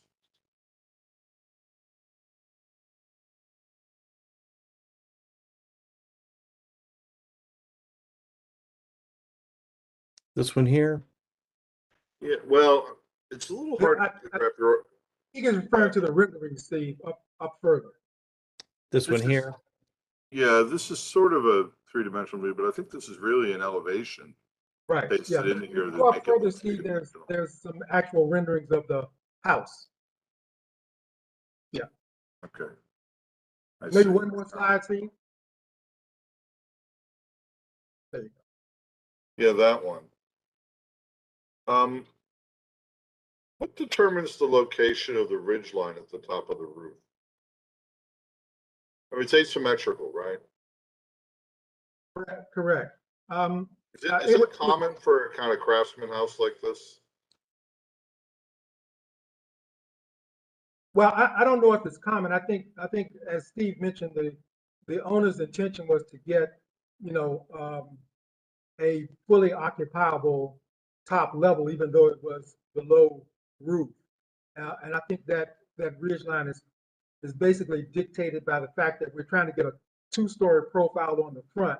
So we set the rear living space of the third floor back so that it extended that front part of the roof to get the two-story profile at the front. Yeah, I mean, it's just for something that's trying to be kind of a craftsman house, it's a very modern massing. You know, that asymmetry is, I think, would be unusual for this style house. A Craftsman Foursquare would have a hip roof mat typically. Well, but it wouldn't have a longer piece on one side than the other side either, too. Right? Correct. It would be a square. Yeah. Yeah. Sometimes you see these with gambrel roofs too. You see all kinds of different things, but they would be symmetrical around the ridge line. And how prominent would this view be? I guess if you were coming down the street, you would see this, right? Pretty easily. Well, actually, the slide, Steve, that is three slides below where you are now will show the view from the street. Well, yeah, but that's a head-on view. I mean, yeah, this we rarely see things like that. We see things in oblique views, right? Mm-hmm. Right. Yeah. I mean, you would see it on the oblique as you were going up and down the sidewalk. Sure. Right? Sure. Absolutely. Yeah. Can you bring this section up again? I think, yeah, I'm on to your point, Matt. I mean, it's, the thing looks awkward and looks very big, and the roof is unusually large, as Steve pointed out. So, did you look at other options so there you have sort of a, I don't know, 4-foot section above the ceiling of the third floor, of what you could do with that to make it flatten it out or something, or even just shift the center line. That's what I was wondering. Shift the center line. Shift the Out of center ridge. line to the left and just put more of the rear under a shed dormer or something. Where's the Okay. rear elevation? Or you're right. If you have it would be easier to have a very large dormer in the back. Pick up whatever room. You see what we're saying? Yes, I Even understand. if a shed dormer instead of a gable dormer in the back that could run a little bit further back there, it's not going to raise any hackles now, is it? Sure. Yeah, even a continuous shed dormer, 3/4 of the way across or something. And then you could shift the ridge line forward and bring it down, hopefully. It's just, this is what you commonly see in the suburban tract houses, where you have a kind of traditional front, but the massing does a lot of these things. And there's a lot to admire about what you've done here, Mr. Banks.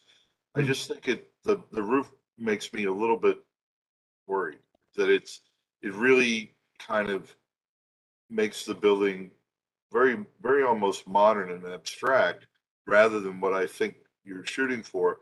And I would be very surprised if there were any, not that I know for sure, but if there were any roofs that had similar sort of asymmetries in the Tacoma area up there. I would doubt it. I don't know if staff has any information about that, but it just seems to me that that's a very telling feature. And I know you want to try and get largely a square footprint, because it makes it a little easier to build with the trusses and things, but nonetheless, I think that would be something I'd really want to see studied. To tell you the truth. All right.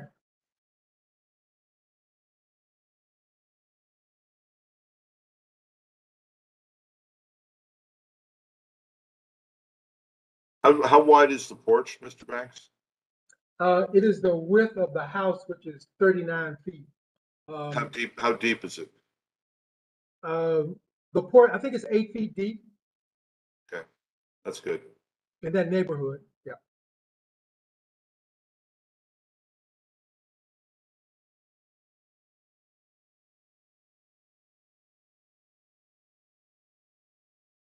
I don't have any more questions at this point. Okay. Okay. Then, if there are no other questions from anyone else on the board, then we do have a few people who have registered to speak, so we can hear from them now and come back to questions if necessary. The first is Sarah Green. Hello, can you hear me? Yes, we can. Okay. Thank you. My name is Sarah Green. I have lived in the community about 47 years. I live a couple of blocks away from the house. I did send some written testimony in, so I won't add to that. I won't repeat it, except to say, just as a member of the community and as just somebody who likes to participate in government and hopes government will respond appropriately. I don't think that it is fair that these revisions were made without the community being able to see them. I don't think they were online for us. This is new information. And I'm looking at your historic preservation review process guidelines. And page 2, last paragraph, it says the applicant may revise proposals up to 10 days before to give the community and the staff an opportunity. So this is all new. I don't think it's appropriate. I don't think it's fair to the community. That's the first thing. But even now, even looking at it, without having any advanced ability to look at it, it's just so huge. It almost looks like it's going to tip over that roof. It just looks very, very odd. It's crammed in. My aunt used to say, well, it's 10 pounds of sausage in a 5-pound casing. And that's what I'm seeing. I don't think it's compatible. I really hope that an awful lot will be done to shrink the overall size of this house and the height of it. I'm not sure if you're really showing the way the driveways work, but it almost looks like there'll be a lot of, I don't know how the driveways will look. And so from the street, from the pedestrian point of view, if you're going to see this, I don't know, a labyrinth of driveways, I don't know. But the fact that the house is so crammed up next to the lot lines, I think is just very telling about the size. A heritage tree was cut down without a permit, and I don't know what's happening. That's going through the legal process right now. I just think it's all very unfortunate. And I hope that the board will respond by allowing a very different proposal to come forward. Also, in the past, the board has looked at revisions or revised designs in these small groups, not a full public hearing. And the community hasn't had an opportunity to really participate in the revisions and comment. And I would request that the second hearing be a full public hearing and not in a small group. Thank you for listening. And as has been said many, many times, this is a seriously important street, seriously important neighbor, and we think that much more care needs to be taken for this property. Thank you. All right. Thank you. Any questions for Ms. Green from the board? All right. Then the next person we have registered to speak is Lorraine Pearsall. Is Ms. Pearsall I'm here. ready to make your statement? Great. Yes, We can you hear me? Great, that's great. Thank you. I'm the Vice President of Historic Tacoma. We are the local historic preservation organization for Tacoma Park, DC and Maryland. Just to introduce myself. to the applicant. And I have, on behalf of our organization, we have a lot of concerns with respect to this design. And Steve, I wonder if you could put up for me the slide that shows the streetscape that was the new one that was just submitted. Yeah, I think, was that it? Yeah. That This one. one. That one, right? I think that's the one with the streetscape view that shows the houses. When I look at this, you can see how heavy it is in comparison to the beautiful historic resources that are on the street. And we all make choices in life. So we can choose to build a house wherever we want. But if you choose to build a house in the historic district, I think it's really important that whatever is put there, particularly between very significant historic resources, that it is treats those resources with great respect, and it is not overpowering. And when you look at this structure is overpowering in every way. And I'm going to go into that. And so let's start with the roof line. So the roof line is absolutely not compatible with our historic district. What I would call that is a kind of a reverse salt box. And with the salt box house, they were designed so that the huge plane of the roof was in the back. And this is so dominant and is such a problem, and will remain a problem even when the house is reduced in size, because the large plane is going to exert that dominance on the street. And it's unfortunate that the type of roof that is selected here is it doesn't have any volumetric relief. So there's no gable, it's not a 4-square roof with a plane in the front. And so just that style selection in and of itself makes the house very big compared to the others, but the addition of this very large plane in the front is it just does not work at all. The house is too tall. I agree with Steve entirely. It needs to be reduced in size in a substantial way. And, it doesn't work to reduce the roof a little, the height a little, and then raise up the ground, 2 feet, you're reducing the roof by 3. And you can see that those changes right here. And it's very dominating of those 2 historic houses, which it really should not be. And so that is certainly a major concern. I think it is still too wide, particularly with its neighbor at 529, and I'm sort of questioning the what is being shown here in terms of distance between the 2. And that brings up another point, because there haven't been adequate elevations provided that actually are readable with numbers, and those need to be submitted so we can see. But it seemed to me that there were some issues with the proximity of 529 to that lot end. And so I think we need to see how much space is really there. And so I ask that accurate measurements and readable measurements on elevations be provided.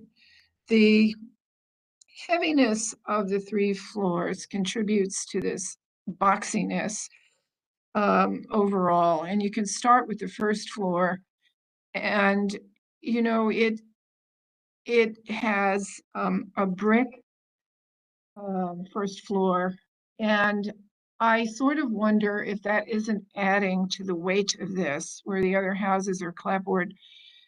This has a first floor and brick with also metal railings, which is going to stand out considerably next to these very important historic resources. And so I question the use of those materials. You look at the second floor and it is very heavy. It has these side dormers poking out, and it has these eyebrow dormers in the front that again add a lot of upper heaviness to it. Not to mention, of course, the roof line.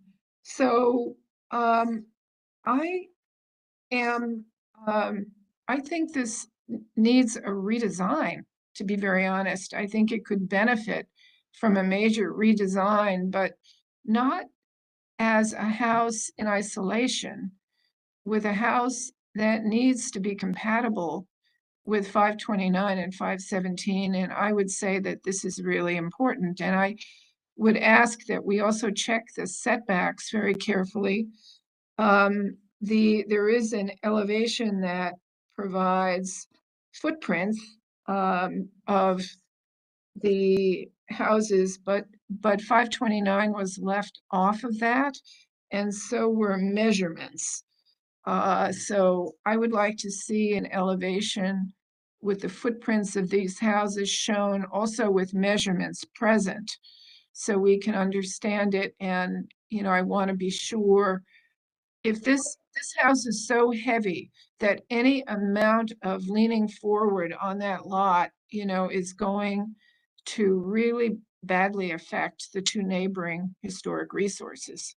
And so we need to please check that to see what can be done. The heights of the floors can certainly be reduced to help bring the house down in size, but I do think the roof line or the height of the house needs to come down substantially, as I believe Steve mentioned in his staff report. So I think that I've mentioned all of my points, and if you have any questions, I'm here. All right. Thank you for your testimony. Any questions, Ms. Pearsall?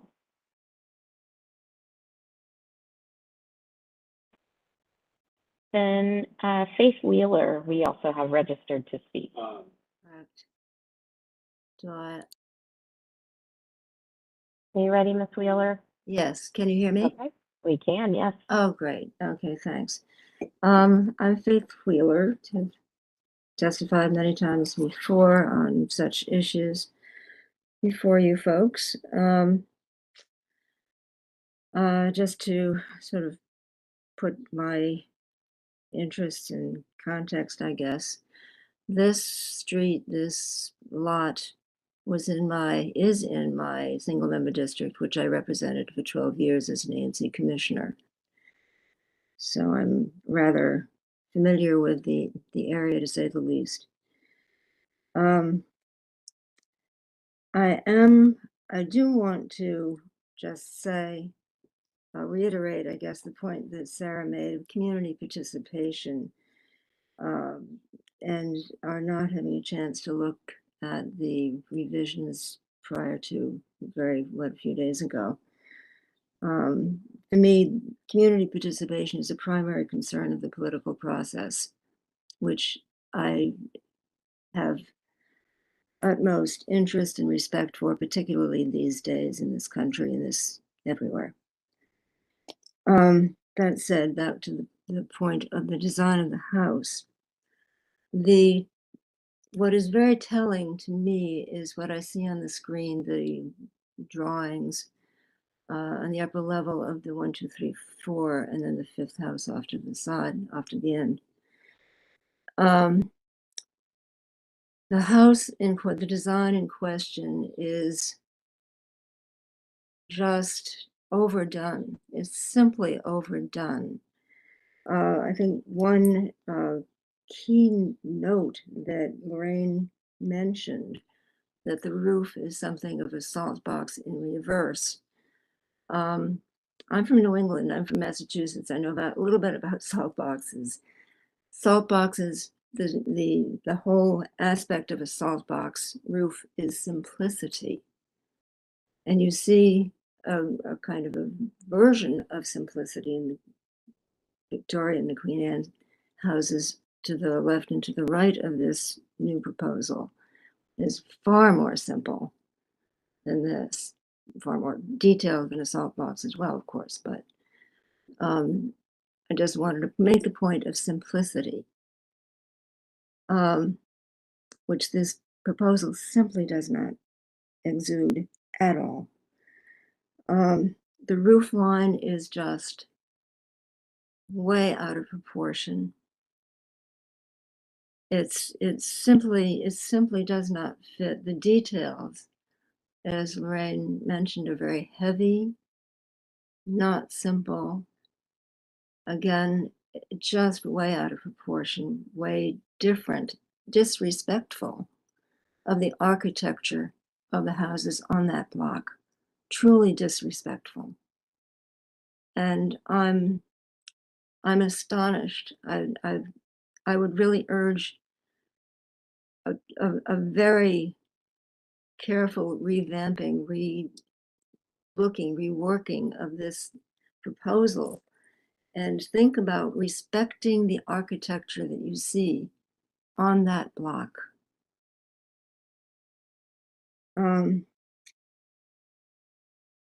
Let's see, what else can I say other than what has already been said, and my concern for just what the architecture says about this community and the way we look at things. So direct, straightforward, simple, respectful. I don't see that in this house design at all. I just wish I could see it. And I hope that it will be corrected to be respectful. Thank you. Thank you. Any questions from Ms. Wheeler? And there are no questions from the board. We'll turn back to the applicant's architects. If there's any response that you want to make to the comments that you've just heard, you can at this time, if you choose. Yes, we heard the comments and we understand them, and we'll certainly take these comments back to the owner and have a response. Okay, all right, thank you. I know we obviously have community testimony and letters in the record. Did you meet with the ANC as well? We did not personally meet with the ANC. I think the applicant did give notice to the ANC with attached drawings as part of the neighbor notification list that was received from the Office of Planning. So they were aware of the design and of this hearing. Mm-hmm. Okay. All right. Any other questions from board members? Yes, I have that. I've been looking at. Was this I think this project came before the board, and I was not here. Is that right? No, this is the first presentation of this project. Okay, so I'm wrong. You may be thinking of the house on that was proposed on the other side. Yes, I remember that one. Yes, I 517. remember that. Okay, so can we bring up the third floor plan, because I think there's a possible solution if the owners can stand it. Everybody agrees that the roof is too big, and I think the problem is the amount of space, program space on the third floor, which seems very large. Anyway, if we could just bring that up, and I'd just like to ask you, Mr. Banks, if there's something that can be done there in your mind. Sorry. In any case, I have it up on my box folder, so I'm just going to keep going because you know what the I plan have it, is. I have it too, so I can follow along with you. So, it's expansive that, normally the third floor is either one giant room or a bunch of tiny rooms. And what you have on there is two fairly large sized room. One is like a second living area, and there's a room that's the size of what appears to be the primary bedroom on the second floor. In fact, it's bigger than the primary bedroom. So is this the primary bedroom on the third floor? It could be, but I think the actual primary bedroom was on the second floor, but yes, I understand what you're Right. saying. Okay, so you see, I mean, there's just, and this is giant closet, understand the need for storage, and we want the owner to be happy with the house that they're investing in, obviously, but Right. this is what's creating the problem that makes the roof so big. And so I would wonder if the owner can just, I mean, everybody, and they have to live with this house, and it's out of scale. I think everybody agrees with that. That's observing it here at the meeting, um, so I would hope. It seems to me there's a lot of flexibility to reduce the program area on the third floor, and make the roof more regular. The other thing I would offer, which I hope I'm not going to be shot for, is possibly adding a small program space under a shed dormer sloped roof, not a full second floor over the garage. Maybe that will help relieve the loss of program area on the third floor. That wouldn't be, that when checking with Steve, the two-story garages aren't, which we're seeing happen all over the district. There are not a lot of them historically in Tacoma Park, but that might be an option without making the garage a full 2 stories. So do you think that that's something you could work with and come back with a Sure. more normal third floor? Yeah, I think certainly trying to center the ridge as was suggested, and possibly reducing this space may solve the roof height concerns that everybody has. So we certainly will look at that, and that might be an option, is to maybe put some additional space over the garage to make up the difference. But don't make it too big, please. Sure, absolutely. Can I PS something on Outerbridge's thoughts Yeah, here? yeah. Can you pop up the site plan, please? No, I'm not sure that I can. I'm sorry. Okay. No. This is really buffering. I can't seem to break it. Well, obviously the Russians are getting into all sorts of things in the world these days, which who knew they had a thing about preservation, but go back there. Yeah, there you go. Yeah. I might not be possible. What I was thinking was a couple of things. I know you're at the edges of the setback, I guess, on the lot Yes. things. Yes, I'm wondering. 8 feet on both sides. Yeah. So that's a challenge, but one way to deal with things would be to make the building skinnier and deeper, but I guess that's probably not going to be so easy. But I just want to make a comment in the context of some of the things we heard from the community. If I were you, Mr. Banks, I would do a little bit of homework on houses in the neighborhood and try to understand what is the general parameters of the way they meet the street, the width and the height and the roof types and things like that. Because, a lot of what people have brought to our attention here, they may know because they live there, but we don't know because it hasn't been presented to us. In other words, we have to take them for what they say, right? Because I don't know, I know the neighborhood, but it's not like I can tell you exactly what those constituent elements are. I think it would be in your best interests to just take a step back and start to look at some of the buildings in the neighborhood, because I think that Tacoma Park has, a lot of buildings that are pretty simple, gable-ended buildings with porches on the front, but it may also have some larger buildings that are not so unlike what you're proposing here. And I don't know that for sure, but I think it would be in your best interest and your client's best interest to begin to develop an argument based upon some things that are already there that are compatible, or at least could be judged to be compatible by some, and see if your design can be adapted in ways that that we recognize that those things work. Because right now, all we're seeing are the houses on either side of this building, but this is a much larger area. It's probably more varied in texture in terms of the sizes of buildings and how much frontage they take and things. And, I could be wrong. It may be much more consistent within a limited, sort of window than I'm suggesting. But I think it would help your argument to go back and take a look at those things. And when you come back to us, if any of those things influence your thinking, use that as a way to kind of craft your argument. I understand that's a good suggestion. I will take that into account.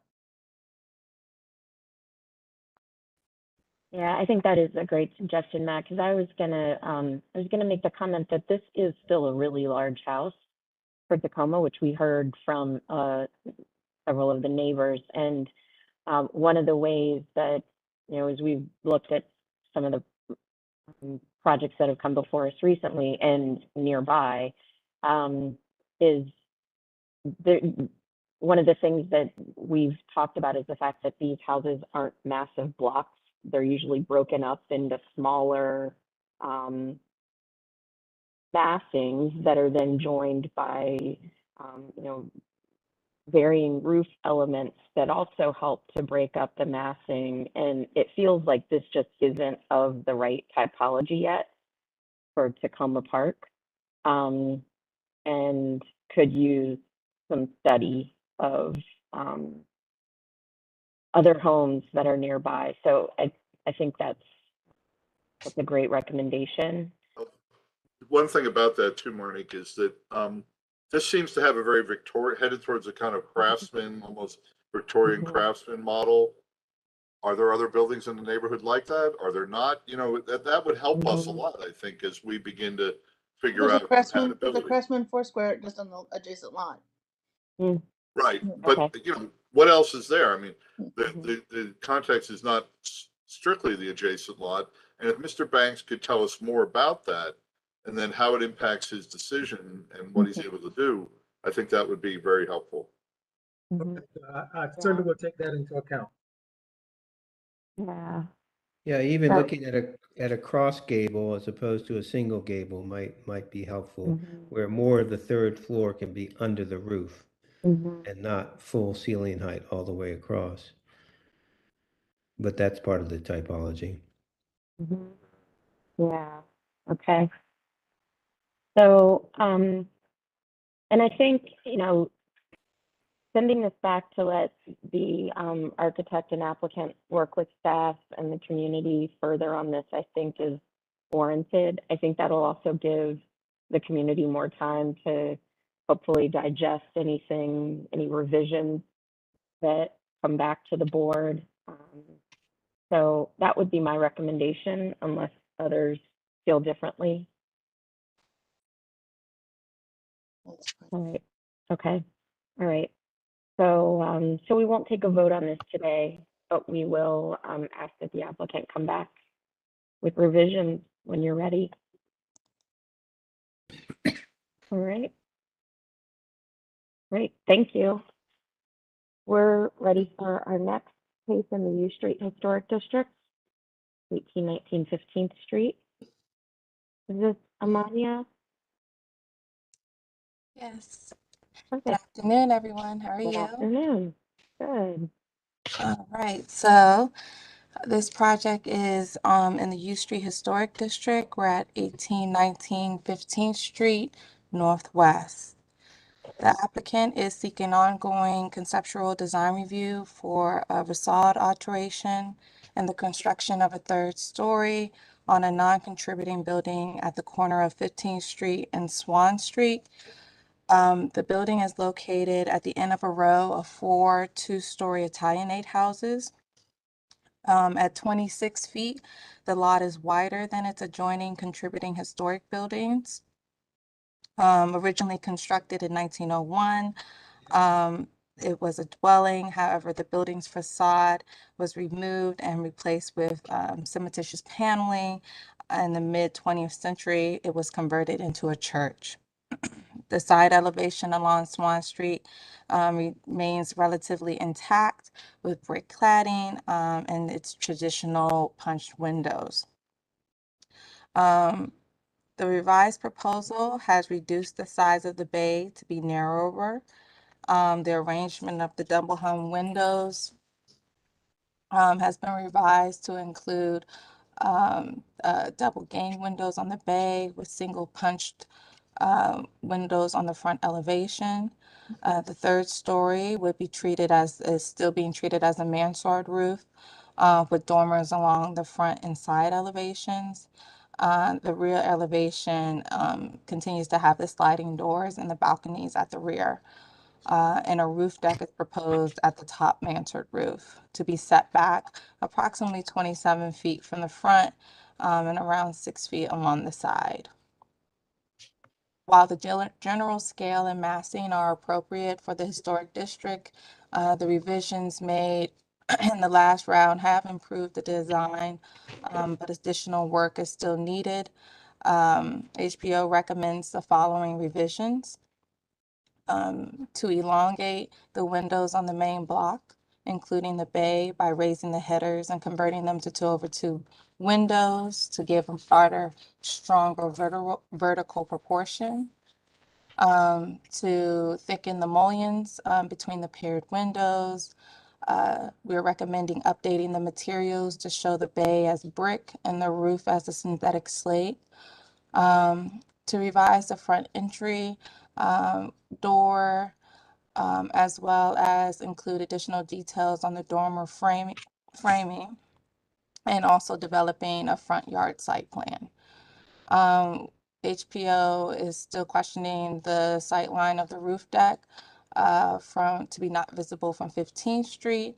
And we are recommending that since there is no accurate way to conduct a flag test, that the board not approve the roof deck at this time, but leave it open to the possibility of adding once the third floor is constructed and a more accurate roof mock-up can be conducted to determine its visibility. Other than that, HPO recommends the board approve the concept design with the revisions above and the roof deck being removed.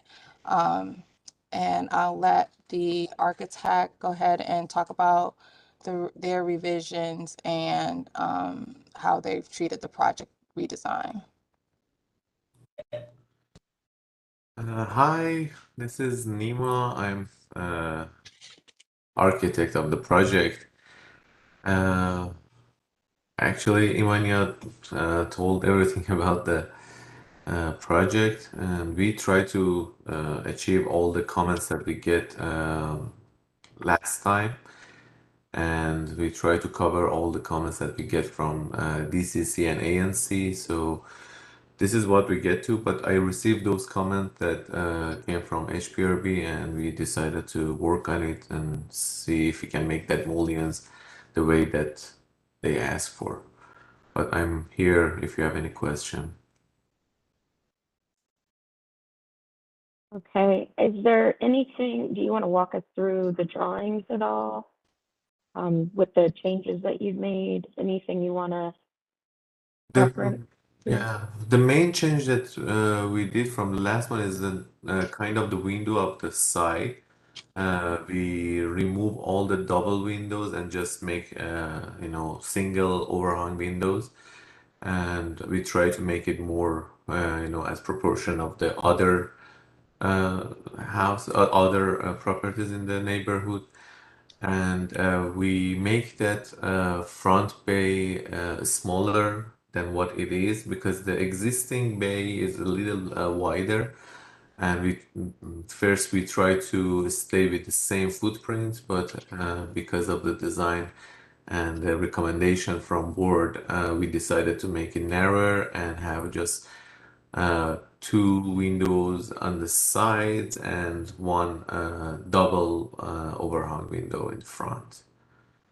About the roof deck, we are okay to start to do the flag test, but as Imania mentioned, I think it's almost impossible to get accurate results. So for the exact location, we are okay to get this done after we do the construction of the third floor.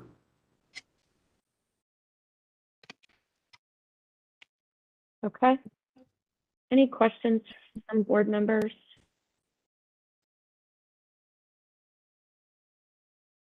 Yeah, Mark, I had a question on the front elevation. It's on the side here, it says light gray wood panels, but here on the front elevation, it says black trim. So this is gonna be light gray and all the window trim is black? No, just the trim of the window is gonna be black. I think when we make this narrow, my drafter forgot to move the annotation. So the trim is just for the window, and if you look at the left side under the black trim, it's a light gray wood panel which has to move to the right side. I'm sorry to. Okay. And then what's the door, what are you planning for the color of the door? The door is gonna be black, same as the windows. We're gonna have the same color for all, windows and doors.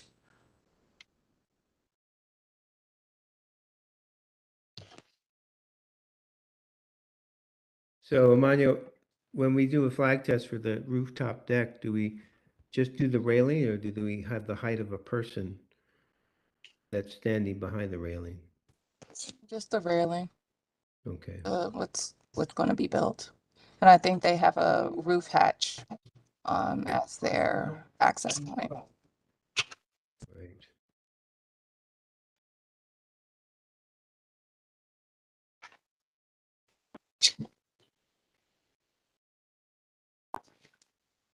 I see. So it's on the back of the building. What, sorry, Bridge. What are the railings going to be at the door? It's a little bit hard to tell from this elevation. The railing on the front door, Yeah. it's gonna be metal railing, black metal railing. And then you'll have pickets in it to meet the 4-inch diameter. Yeah, exactly. Yeah. And the stairs are concrete? Stairs are concrete, yeah. The existing stairs are, it was concrete stair there, one, but we're gonna remove it and have a straight, concrete new, steps and everything. But it's not gonna be like metal.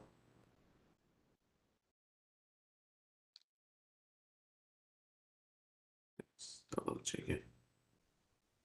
Are you showing a landing at the top of the stairs at the door that's wider than the stairs themselves? It looks like that railing goes a little bit out from there. Does that represent the width of a landing? Yeah, the landing is going to be a little wider than the stairs because we need a little space for opening. Right. But yeah, it's just going to be like maybe 10-inch from each side. And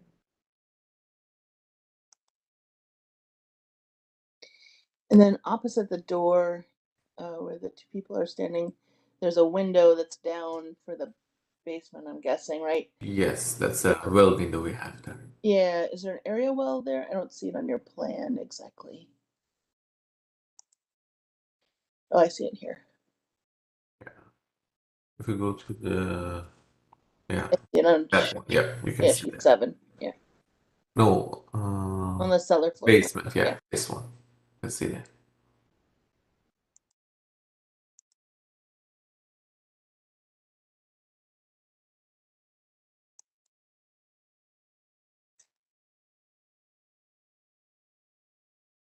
Those are all the questions I have. Thank you. Sure. Okay. Anyone else have questions remaining? Okay. Then we do have someone here again, Kenley Ray from DuPont Circle Conservancy, registered to speak. Thank you. I'm Kenley Ray, the Secretary of the DuPont Circle Conservancy. And at our June 14th meeting, we passed the following resolution. The DuPont Circle Conservancy supports the project as presented and appreciates the changes from the previous view. However, we still do not support any visible addition on the roof from either Swan Street or 15th Street. We request further study of the treatment of the exterior finish of the front bay, ensuring that there are no visible seams. And we approve that resolution unanimously. Thank you. Okay, thank you. All right. Any final questions from the board?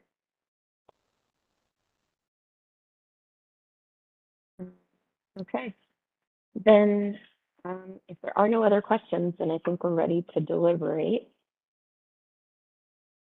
Does anyone have any thing that would differ from the staff report recommendations that they'd like to put on the table?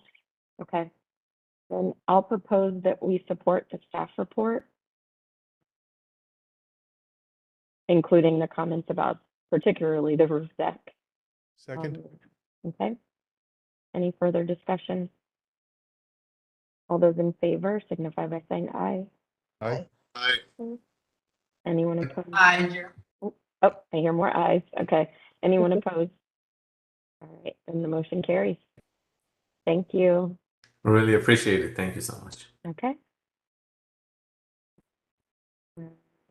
Ready to continue with our next application. This is in Foggy Bottom at 929 Rear 25th Street, an alley residence. Is staff ready to make your presentation? Yes, Madam Chair, I am. This is a project that the board reviewed and recommended approval for in concept 2 years ago. It's returned because it has changed significantly, but most of the changes are to the good. It is new construction on a vacant lot abutting a row of 1890 alley dwellings. Staff took the position in 2020 and reiterates it that the south elevation of the new construction should not emulate that of the historic houses, but that it should continue the rhythm of those houses. In 2020, the board approved the concept with a condition that a roof pop-up be eliminated, and that's pictured on in the staff report, so that the new house would be the same height as the old. But the present concept does have something of a monitor atop it to help squeeze 3 floor levels into the volume. We believe that the low height and the setbacks on the roof for this monitor renders it sufficiently innocuous and compatible for the context.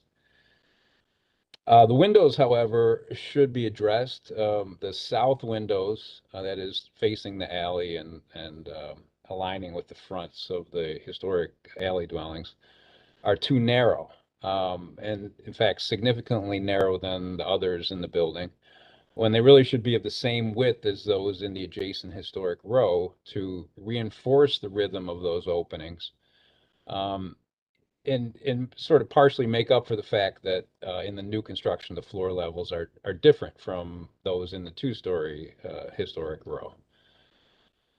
The floor plans for the house suggest that this is something that could probably be adjusted, even though that there are some constraints with where a couple of closets are now. Also, the windows on the north and west elevations should probably be slightly narrowed, perhaps to bring them closer to the south elevation windows, but more important so that their lights become vertical rather than horizontally oriented.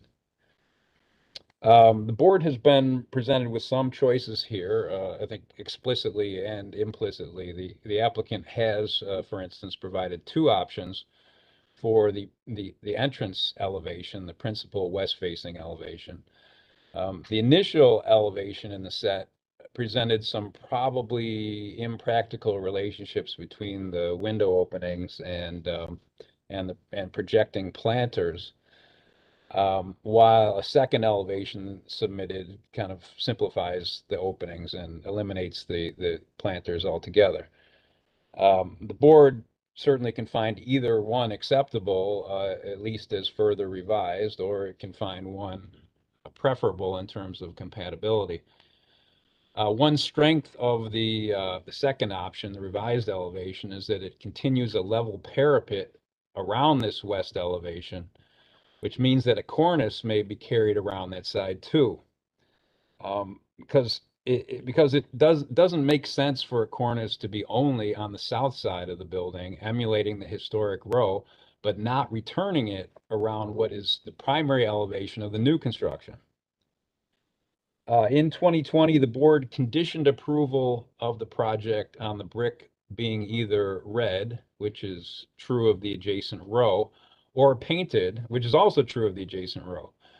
We believe that this condition should still apply, both for the specific relationship to the adjacent houses, but also to others on the square. Finally, we think that the plain boxy house could use something as a base on the south side, the alley side, such as a raised planter, softened, of course, and permeable, of course, by filling it with soil and plantings, but also kind of visually picking up the rhythm of the stoops on the row. And while still leaving room for the basement egress window. And that is our report. Okay. Thanks, Tim. The applicant ready to present? Chair Heath, this is Juliana speaking. The applicant has not yet joined. Got it. Okay.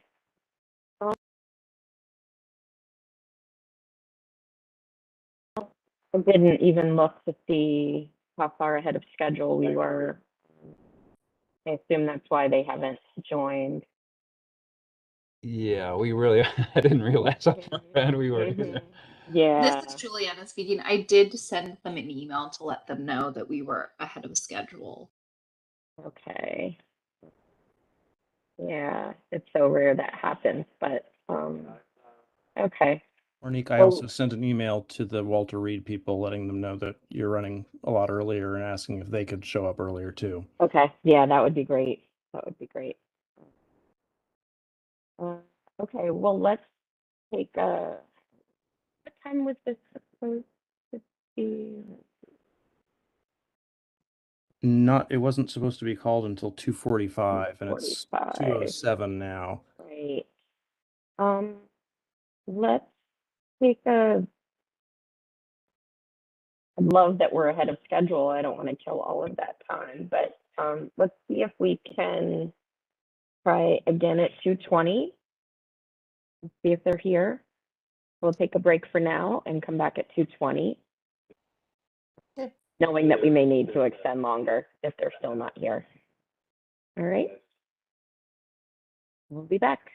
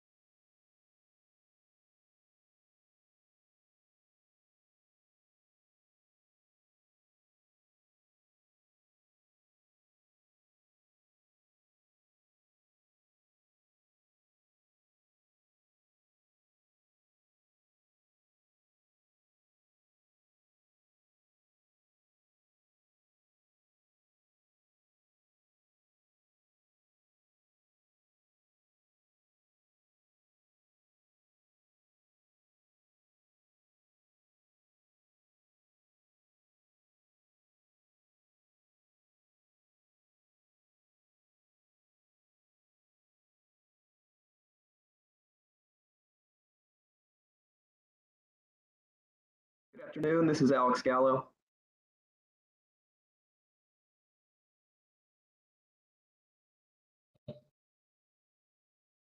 Hi, Alex. This is Juliana speaking. The board is on a quick break until 2:20, and then we'll take up the case again.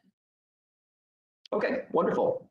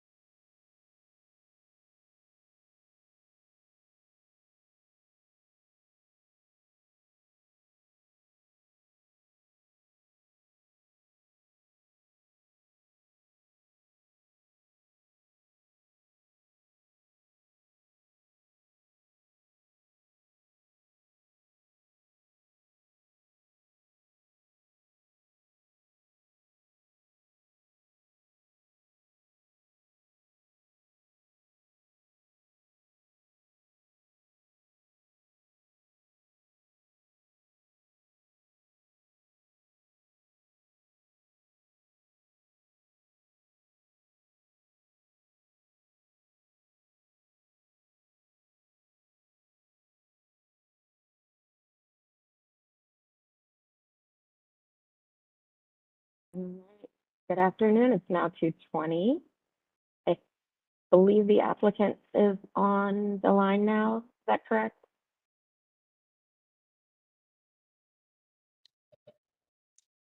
That is correct. Okay, perfect. Excellent. we took a break because we were ahead of schedule and wanted to give you time to join. So staff has made their presentation, so you can walk us through your drawing package. Sure. Good afternoon. Thank you for your time. My name is Alex Gallo. I am the contract purchaser for the lot in question. So what I'm doing here is putting the concept through approval. The goal is to get a building permit and then close on the land and do the construction. So I'm not the architect, nor do I currently own the land, but I am the applicant. So the site context, it is an alley lot in Foggy Bottom on Snow's Court. And the first image here is the view from a pedestrian view when you start walking down the alley toward the subject lot. So the context is on the right, there's an 8 or 9-story apartment building, which pretty much covers the length of the alley. And on the left, there is a approximately 35 or 40-foot single-family house. Next slide. This is the view of when you're partially down the alley. The subject lot is where the gray Prius is parked. And this is a vacant lot next to a row of identical houses that were built in 1890. So the current view is a solid brick wall with a sloped roof, and that is the party wall of 1 Snow's Court. Next slide. This is a view from the other end of the alley, which shows the identical houses, which are all different colors and have a consistent cornice line. So from this perspective, the house would be sort of on the left there, abutting the 1 Snow's Court, and we would be carrying that cornice line through it. So it wouldn't really stick up from this perspective at all, and it would look like a continuous line. Next slide. So for context here, we had put a concept through HPRB in 2020. This is the stencil drawing of what we had 2 years ago. And when we went through the board process, then we got approval for the massing. In the transcript, we had discussed the 3-story nature, and we had approval to put the door on the west when it was previously on the south. And the only point of contention was that in the past, we had a much larger pop-up sloped roof that extended all the way to the west facade and went up about 4 or 5 feet. And the board, while approving the concept and the massing, suggested that the pop-up slanted roof be eliminated. So we've done that in our new concept, which I'll get into on the next slide. This is just one more rendering of the previous concept, which as the HPO office may have discussed, we had a little bit of false mimicry on the south facade, which we were essentially copying. And then you'll see that the roof structure there was essentially higher than the neighboring chimneys, and the board had said to eliminate that. So we've done so. And next slide, please. So we're here today because we're in the final process of drawing plans for a building permit. So what I'm seeking is a reapproval of the height, the massing, the stories, the entry door. All of these things are essentially the same as before. And I'm also seeking formal approval of our new smaller setback roof structure, which HPO has agreed is compatible. And also for context, in 2020, when the board rejected the prior roof, they did say that a minimally visible roof structure, such as solar panels or something of that equivalent height setback, should be fine. And I'm also seeking today a delegated approval to finalize the facades. Once the structure's dimensions are approved, I'm seeking delegated approval on the facades, the windows, and things like that, where we can hash out the final contours with HPO and put in for a building permit. And I'm also seeking flexibility on the color. Next slide, please. So this is the bird's eye view from the southwest of what our main concept came out to be, which is we have a roof structure on the top, which is set back significantly from all the sides. It should be pretty much invisible from any pedestrian vantage point.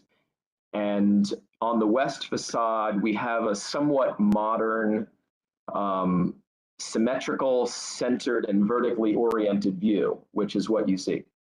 And on the south side, we have just a plain 3-story, 2 windows on each story window structure with a little landscaping on the bottom. So what I think is cool about this design is it's new, it's modern, it sort of fits in the location, but we did have some challenges on how to do the windows here. So we didn't want to do something too boring. We wanted to have a little pizzazz, but the challenge becomes that on each floor, we have something in the middle, and that prevents the windows from being identical all the way up. So what I mean by that is on the second floor, behind where that planter box is, we have a bathroom. So on the left half of those windows would be a shower, which is why we have the planter box going up sort of to eye level. On the third floor, that would be a floor to ceiling window in what is the master bedroom. And on the ground floor, that window would essentially be where the dining table is.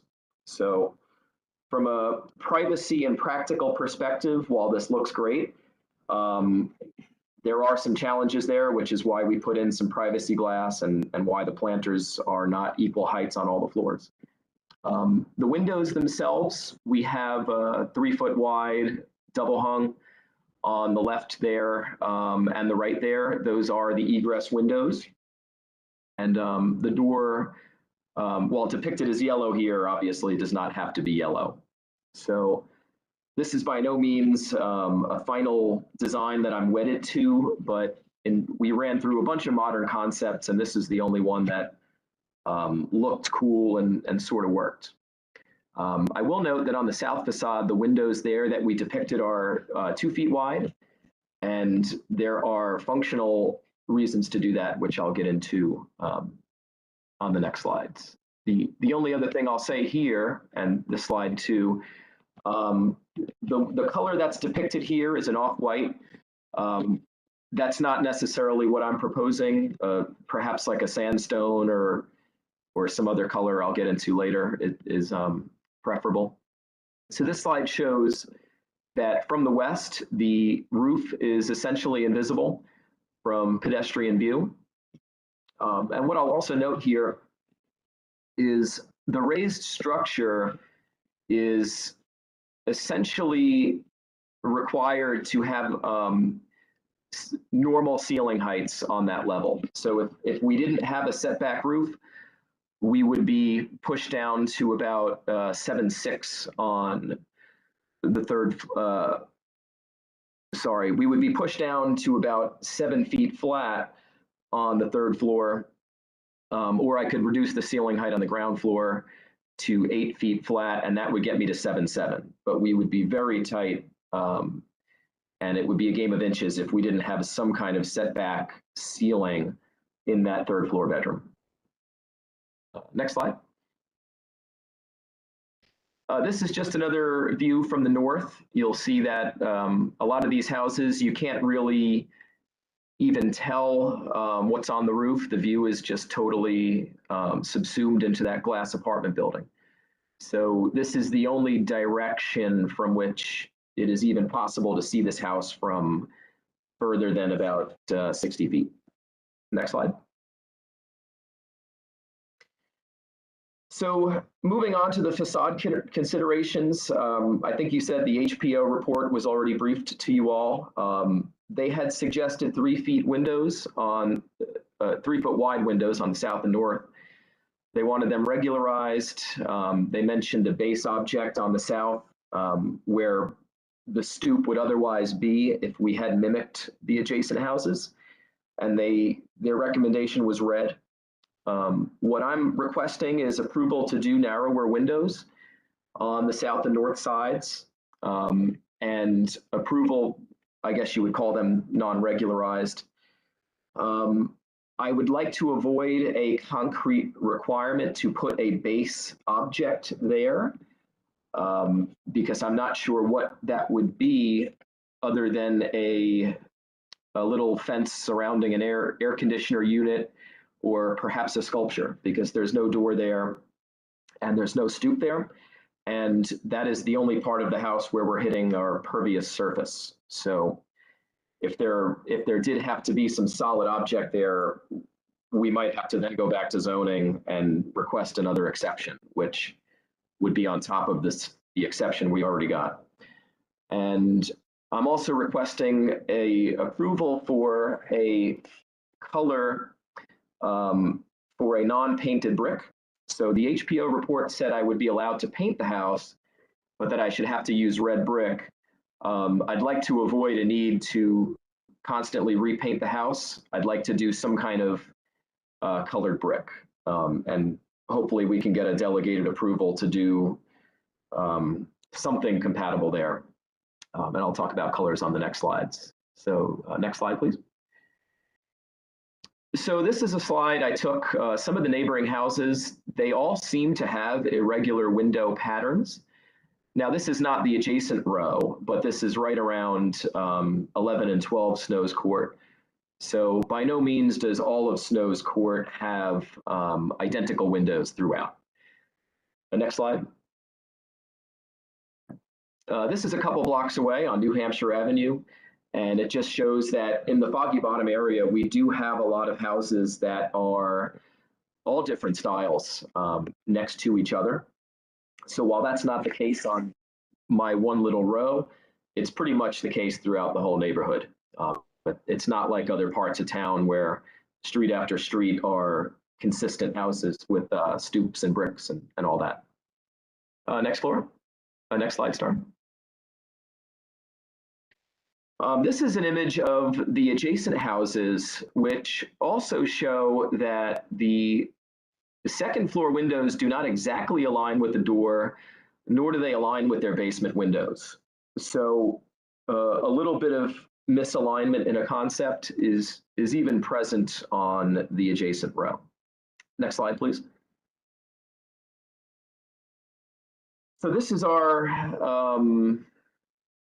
elevation image of what the south and the north side. And this is where you really see how the wider or the narrower windows would fit here. So the left side is what we depicted on the north elevation.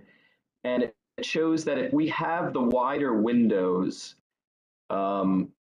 they do not align to the center of the house. And the reason there is on the second floor, we have a closet, and the closet sticks out 2 feet and change. And on the third floor, which would be the top left of that left image, is where the stairs come up. And also where a shower is. And I don't think we can get them quite aligned in the middle of the house. So 3-foot windows would be sort of off-centered about a foot to the right. If we look at the proposed south elevation where I have the narrower windows, that would be my preference. And while HPO suggested that we should have the 3 feet windows because the next door house has them, the way I look at this is there's also a door essentially floating in the air there. And that door is very tall and skinny. And I think that the taller, skinnier windows sort of flow well with that floating door. So that would be my interpretation of why those windows are compatible. And from a functional perspective, the wider windows really bump up into closet space. So on the next slide, we'll be able to see that. These are images of the adjacent houses at 5 and 6 Snows, and you'll see that those very wide windows pushed out against the sides of the house really prevent you from having a closet that comes through the wall there. So the interior layouts, if we are forced to do wide windows equally spaced, they do cause a consequence on the inside and make what are already small bedrooms even smaller. The preference is to have a 2-foot deep closet come to the edge and have the smaller window sort of be adjacent to that. The next slide. So this is just returning to our elevation view of that more modern west facade. You see it directly here. You can see how the planter boxes are different heights on all the floors for functional reasons. Next slide, please. And this is another example of 2 adjacent houses where you can see the windows on the longer facades. One of them is 10 Snows Court. Those windows are not regularized in any way. They're misaligned floor to floor. The door is on the wider side. The roof is staggered, like it's got 3 steps there. And then on the right side is the 7 Snows Court, which is essentially the facade that I'm, the same size and location of the facade that I'm proposing for my house. And you'll see there, they just have a solid brick wall with one sort of awkwardly floating cutout. So the adjacent inspiration leaves much to be desired on what to do with these wide end facades. Next slide, please. That being said, there are some functional issues with our modern facade, the planter boxes being misaligned and all that, and some privacy concerns. So we did work up an alternative for the entry facade, and that's the image you see on the right, where the door is in the same place. We have some wood cladding that sort of gives a little pizzazz to this, but otherwise the windows are more functionally preferable, and everything works here except for the fact that they're not symmetrical. So you'll see the windows in the middle are offset a little bit. That is because on the second floor, the window would be out of where the shower is. On the first floor, it would be closer to the door, so there's a little more privacy at the dinner table. But otherwise, they are consistent floor to floor. I would like some flexibility to perhaps bring the ground level window next to the door to the floor, and we can make that pretty compatible in terms of views.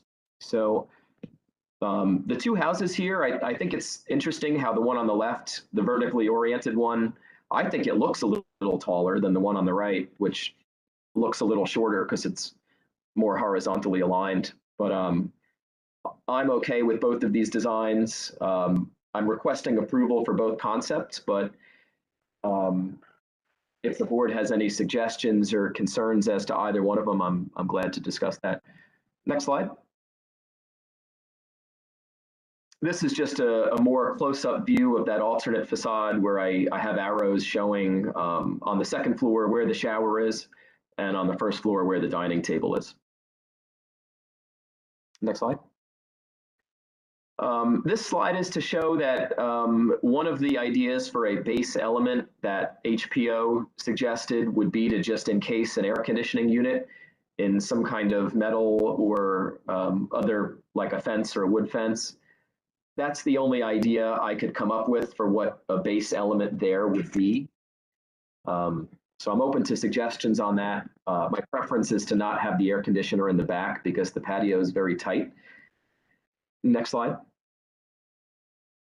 And this is a picture of the houses on this row as they appeared long, long ago. I was told that the stoops did not originally get built as brick, they were built as metal. So perhaps if I encase the air conditioner in metal, that would be a little throwback to history. That's just an idea. Next slide. HPO had some reservations about the cornice, whether it should be continued through the south facade or not, because when we wrap around to the west, the roof is not necessarily flat. So I don't have a preference here either way. Whether it exists or not, I'm open to essentially what the board or HPO suggests there. Next slide.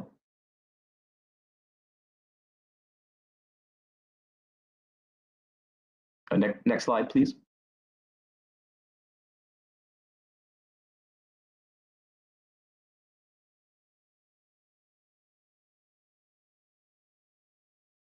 Not sure if it's stuck or, or what.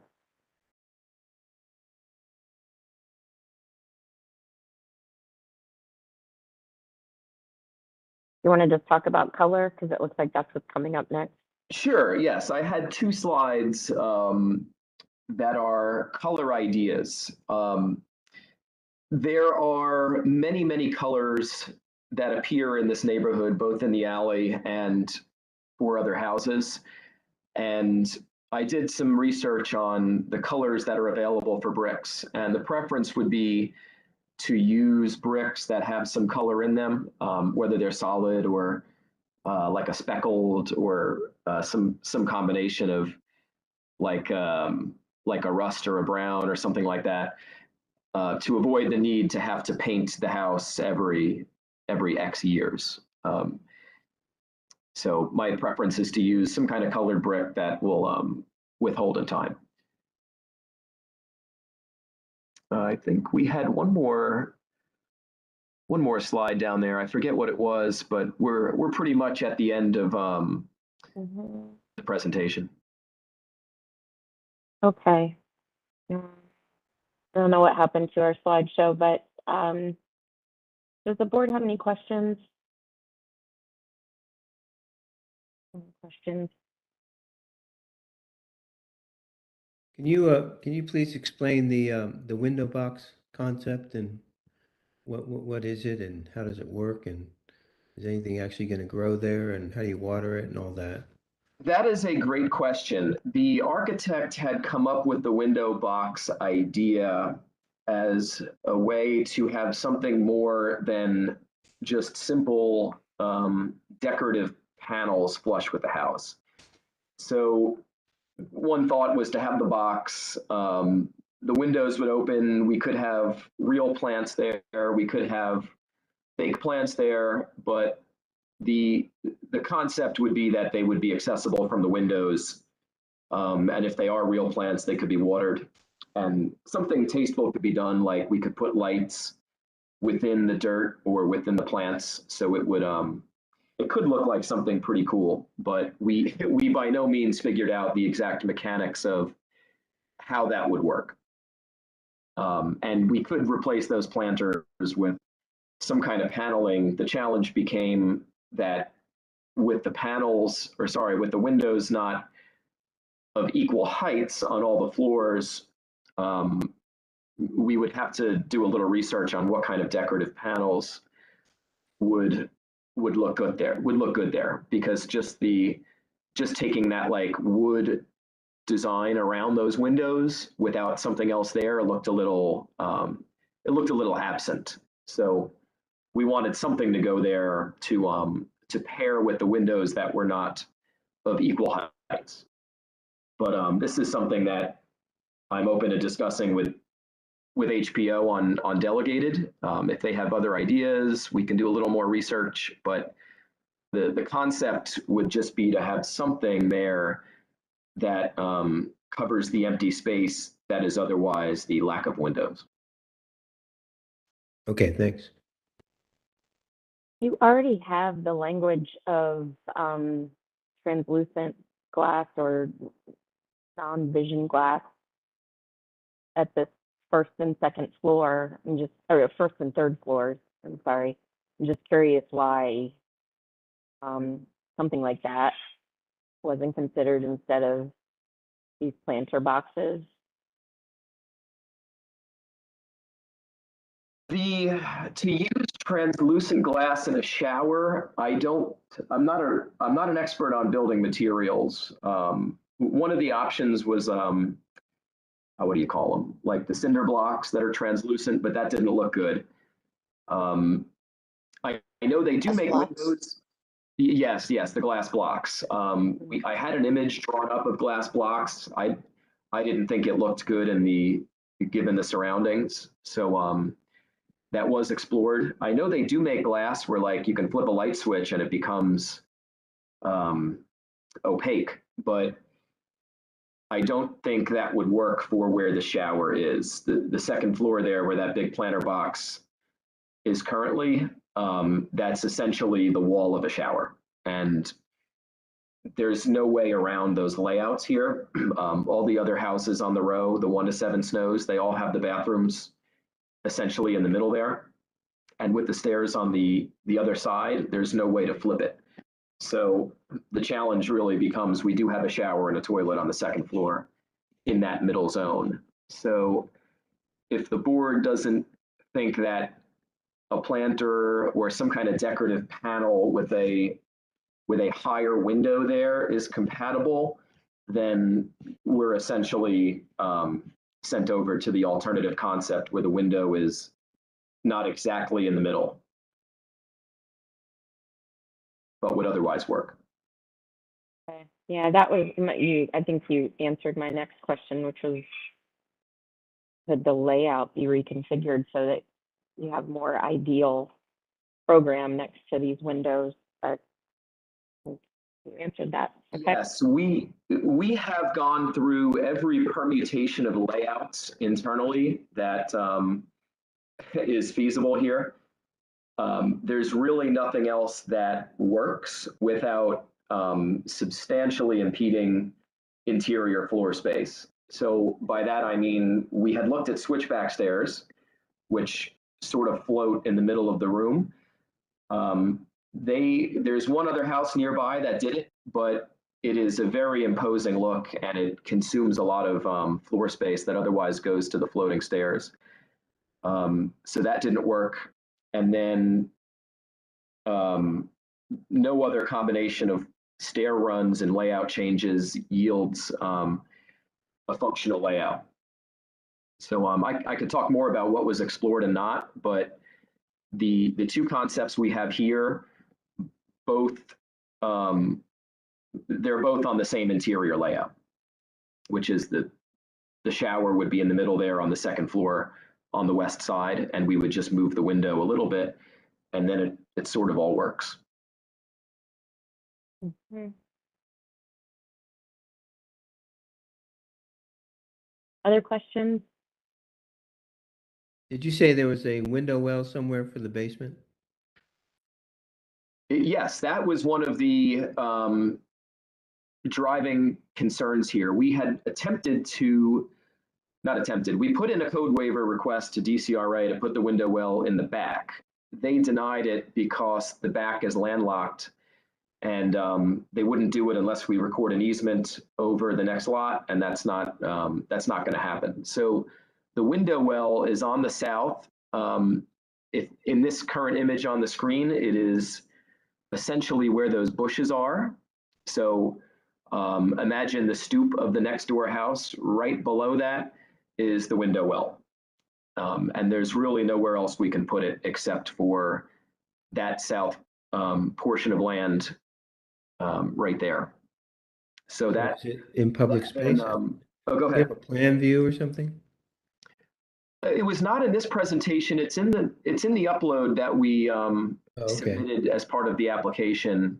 I didn't put it in this PowerPoint, but it's on the Dropbox or wherever. Yeah. Yeah. So that image shows the window well from bird's eye. The interior layouts were uploaded as part of the application, but I didn't put them in this PowerPoint. Oh, got it. Perhaps Juliana can load them up. That might answer some questions. Yeah, I see it. It's on private property. The property goes out to the face of the stoops, basically, right? Yes, I believe it only has to be 3 feet deep. The next door stoop is about 4 feet, so it would be a little closer to the house, but it does take up about a third of the lateral width there. And again, it can't go in the rear. So that sort of drove some of the interior layout for the basement, which is why the stairs couldn't go there. So we have a spiral staircase leading down that's right next to the front door on the right side there. So that's how we get to the basement. Okay, thanks.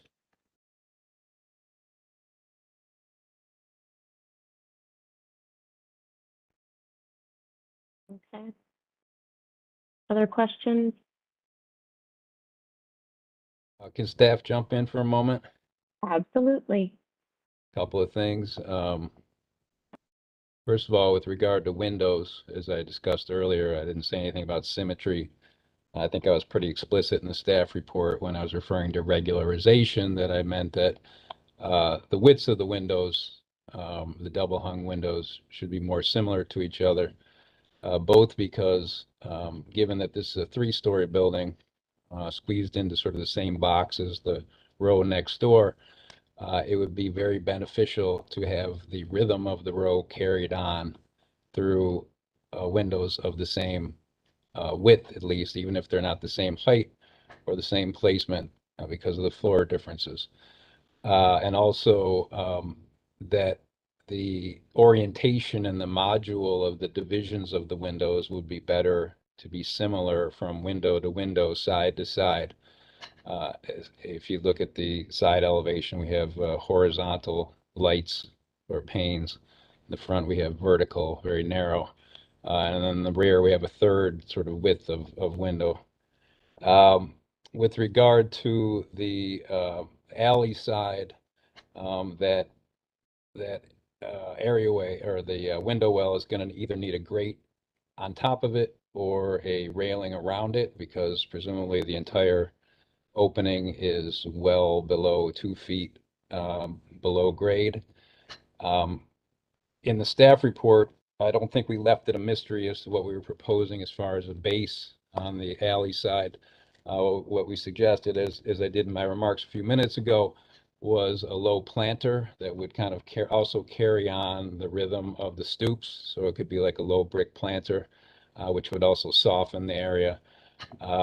We would not, under any circumstances, recommend an AC unit on the public-facing side of the building, nor the screening, which would arguably make it worse, just because it makes it larger volume. And as to the color, again, we sort of teed up the subject and leave it to the board to determine that.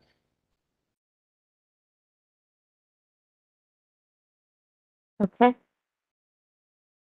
Thanks, Tim. Other question, any final questions from the board? May the applicant make one final comment? Sure. So one of the questions the architect had on this was with regards to windows being consistent. We do have to meet egress requirements, but one question was, can we use casements instead of double hungs? That would perhaps make them look more consistent. We could use something slightly more narrow on the south, and we can carry that narrower view around to the west if we use casements, because we're not limited to the egress being only the bottom half of the double hung.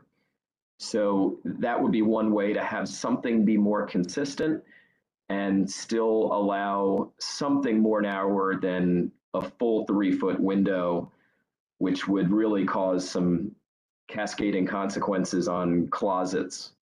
So I don't know what HPO's thoughts on that are, but that's one way to thread the needle on consistency, is to not use double hungs.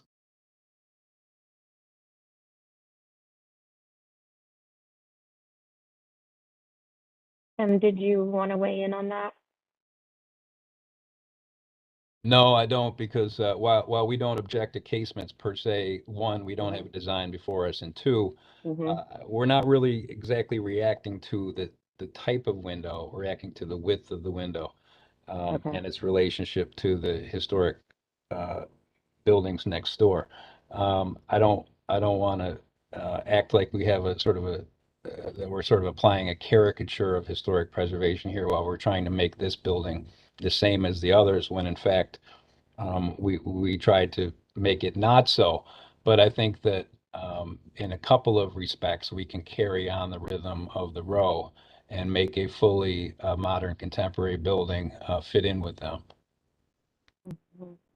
Tim, is your concern about making the windows more the same width, or making them all 3 feet wide, or both? Making that, well, I haven't measured the windows on the historic buildings, but it would be making them the same width.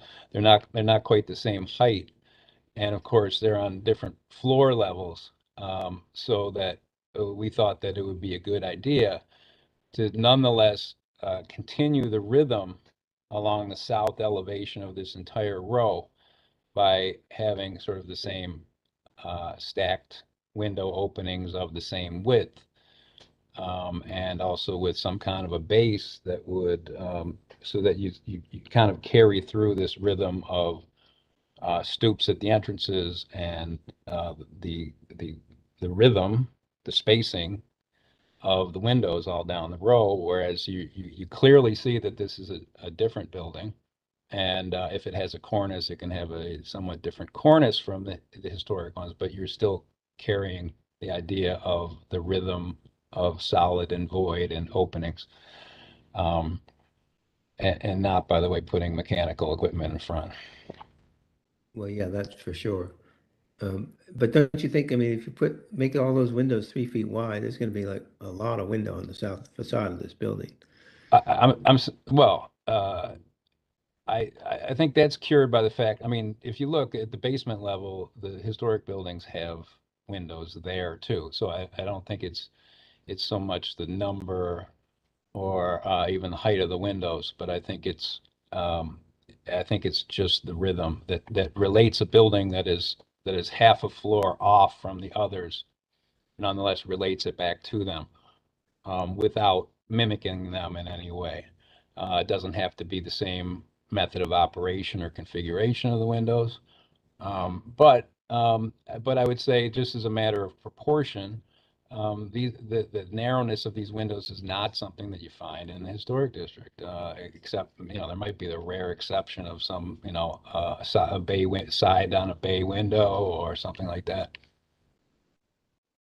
Yeah, I don't disagree with that. I just wonder if they have to be 36, if they could be 30 or something, rather than understanding the constraints on the interior. But anyway, One thought, if I may, those bedrooms on the second floor where you mentioned that would be a lot of windows in a room, those rooms are about 9 by 10. So 3 windows of 3 feet wide, I agree, would be a lot of windows in a very small bedroom, which is why my thought of using something narrower, perhaps casements that we could flow around, would be a way to thread it. That I won't beat the dead horse, though. is this lot the same width as the other row houses? The lot is actually, according to the surveyor, 2 feet wider. Really? Yes, we're unsure why this lot was slightly wider. We're also unsure why it was never built originally. But some of that width is taken up by the fact that we can't build like the adjacent house was built. So they have the solid masonry. The plan here is to go wood frame, then a 1-inch air gap, and then have the brick. So some of that extra space is just building a relatively thick exterior. So we're down to about on the inside, it's only about 1 extra foot than next door. Okay, thank you.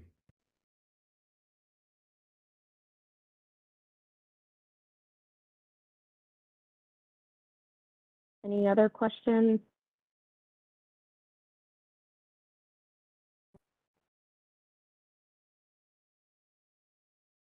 Then, does the applicant have anything else you want to add before we deliberate? The only thing I'll add is, while we don't necessarily need 100% finality on the windows and the facades, I'm glad to work with HPO on if there's any flexibility you want to give them on delegated. We do at this point need a firm approval of the exterior shape, including the roof. So if during deliberations you could just sort of do like a 2-step, approve the dimensions, and then maybe focus on the facades themselves and the windows, that would provide some clarity, just to avoid ambiguity on what's firmly approved and what gets delegated.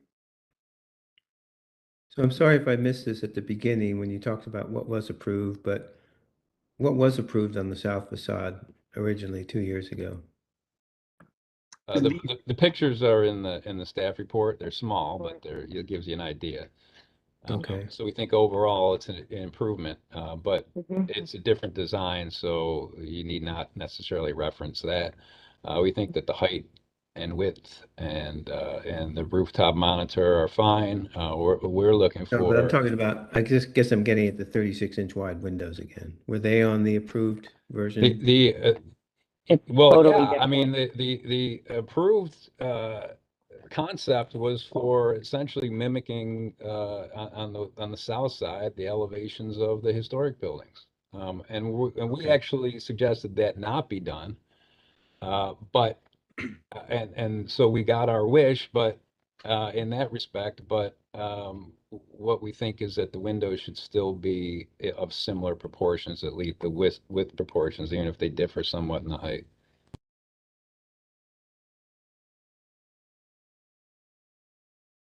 I see it now. Yeah. So there weren't 3 levels of windows. Right. That's a pretty big departure. The previous facade that we dreamt up 2 years ago was actually a floating facade. It was essentially going to be a brick wall where we copied the adjacent houses, and then on the inside have light wells with the floors not even aligned to the windows. So as HPO suggested, that was a lot of, I think what they call false mimicry. And we were also giving up several feet of interior floor space just to make that work. So it looks good in the image, but the windows were like in the middle of where the floors are. So practically speaking, that it wasn't really feasible. It's eminently practical to do a at-grade entrance rather than having to go up another stoop, especially if your aim is to get 3 levels above grade. We never had an issue with that, but as the applicant has suggested, there were all kinds of contortions necessary in order to get 3 levels in, including that pop-up, which the board did not find compatible.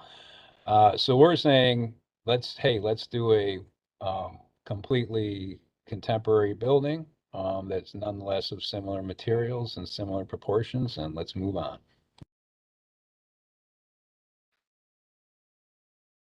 But you find the pop-up, the current pop-up okay, is that right? The That is other one was correct. bigger. Yeah. Okay, I got it. I see the plan now. All right, very good. Thank you. Okay. So are we ready to deliberate on this? I think I agree with Tim that the general massing, the pop-up is all fine. This is significantly less visible than and more minimal than the last roof element that was on top of the previous concept. Does anyone have thoughts on the windows? I think that's the biggest. Yeah, I think I sort of issue. agree with Tim. I don't know if they have to be 36, but I think they need to be wider than what they are, maybe 3 panes wide, so maybe 36 is it. I looked at the plans. I think, all due respect to your closets, I think you can find other locations for the closets to accommodate on both the 3rd and the 2nd floor to accommodate. Either make the 2nd floor closet just less deep and make the 3rd floor closet, put it somewhere else. So I'm inclined to support Tim's suggestion on the windows, which I think are too narrow as they are now. I also agree with the staff report, and I'm fine delegating to staff. Okay, I'm in agreement with the staff report as well. great. So it sounds like we're all on the same page. And So I'll Tim, make where a- did you stand on the flower boxes?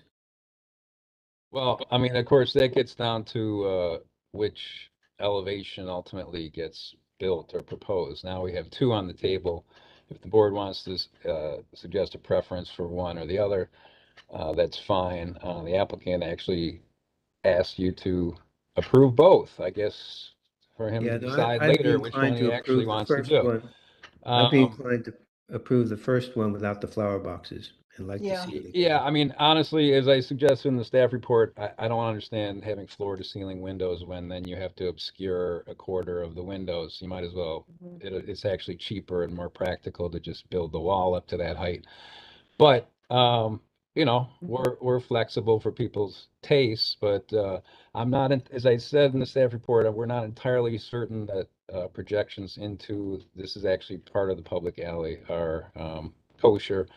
And I think that maintaining those flower boxes, both the boxes themselves perhaps, and the planted materials inside are going maybe a little impractical, given that in one case you presumably have to have an operable translucent panes of glass at the bottom of the uppermost window that through which you, I guess, lay down on the floor and maintain that stuff. And then the other one where you have to get into the shower and reach above your head and maintain that.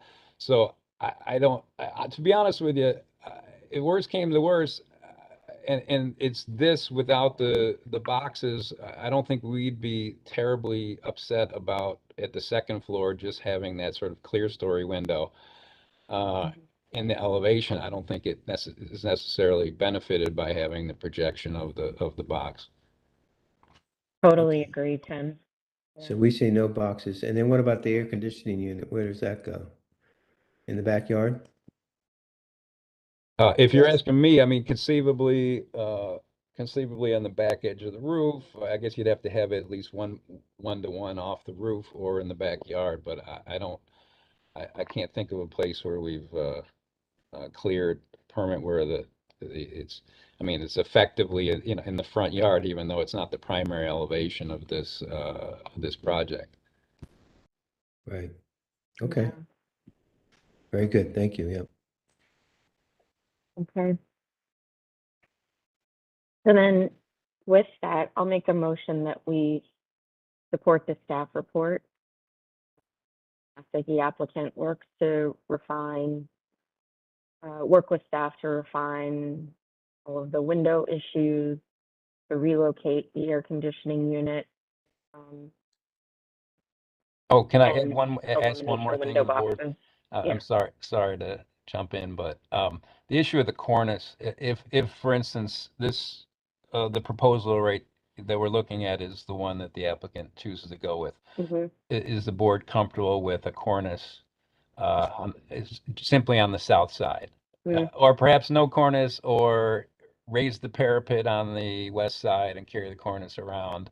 I mean, you may have preferences one or the other, but I'd be interested in knowing, like, what does the board feel should be done in terms of compatibility? I'm fine with it just being on the south side. I mean, you see that a lot where the cornice doesn't turn the corner Yeah. necessarily. I mean, it's not a projecting cornice, it's just brickwork, so. Or even a projecting cornice. Okay. Do we all agree with that? Just on the south side? Okay. All right. If possible, I'd like to request approval of the alternative concept as well, if you can deliberate on Sorry, that. sir. Yeah, Sir, we're in deliberation. Yeah. So you're not able to make comments anymore at this point. So I think that was a motion to support the staff report. Second. Okay. Any further discussion? Well, just And to that clarify support that. I was going to say the support of the staff report did also include no window boxes, to work with staff on the refinement of and size of windows, to relocate the air conditioning unit away from the front yard. And that's the last comment about the cornice remaining just at the south. And only this facade that we're looking at now is approved, Yeah. not the other one, right? Yeah, that's correct. All right.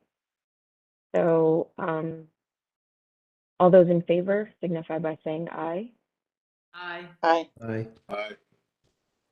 Anyone opposed? Great.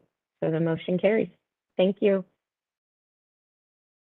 And we're now ready to shift to Walter Reed for our last case of the day. Is staff ready to make your presentation? Yes, Madam Chair. This is new construction at Walter Reed, a residential building that stretches a block in length.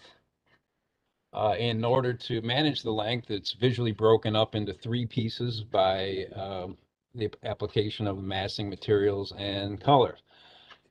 This is not the first such building the board has seen in the last couple of years, but it is the first where the grade slopes so much over its frontage. So we get a datum for the first floor level and therefore setting all the floors above at the grade of the main entrance, So the fundamental issue here, we think, is that held constant, the levels of the floors and the roofs just relate to the grade at each point as they happen to meet it. Even if this means that the north end of the building looks squat and a great deal of the basement is sunk behind areaways and railings. If this were really 3 buildings, they would probably step up with the grade and they would have probably somewhat distinctive massing from each other. If we look at the west elevation, which is, I guess, the primary elevation of the building, given that that's the main entrance, the middle and the northernmost pieces are not especially convincing as reading as individual buildings, in part because they don't have significant entrances.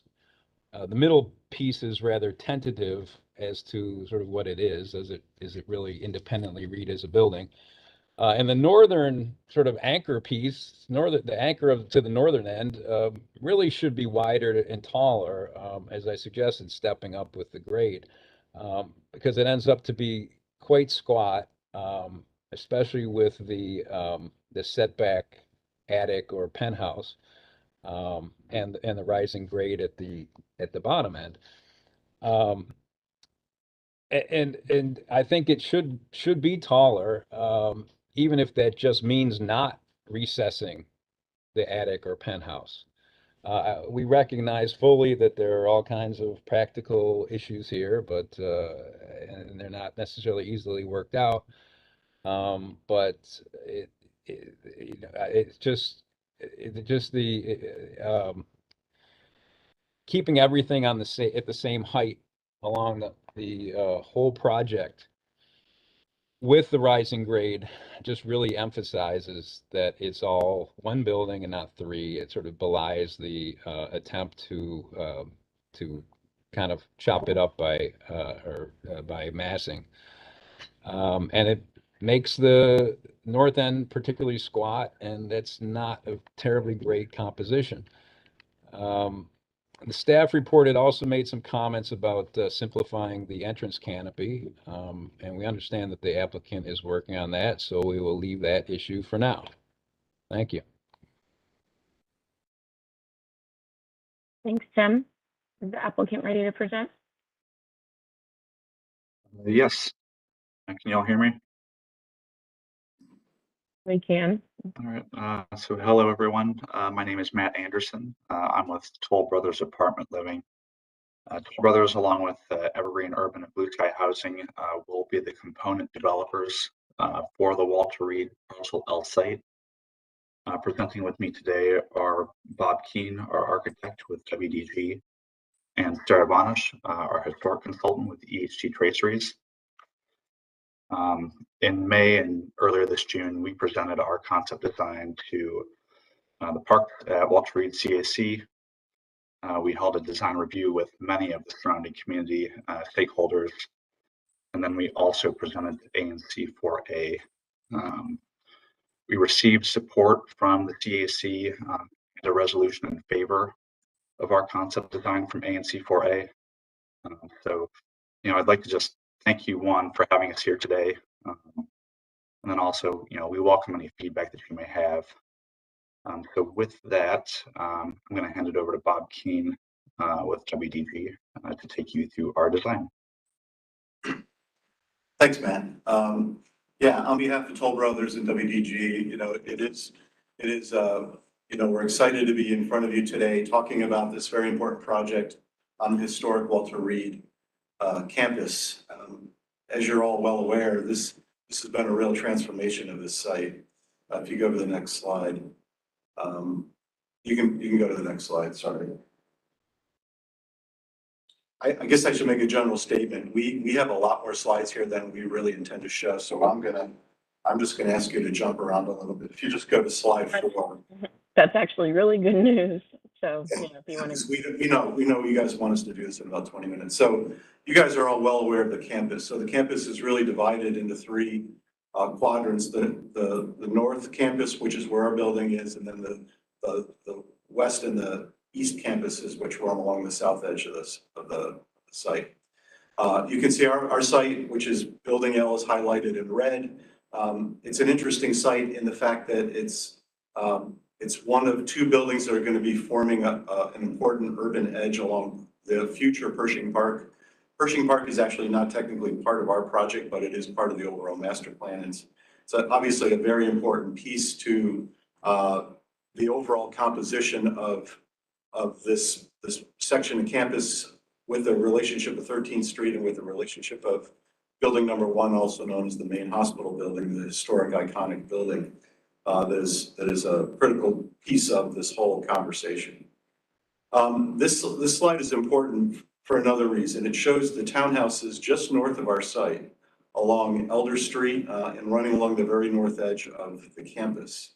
So we've got this townhouse element, rhythm, scale that is immediately to our north. And then we've got the iconic building number 1, main hospital building, that is the terminus of the 13th Street axis immediately to our south. So our bridge, our building is effectively working as a bridge to mediate between those 2 scales and those 2 contexts.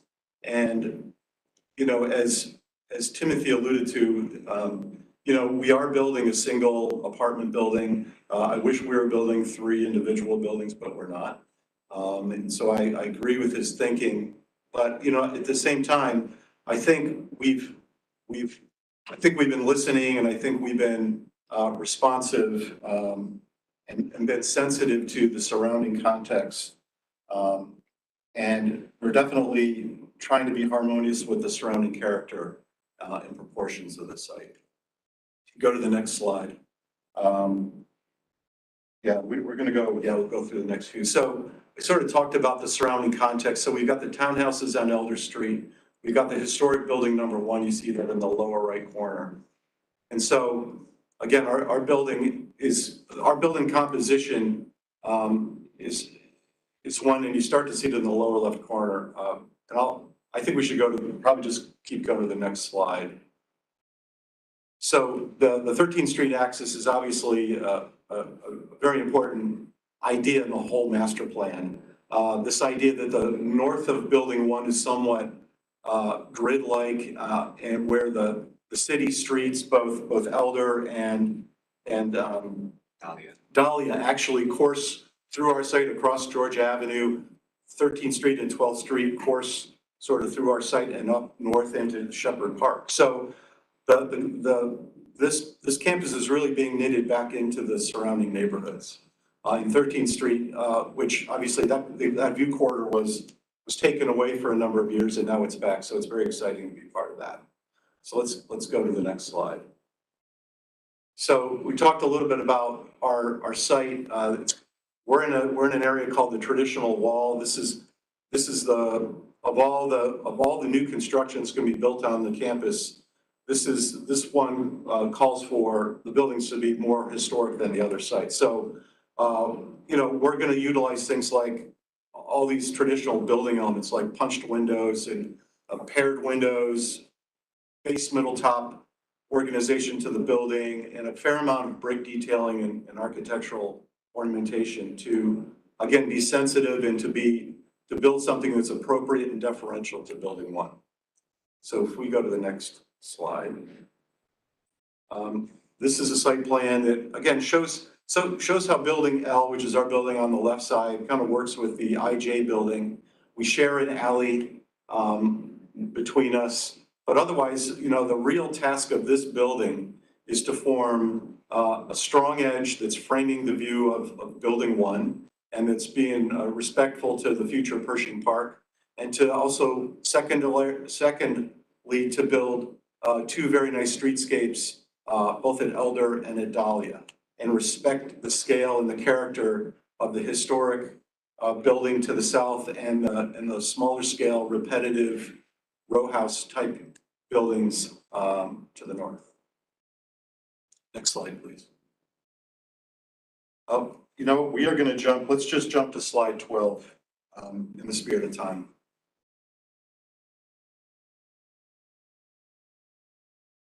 Yep. Was that it? Could you go one back? Slide 12, you went one too far, I believe. There you go. So I've been talking about our project being a bridge between these two scales. Obviously, Building 1, the main hospital building, is the most iconic building on the campus. And so we looked at the detailing of this building, and we looked at the rustication below the water table. We looked at the variety of window sizes as the building steps up.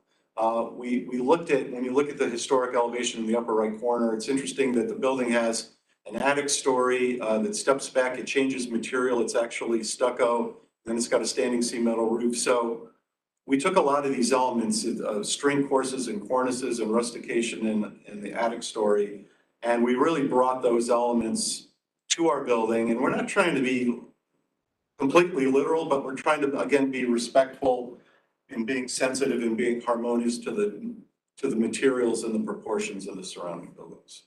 So if we go to the next slide, this is right out of the master plan. It talks about how the building's massing is broken down with volumes and hyphens.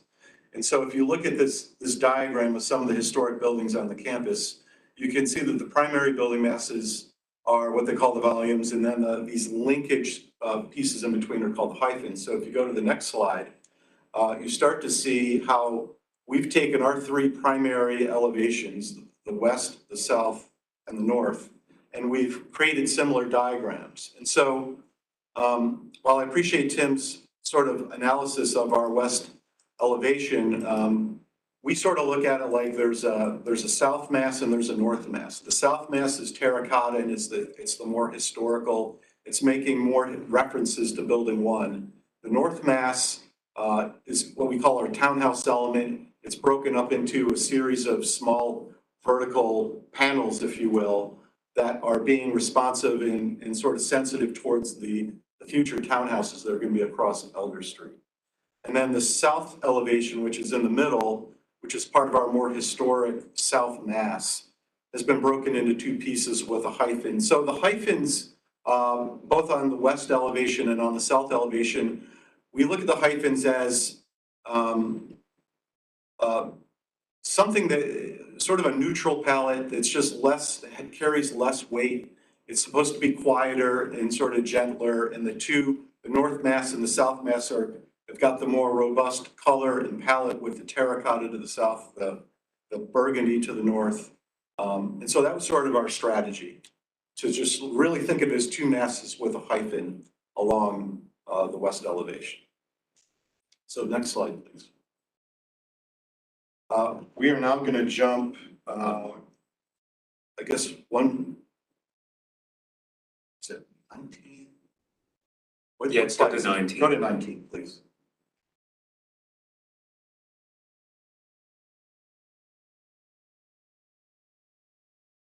One more. So 19 is important because obviously, as Tim alluded, this is the main elevation of the building. This is traversing 22 feet of grade change. We took a little poetic license in this version of it. It's almost like we cut the elevation right through our window wells. So you're seeing some of the portions of the facade that are actually below the sidewalk, if you will. But what's important is you see the scale of the townhome on the far left. You see the scale of Building 1 on the far right. So you can see that just from just a height standpoint, the buildings are very compatible. And while in elevation, it looks like the roof line is somewhat of a steady line. The fact is the building is a little bit of an L shape where the townhome element, what we call our north mass, really comes way forward of the rest of the building.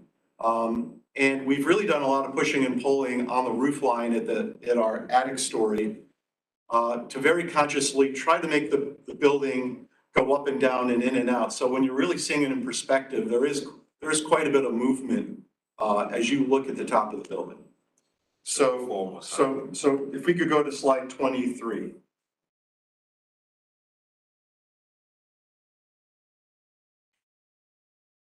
So we're about to do a series of comparisons from the May submission, and then we're going to contrast that to our response based on staff report comments. So this is a view of our building as if you're standing right in front of the historic building one. You start to see the scale and some of the potential of the future Pershing Park, which again is not part of this project. And so we've got this beautiful greenway that 13th Street sort of wraps around. It fronts our building.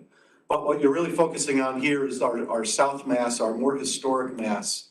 And so you can see the string courses, you can see the water table, you can see the rustication below the water table.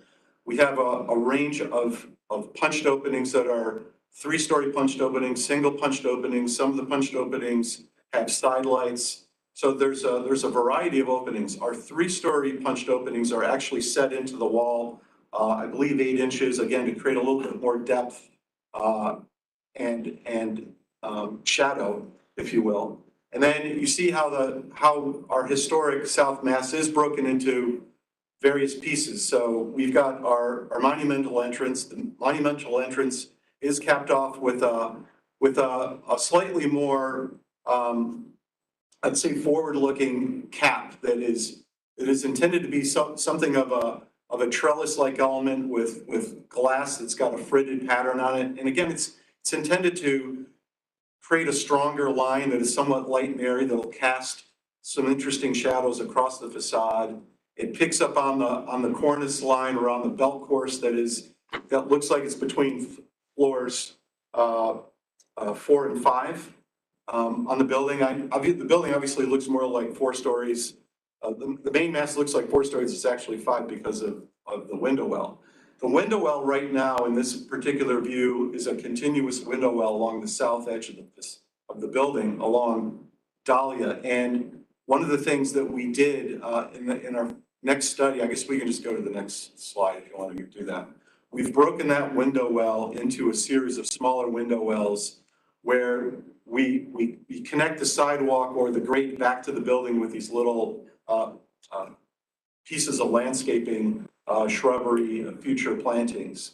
And we also, based on your comments, we looked at how we capped off our monumental entrance. So we studied a couple variations where we took away the cap that I guess cantilevered out a little bit more and had a little bit more of a frame quality to it, a little bit more of a light airy effect to it, and put in something that's a little bit more solid, if you will. And so that's really the main 2 differences. So again, I think in this particular view, if you remember the elevation view where I was saying the top looks like it's something of a hard line, I think this is a nice view that really starts to show the building really goes up and down and in and out, and you really see how the north mass, our townhouse element, if you will, really slides forward and sort of pinches 13th Street, and the future building across 13th Street has the same shape.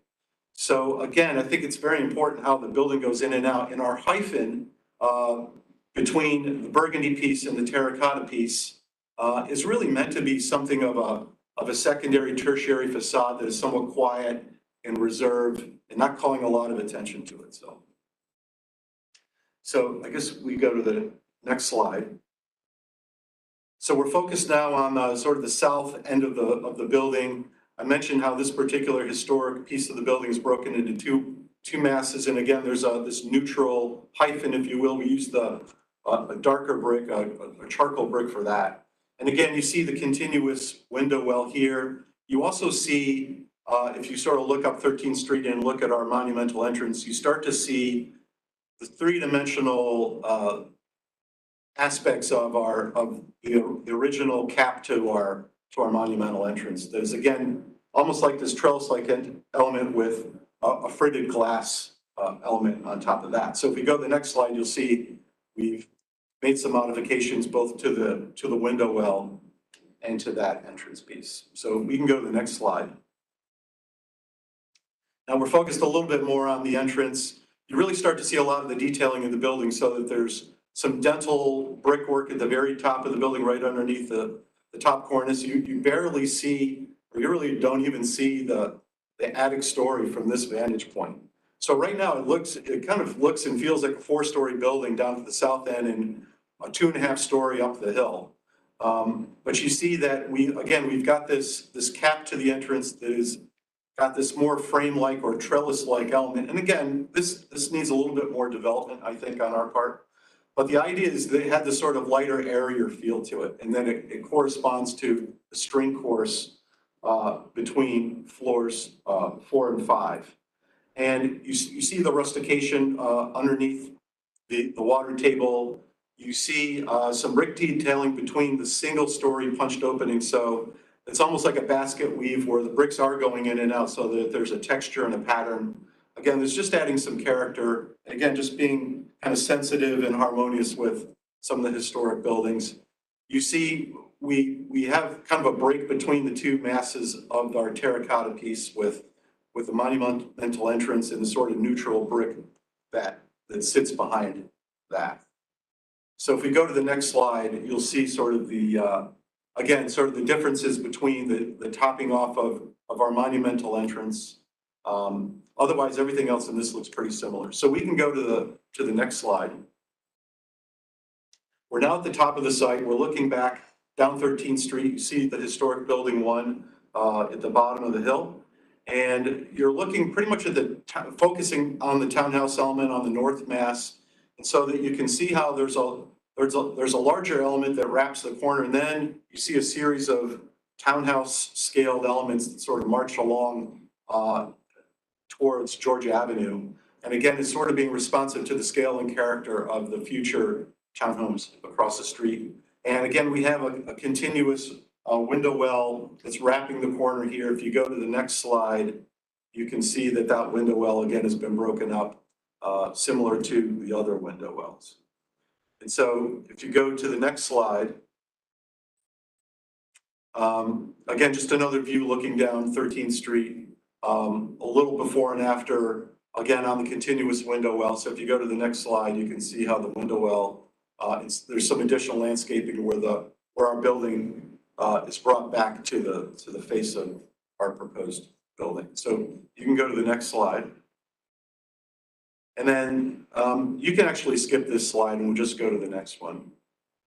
And then this is just a slide that really is showing this townhouse scale and rhythm responding to the buildings across the street. And it also shows how we go from our primary materials along Elder Street, and as we turn the corner and go down the alley that is shared by buildings I and J, you see that the building transitions to some secondary materials. So we have a masonry water table, and then we have a cementitious composition above that. And that's exactly what is happening across the alley on buildings I and J.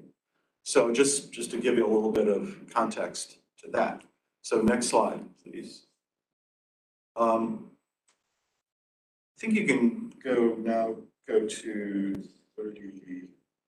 Where are we now? I think 30. Oh, there. That's the right slide. This is okay. This is the slide we want. So this is kind of an important view because you're up on Elder Street. You're looking eastward towards Georgia Avenue. So you see the scale of the future townhouses on the very left, and then you see our north mass, our townhouse-like element fronting that. And I know it was desired for our building to be taller here to pull it up another story, and for zoning purposes, it really is not very feasible for us to do that. And we just think, again, if you look at the roof line, we think there's a decent amount of kind of up and down with the roof line, the way because of the way this particular mass juts forward from what we call the hyphen element, which is the lighter gray element. We think there's enough animation, if you will, to the overall profile of the building. So you can go, I think we now want to go to 30. Or is it the next one? Okay, this is good. Next slide. This is good. Stay here. So this is just a good view, a little bit like when we were up on Elder. This is really intended to just show how our historic South Mass wraps the corner of the alley. It's shared by I and J, and then transitions from our primary materials to secondary materials. So what happens is this part of the building kind of goes to a more neutral palette. Again, charcoal masonry, water table, and then a charcoal masonry cementitious panels. So if you go, I think we want to jump to 38. Could you go to slide 38? This one. Yep. Yep. So again, we've got four kind of material boards, if you will, that we'll run through here. So, you know, the historic campus is predominantly a red brick campus. So our two main volumes, this being the South Mass, this has a more terracotta brick. You see a lot of the detailing that I've already talked about. We have this attic story that is set back very much like the historic building one. And we have a typo here. It says cementitious panel. It's actually stucco. So we're trying to be very much like building one, where the attic story is stucco, and then we have a standing seam metal roof that is kind of a medium gray color here on this particular mass. And so we have a range of textures, a range of window sizes, and again, a lot of this historic detailing. So you can go to the next slide. So this focuses on our monumental entrance, and this is showing the alternative that we prepared for you, again, based on the staff report. So what this shows is, again, this three-story entrance element that is intended to have a limestone-like quality to it. So these are smooth architectural blocks that are, and then it's contrasted by this very neutral and darker charcoal brick that creates kind of an interesting backdrop for that. And then you can see above that our attic story, again, that is clad in stucco, and it's got, again, this medium gray standing seam metal roof. So you can go to the next slide, which is focusing on our townhouse element. So you see the scale of the townhouse. You see these reveals in the townhouses. They're almost like tiny hyphens that are set back about 3 feet that create this sort of townhouse effect. So you can see that we have this architectural masonry unit that creates, again, a limestone-like water table. And then we have this more burgundy, this deeper colored masonry that not only clads the townhouse element, but it also clads the setback up at the attic story. And then we have actually a lighter gray, the lightest of all the gray metal roofs. So we actually do have a range of roof colors on the various volumes of the building. So there's one more material board if you go to the next slide.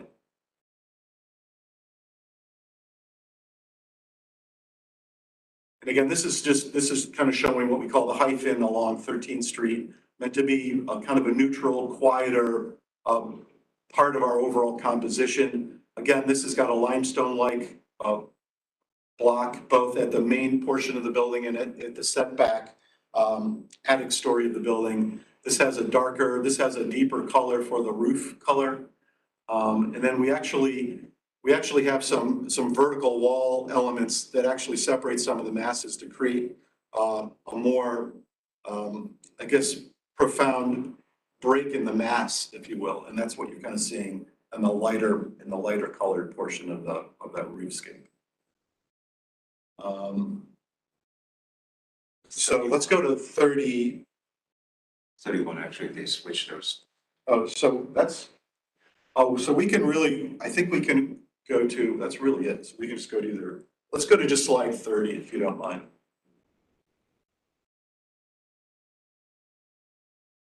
And actually, all the numbers have changed since I loaded them into this, so I don't know what slide number that is, or what are you looking for? Is it forward or backward? It sounds like it's definitely backwards. backward. It's definitely backwards. About 8 slides back. Oops. Oh, I see, they're not.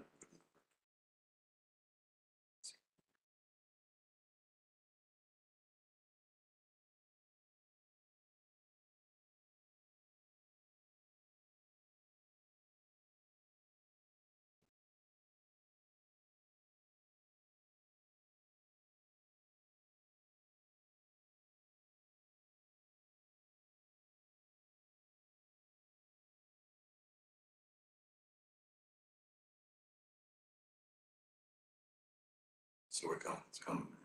So you're almost there. This is it, stop. So that's really the presentation. We have other materials if you guys have specific questions. But we just thought we'd finish on this slide just because we think, I think it shows how the building's overall profile really goes up and down and in and out as it meets the sky. We think the scale and the character of the building is compatible and harmonious and sensitive to the historic building one, which sits at the end of this important axis of the Pershing Park. So I guess we're going to open it up for questions at this point or comments. Okay, questions from the board before we start comments?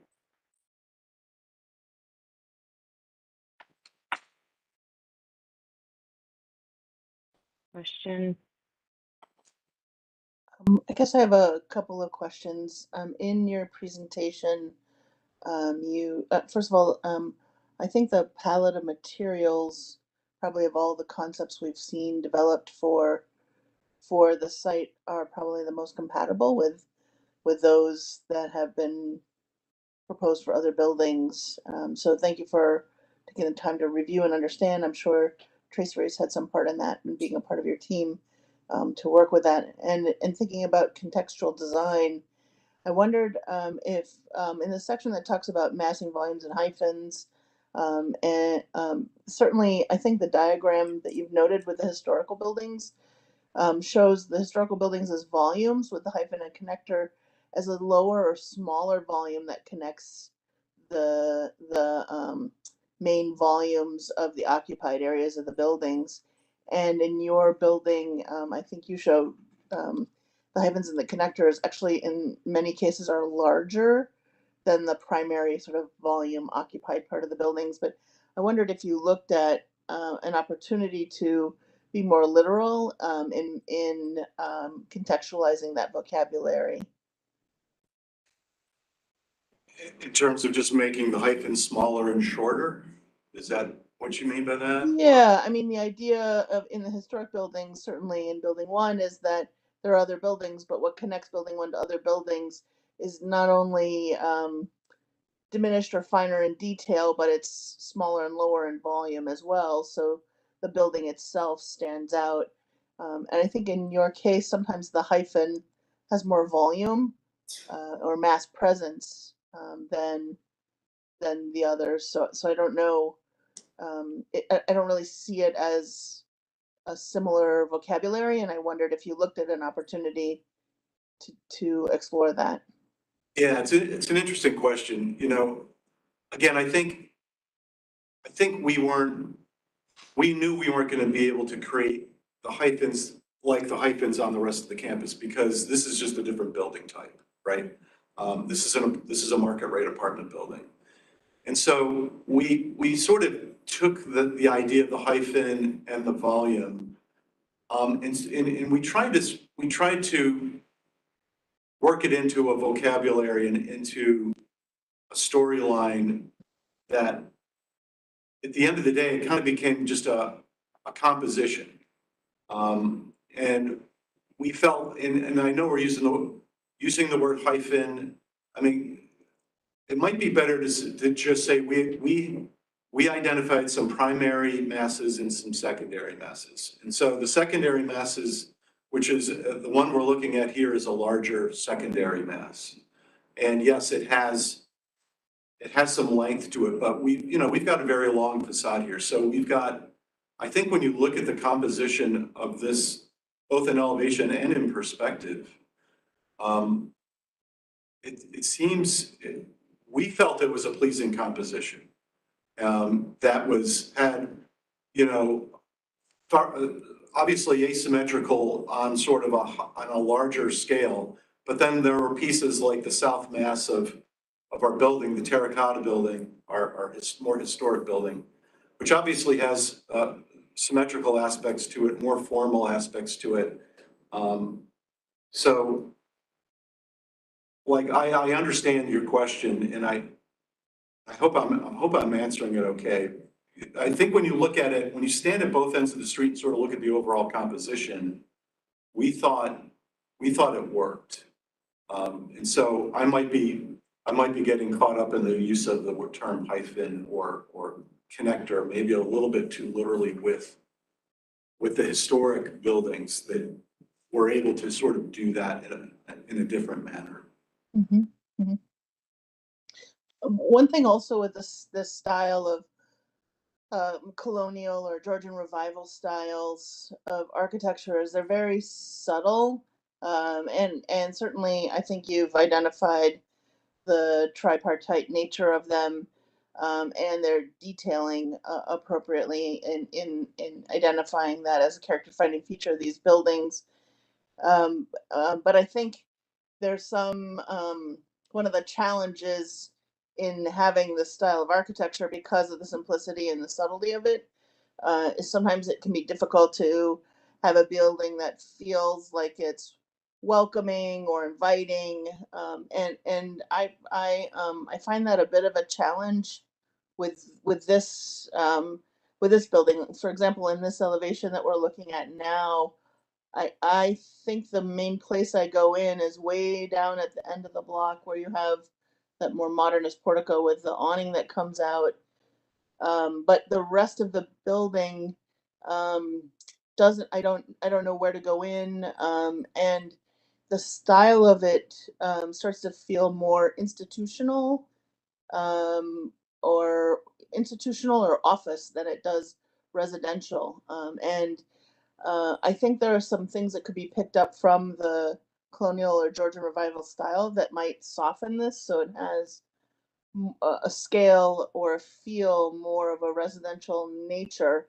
And I don't know if you explored things like that, like having different shaped windows, having windows with arches in them, having a keystone that's a limestone or a cast stone element within this, framing some of the windows or doors with cast stones, smaller kind of balconies or things like that that would give it more of a residential feel. Do you know where to go? Yeah, which one? I think it's interesting, Gretchen. I feel like you're describing our South Mass a little bit, because I think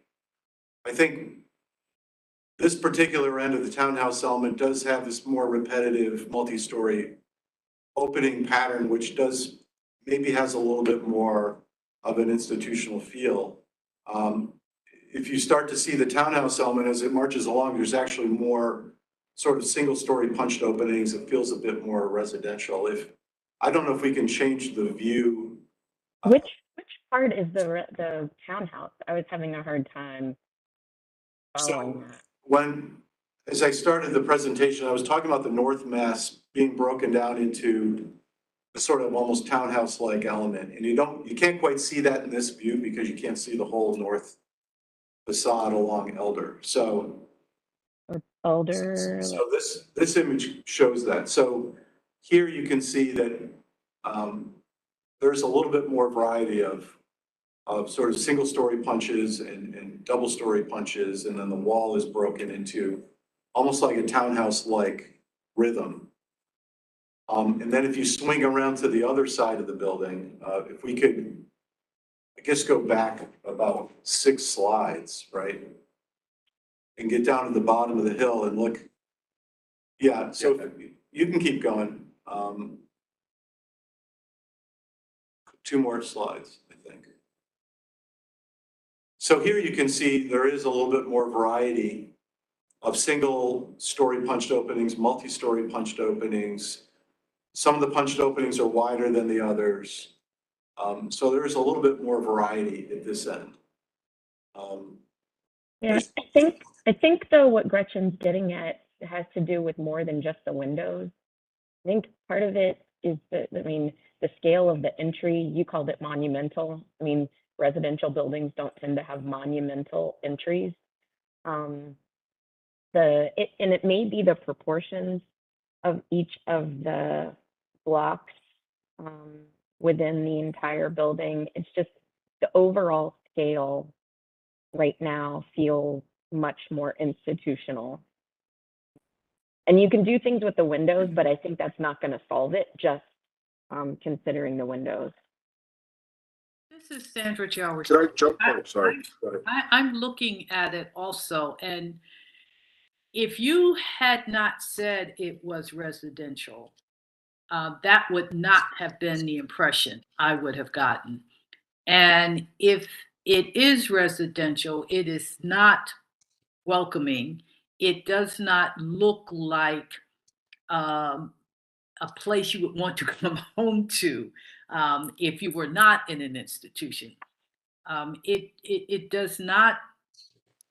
It's not projecting the idea of city living, urban living. It looks, institution is the best way to describe it from either side. Now, maybe the images aren't doing it justice, but everything that you have, the ones that you have presented, even when you turn the corner and you wanted to show the punched openings, etc., it doesn't change for me the fact that this does not look like a residential site. It just looks strictly institutional, a government agency or something of that nature.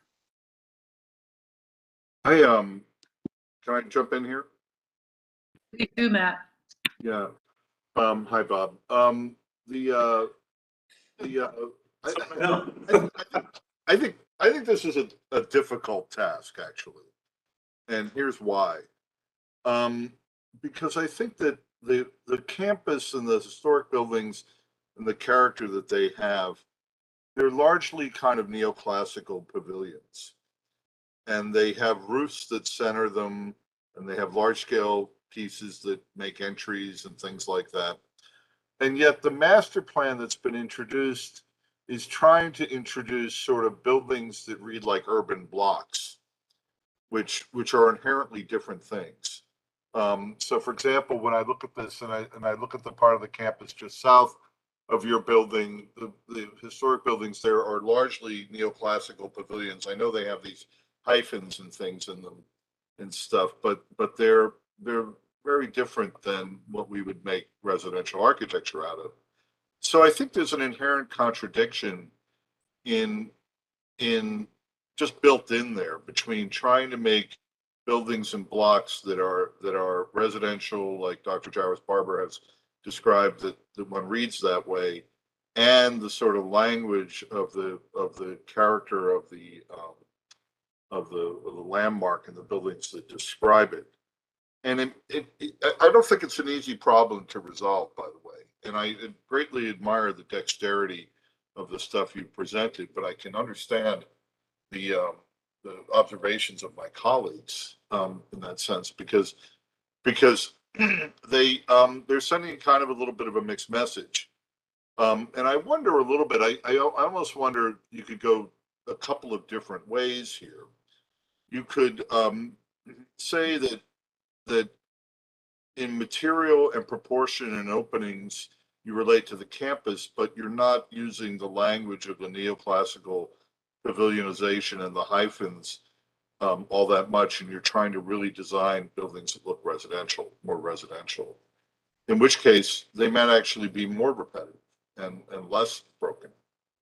Or you could say, well, no, I'm going to make it more robust in terms of the character of some of these existing buildings and grab more of that, but include more elements that one might associate with residential architecture, it seems. I'm reminded always, because I always think of it every day, of Paris and those, those beautiful Parisian boulevards, which have these long repetitive facades, but they look like residential buildings because they have balconies on them, French doors and balconies and things that describe that kind of living, even though they tend not to vary very much at all.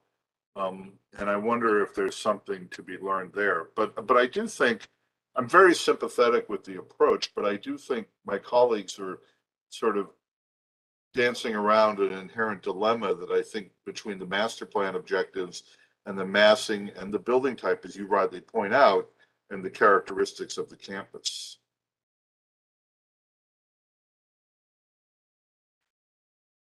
Yeah, I mean, I understand what you're saying. Toll Brothers, we've been fortunate to do a fair amount of work with Toll Brothers. They have a long-standing history of doing very good urban residential projects.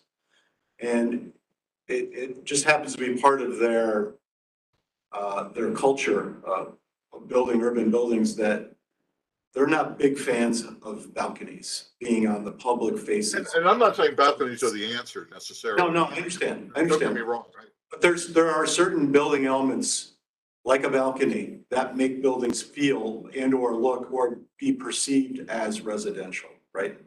Balcony is just one of those elements. So I'm just bringing that out. Generally speaking, they don't put balconies on the public faces of their buildings. They put balconies on the private faces. So we've got 2 private courtyards that are going to be these beautiful garden spaces, private garden spaces. And we've got rooftop terraces and up at the top. They're going to allow a lot of fine outdoor living that you don't quite appreciate in some of these views. So I'm just giving you a little bit of background on I think our clients, again, their sort of approach to urban multifamily. And yeah, Matt, your point is well taken that this building type and the objectives of the master plan are a bit challenging.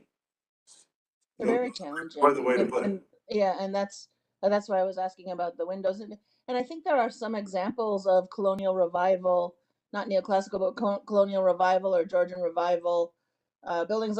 Maybe McLean Gardens is an example that I can think of that is this sort of style of architecture, but is residential. No balconies, but it's about the trim around the detail, trim and detail around the windows, and more of a residential scale to feeling of some of these buildings. And there's a variety of building types. None of them get to quite this scale, but maybe there's a way to, crescendo and grow that vocabulary to this sort of scale as well. It's no small feat that you've been asked to do, certainly. We'll have to look that up. Thanks for the precedent. Yeah, I think the comment that was made by one of my colleagues about the institutional feel of it is accurate, but to me, not necessarily bad. I think there's a certain relationship of the institutional appearance of this that does have some, resonance in the context because it is an institutional campus, and I think it's a little bit hard to ignore that. That said, when I look at some of the perspectives, it's torn between trying to have something much more unified and then also trying to make a streetscape where you have different building facades doing different things. And I don't know if maybe that's not the right answer. Bath, England is made up of all the same stone and everybody seems to like it. Right. I just wonder a little bit about that. Yeah, if you just clad this in the same material across the whole building, does that make it less institutional looking? Clearly, there's strategies where you use a single material, and then there's strategies where you try to say, hey, we're going to try to make this look like 3 different buildings, which is which is a similar strategy, by the way, that's happening on the other side of the alley on buildings I and J. When you look at some of those buildings that are fronting George Avenue, they very much, it's a very common strategy in DC, quite honestly, because there's a lot of large apartment buildings that take that approach. And it's successful most of the time. But would it be a possibility to have different facades per street and frontage rather than just have a lot of different facades? I mean, you have a little bit of that, but when I look at the view that's up there today, it really looks like you're trying to make a varied streetscape that you might make in other parts of the city, right? That's exactly what we tried to do. We tried to make it look like three distinct masses, with two being sort of what we call the primary masses and one being more of a backdrop mass. The two distinct ones are forward of our, you know, our connecting mass, if you will, our neutral mass. So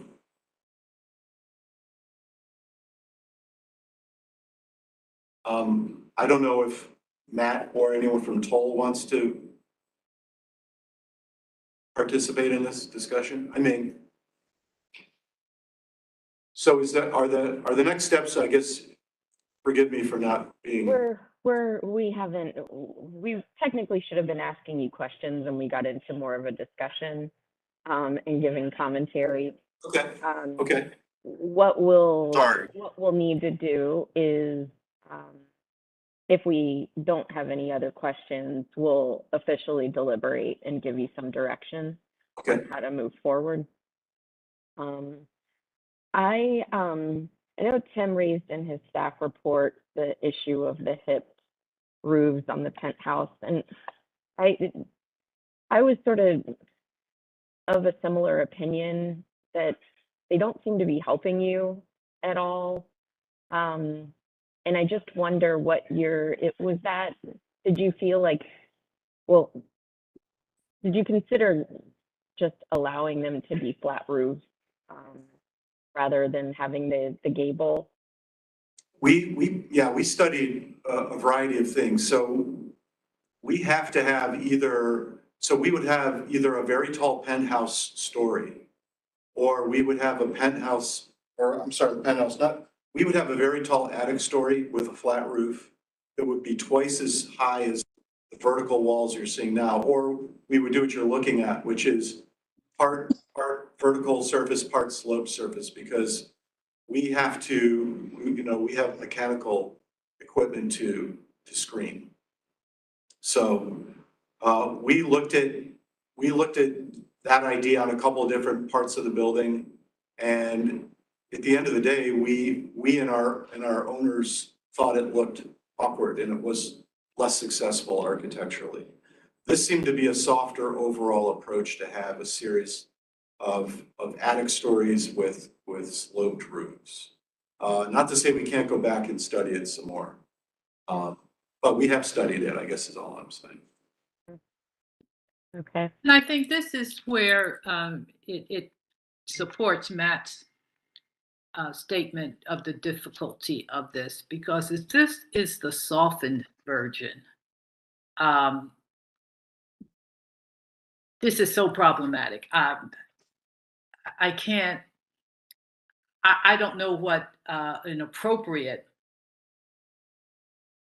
revision would be, but if this is a result of the review and the decision to go with the roof, and this is what came out as the softened version, I am interested in hearing my colleagues talk architecturally about this, because I can't,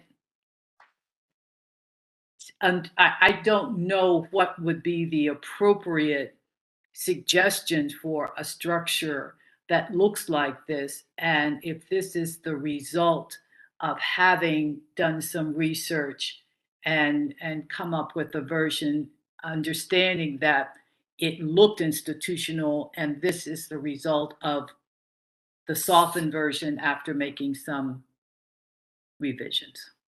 Madam Chair, Matt- the staff can jump Matt- in for just a second. Just to One give. second. 'cause Oh, yeah, Matt sure. Bell needs to leave. I don't know if he's still on.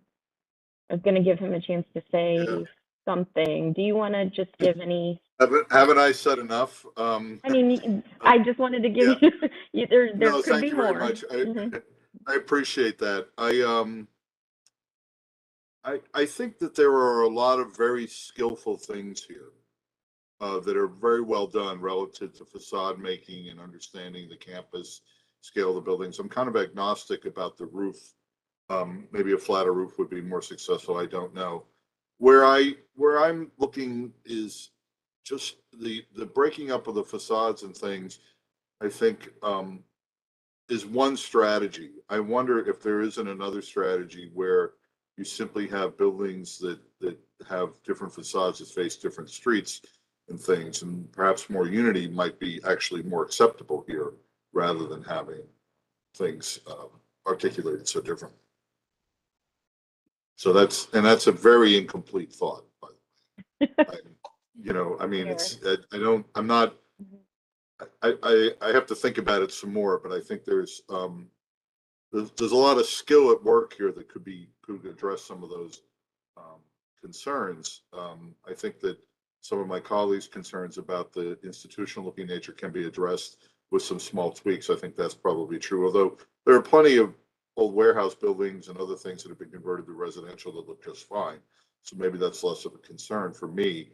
I do think what this building is trying to either be part of a neoclassical language of pavilions, Colonial or whether Revival. it's trying to make street walls and blocks and things is sort of the dilemma for me. So Matt, are you all saying a single language with, I guess, varying gestures to various streetscapes, street frontages? I wonder a little bit about that, whether that might be a more successful strategy, actually. Yeah, I mean, I think there are plenty of large apartment buildings up and down many of the grand avenues that we have here in Washington. Interesting, Matt, that you would go back to the true Georgian style in England to talk about the circus at Bath, right? But this is a Georgian revival or colonial revival, and there are many good examples. I mean, the complex that I mentioned was just one, but there are a lot of big apartment buildings that are in this Georgian style. So if you're wanting to be contextual, then maybe you look to some of these sort of Grand Dam apartment buildings that are up and down Connecticut, Wisconsin Avenue. Certainly have a lot here in DC, but there are many other large cities around the world too that could be examples for you to show facade detailing and things that give it sort of a more residential feel than institutional feel.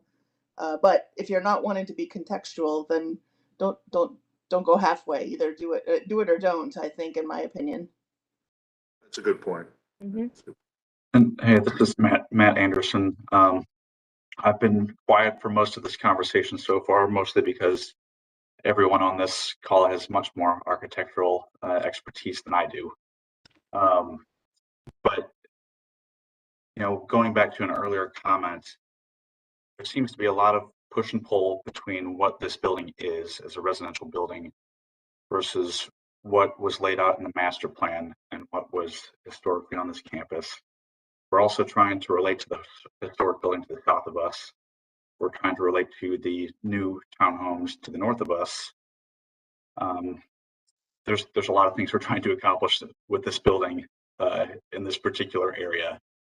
So I mean, I think it might be helpful if you can make suggestions on like what should we be focusing on to make. Can the staff jump in for a second? Yes, Madam please. Chair? Yes, Thank please, you. Ken. Perfect. We didn't have a big problem, I think, along Matt's line of thought with the building looking somewhat institutional, given that it is an institutional campus, and in fact, you did have residential or quasi-residential uses within institutional buildings. And as far as the sort of attic story goes, we think it's pretty successful when you're at the south end of the building, in that Georgian approach of sort of recessing that top story so that it's not visible or it's minimally visible. When it gets to the north end of the building, as we suggested in the staff report, we think it becomes some sort of too much of a good thing in that now it's becoming more visible, and it's also of a height proportion that is too tall when you're on now this squat northern block. What we have here is sort of a forced perspective. You know, if you can imagine buildings on completely level ground with the same cornice height, and then if you just kept going, the cornice and the ground would meet at a vanishing point in the distance. Here, it's forced because the grade is changing fairly dramatically. So you get a pretty squat thing that's not really in the background. I think one way to, and again, I think this, Matt was sort of maybe thinking along the same lines, is that maybe the easiest way to break this big building down is to look at it as this one mass that we're looking at here, facing 13th and on the corner of Dahlia, and a second mass that actually faces north, and that light colored piece becomes sort of the rear wing of that piece facing north. But that you, again, we are concerned about this continuation of the attic, both for proportional reasons, but also because it belies the attempt to try to break this up into something that looks like 2 or 3 buildings. It sort of says, no, I'm really one building. Don't be fooled by everything else I'm doing below. So there's that, and so that's kind of what we would suggest looking at. We appreciate the work on the entrance canopy. The reason we objected to the particulars of the sort of contemporary canopy that was there was because it was sort of too much like what was below on the first floor. So you sort of had a two-hat kind of thing. It's not absolutely necessary that you have this heavy architrave here. In fact, the pilasters, ante, whatever you want to say, could not even have a top to them. The other thing that we were concerned about is the way the building meets the ground and just the extent to which we have a railing and sort of a moat between the public realm and the building, and we just want to continue to emphasize the minimization of that as much as possible, because it's actually quite a lot of building frontage that is in that condition. And of course, we presume that it's trying to be some kind of very little patios for basement dwellers, which is a nice thing, but I think when you just sort of add up the frontage all around the building, it's an odd relationship. If you put it in the context of the historic district, it's an odd relationship for the building to the public realm. Normally, you're having green sward all around the building. We understand that these new buildings are not going to be that. They're basically going to be zero lot line, but then you add this to it. So I think minimization of that is a good way to go. So I hope those are, at least from the staff, decent directions to look at. You know, if I could, Tim made me think of something that might be useful. Whether you need to articulate it as 3 different buildings or 2 seems to me to be an interesting thing. You know, that when I look at that view there and I look at the reddish brick with the center entrance and things, that all seems quite nice and everything. But then I get another building and another building up on the corner and things, and it makes me wonder whether some simplification there might help. Whether, you know, just simply two languages and material combinations rather than 3 would go some measure to unify.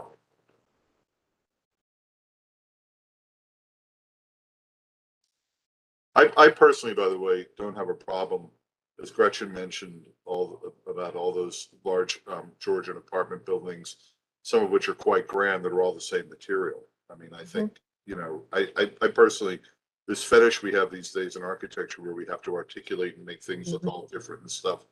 I mean, it doesn't, for me, that's kind of less of an issue than just how well the facade is designed, because you could make repetitive bays and and wonderful things out of something that has a quite simple material palette. And, you know, when you think about some of the greatest cities in the world, you know, like Paris or Bath and things, it's pretty much one material, you know, it's not, doesn't change material every block. So. Yeah, I think that's right, Matt. And even in the historical context that the applicant shows, you know, it's primarily, it's almost all brick as the facade material. I think where there's differentiation is in the stepping of the massing, where that starts to help break down what might otherwise be a really mundane, extremely long facade, but it's all the same material, with a really strong base, I think is the other thing that Tim pointed out as well. So there's, yeah, I just feel like there's a lot happening here right now, and that might have been a strategy to try to make this not look like such a large building, but I think right now it just feels like too many different things happening on what we all know is one building. I think some simplification would be beneficial here.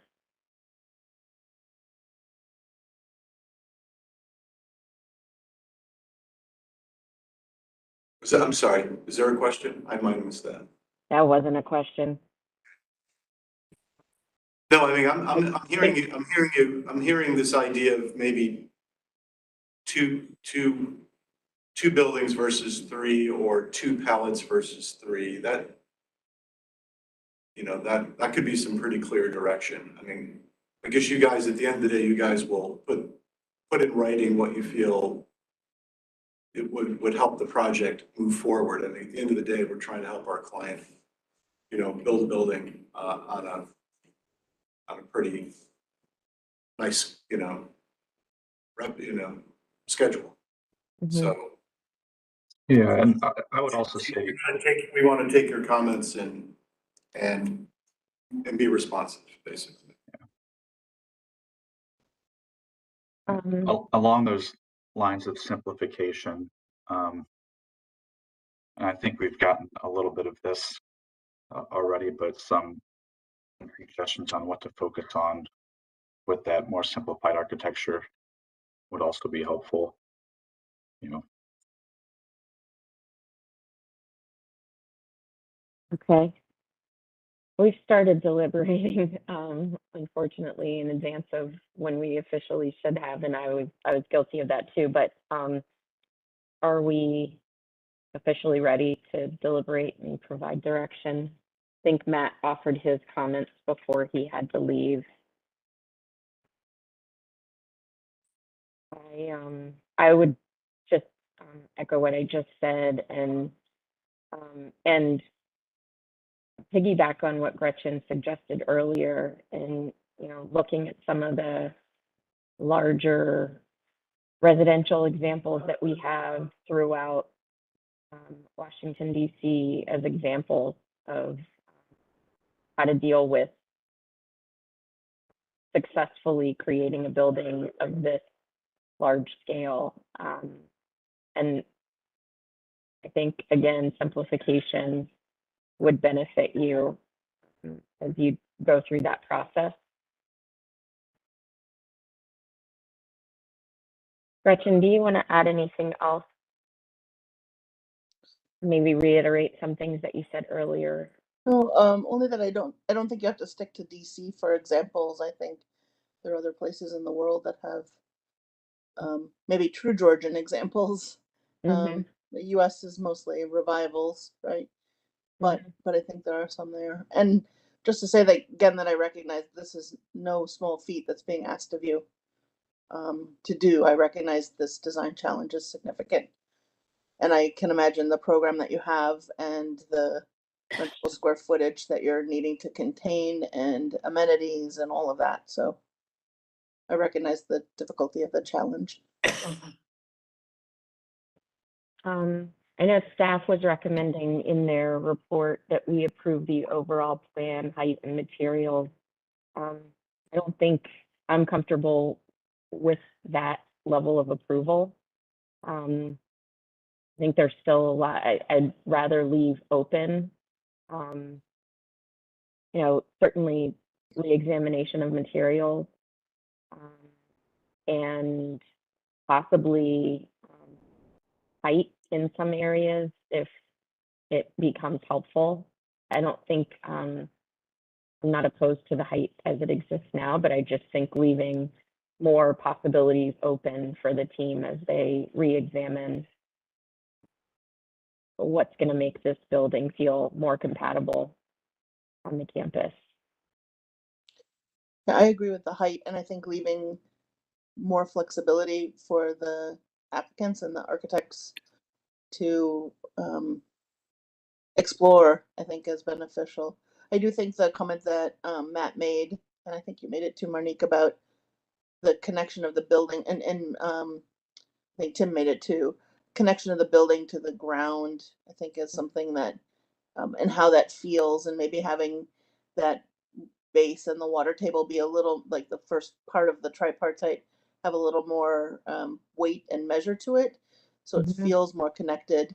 And then as you then figure out a way to detail how to have these little peaks of patios for the basement units or garden apartment units, work with that, might help it feel more connected to the ground, which would also help, I think, with the neoclassical Georgian revival.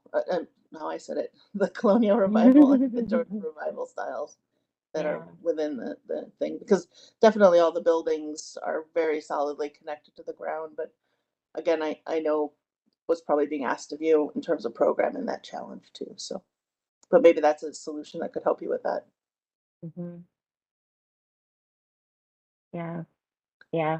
Right now, there's a really strong top that seems to be very dominant, and I think it would be really nice to see a very strong base here. All right, any other comments? Okay, then we'll refrain from taking a vote on this today and allow the applicant to go back and work with staff to make revisions and then come back to the board when you're ready. All right. Thank you. That concludes our day. Thank you. Thank you to everyone. Thank you all. Happy 4th of July. Bye-bye. Be well, have a good holiday. You too, Sandra. Thank you.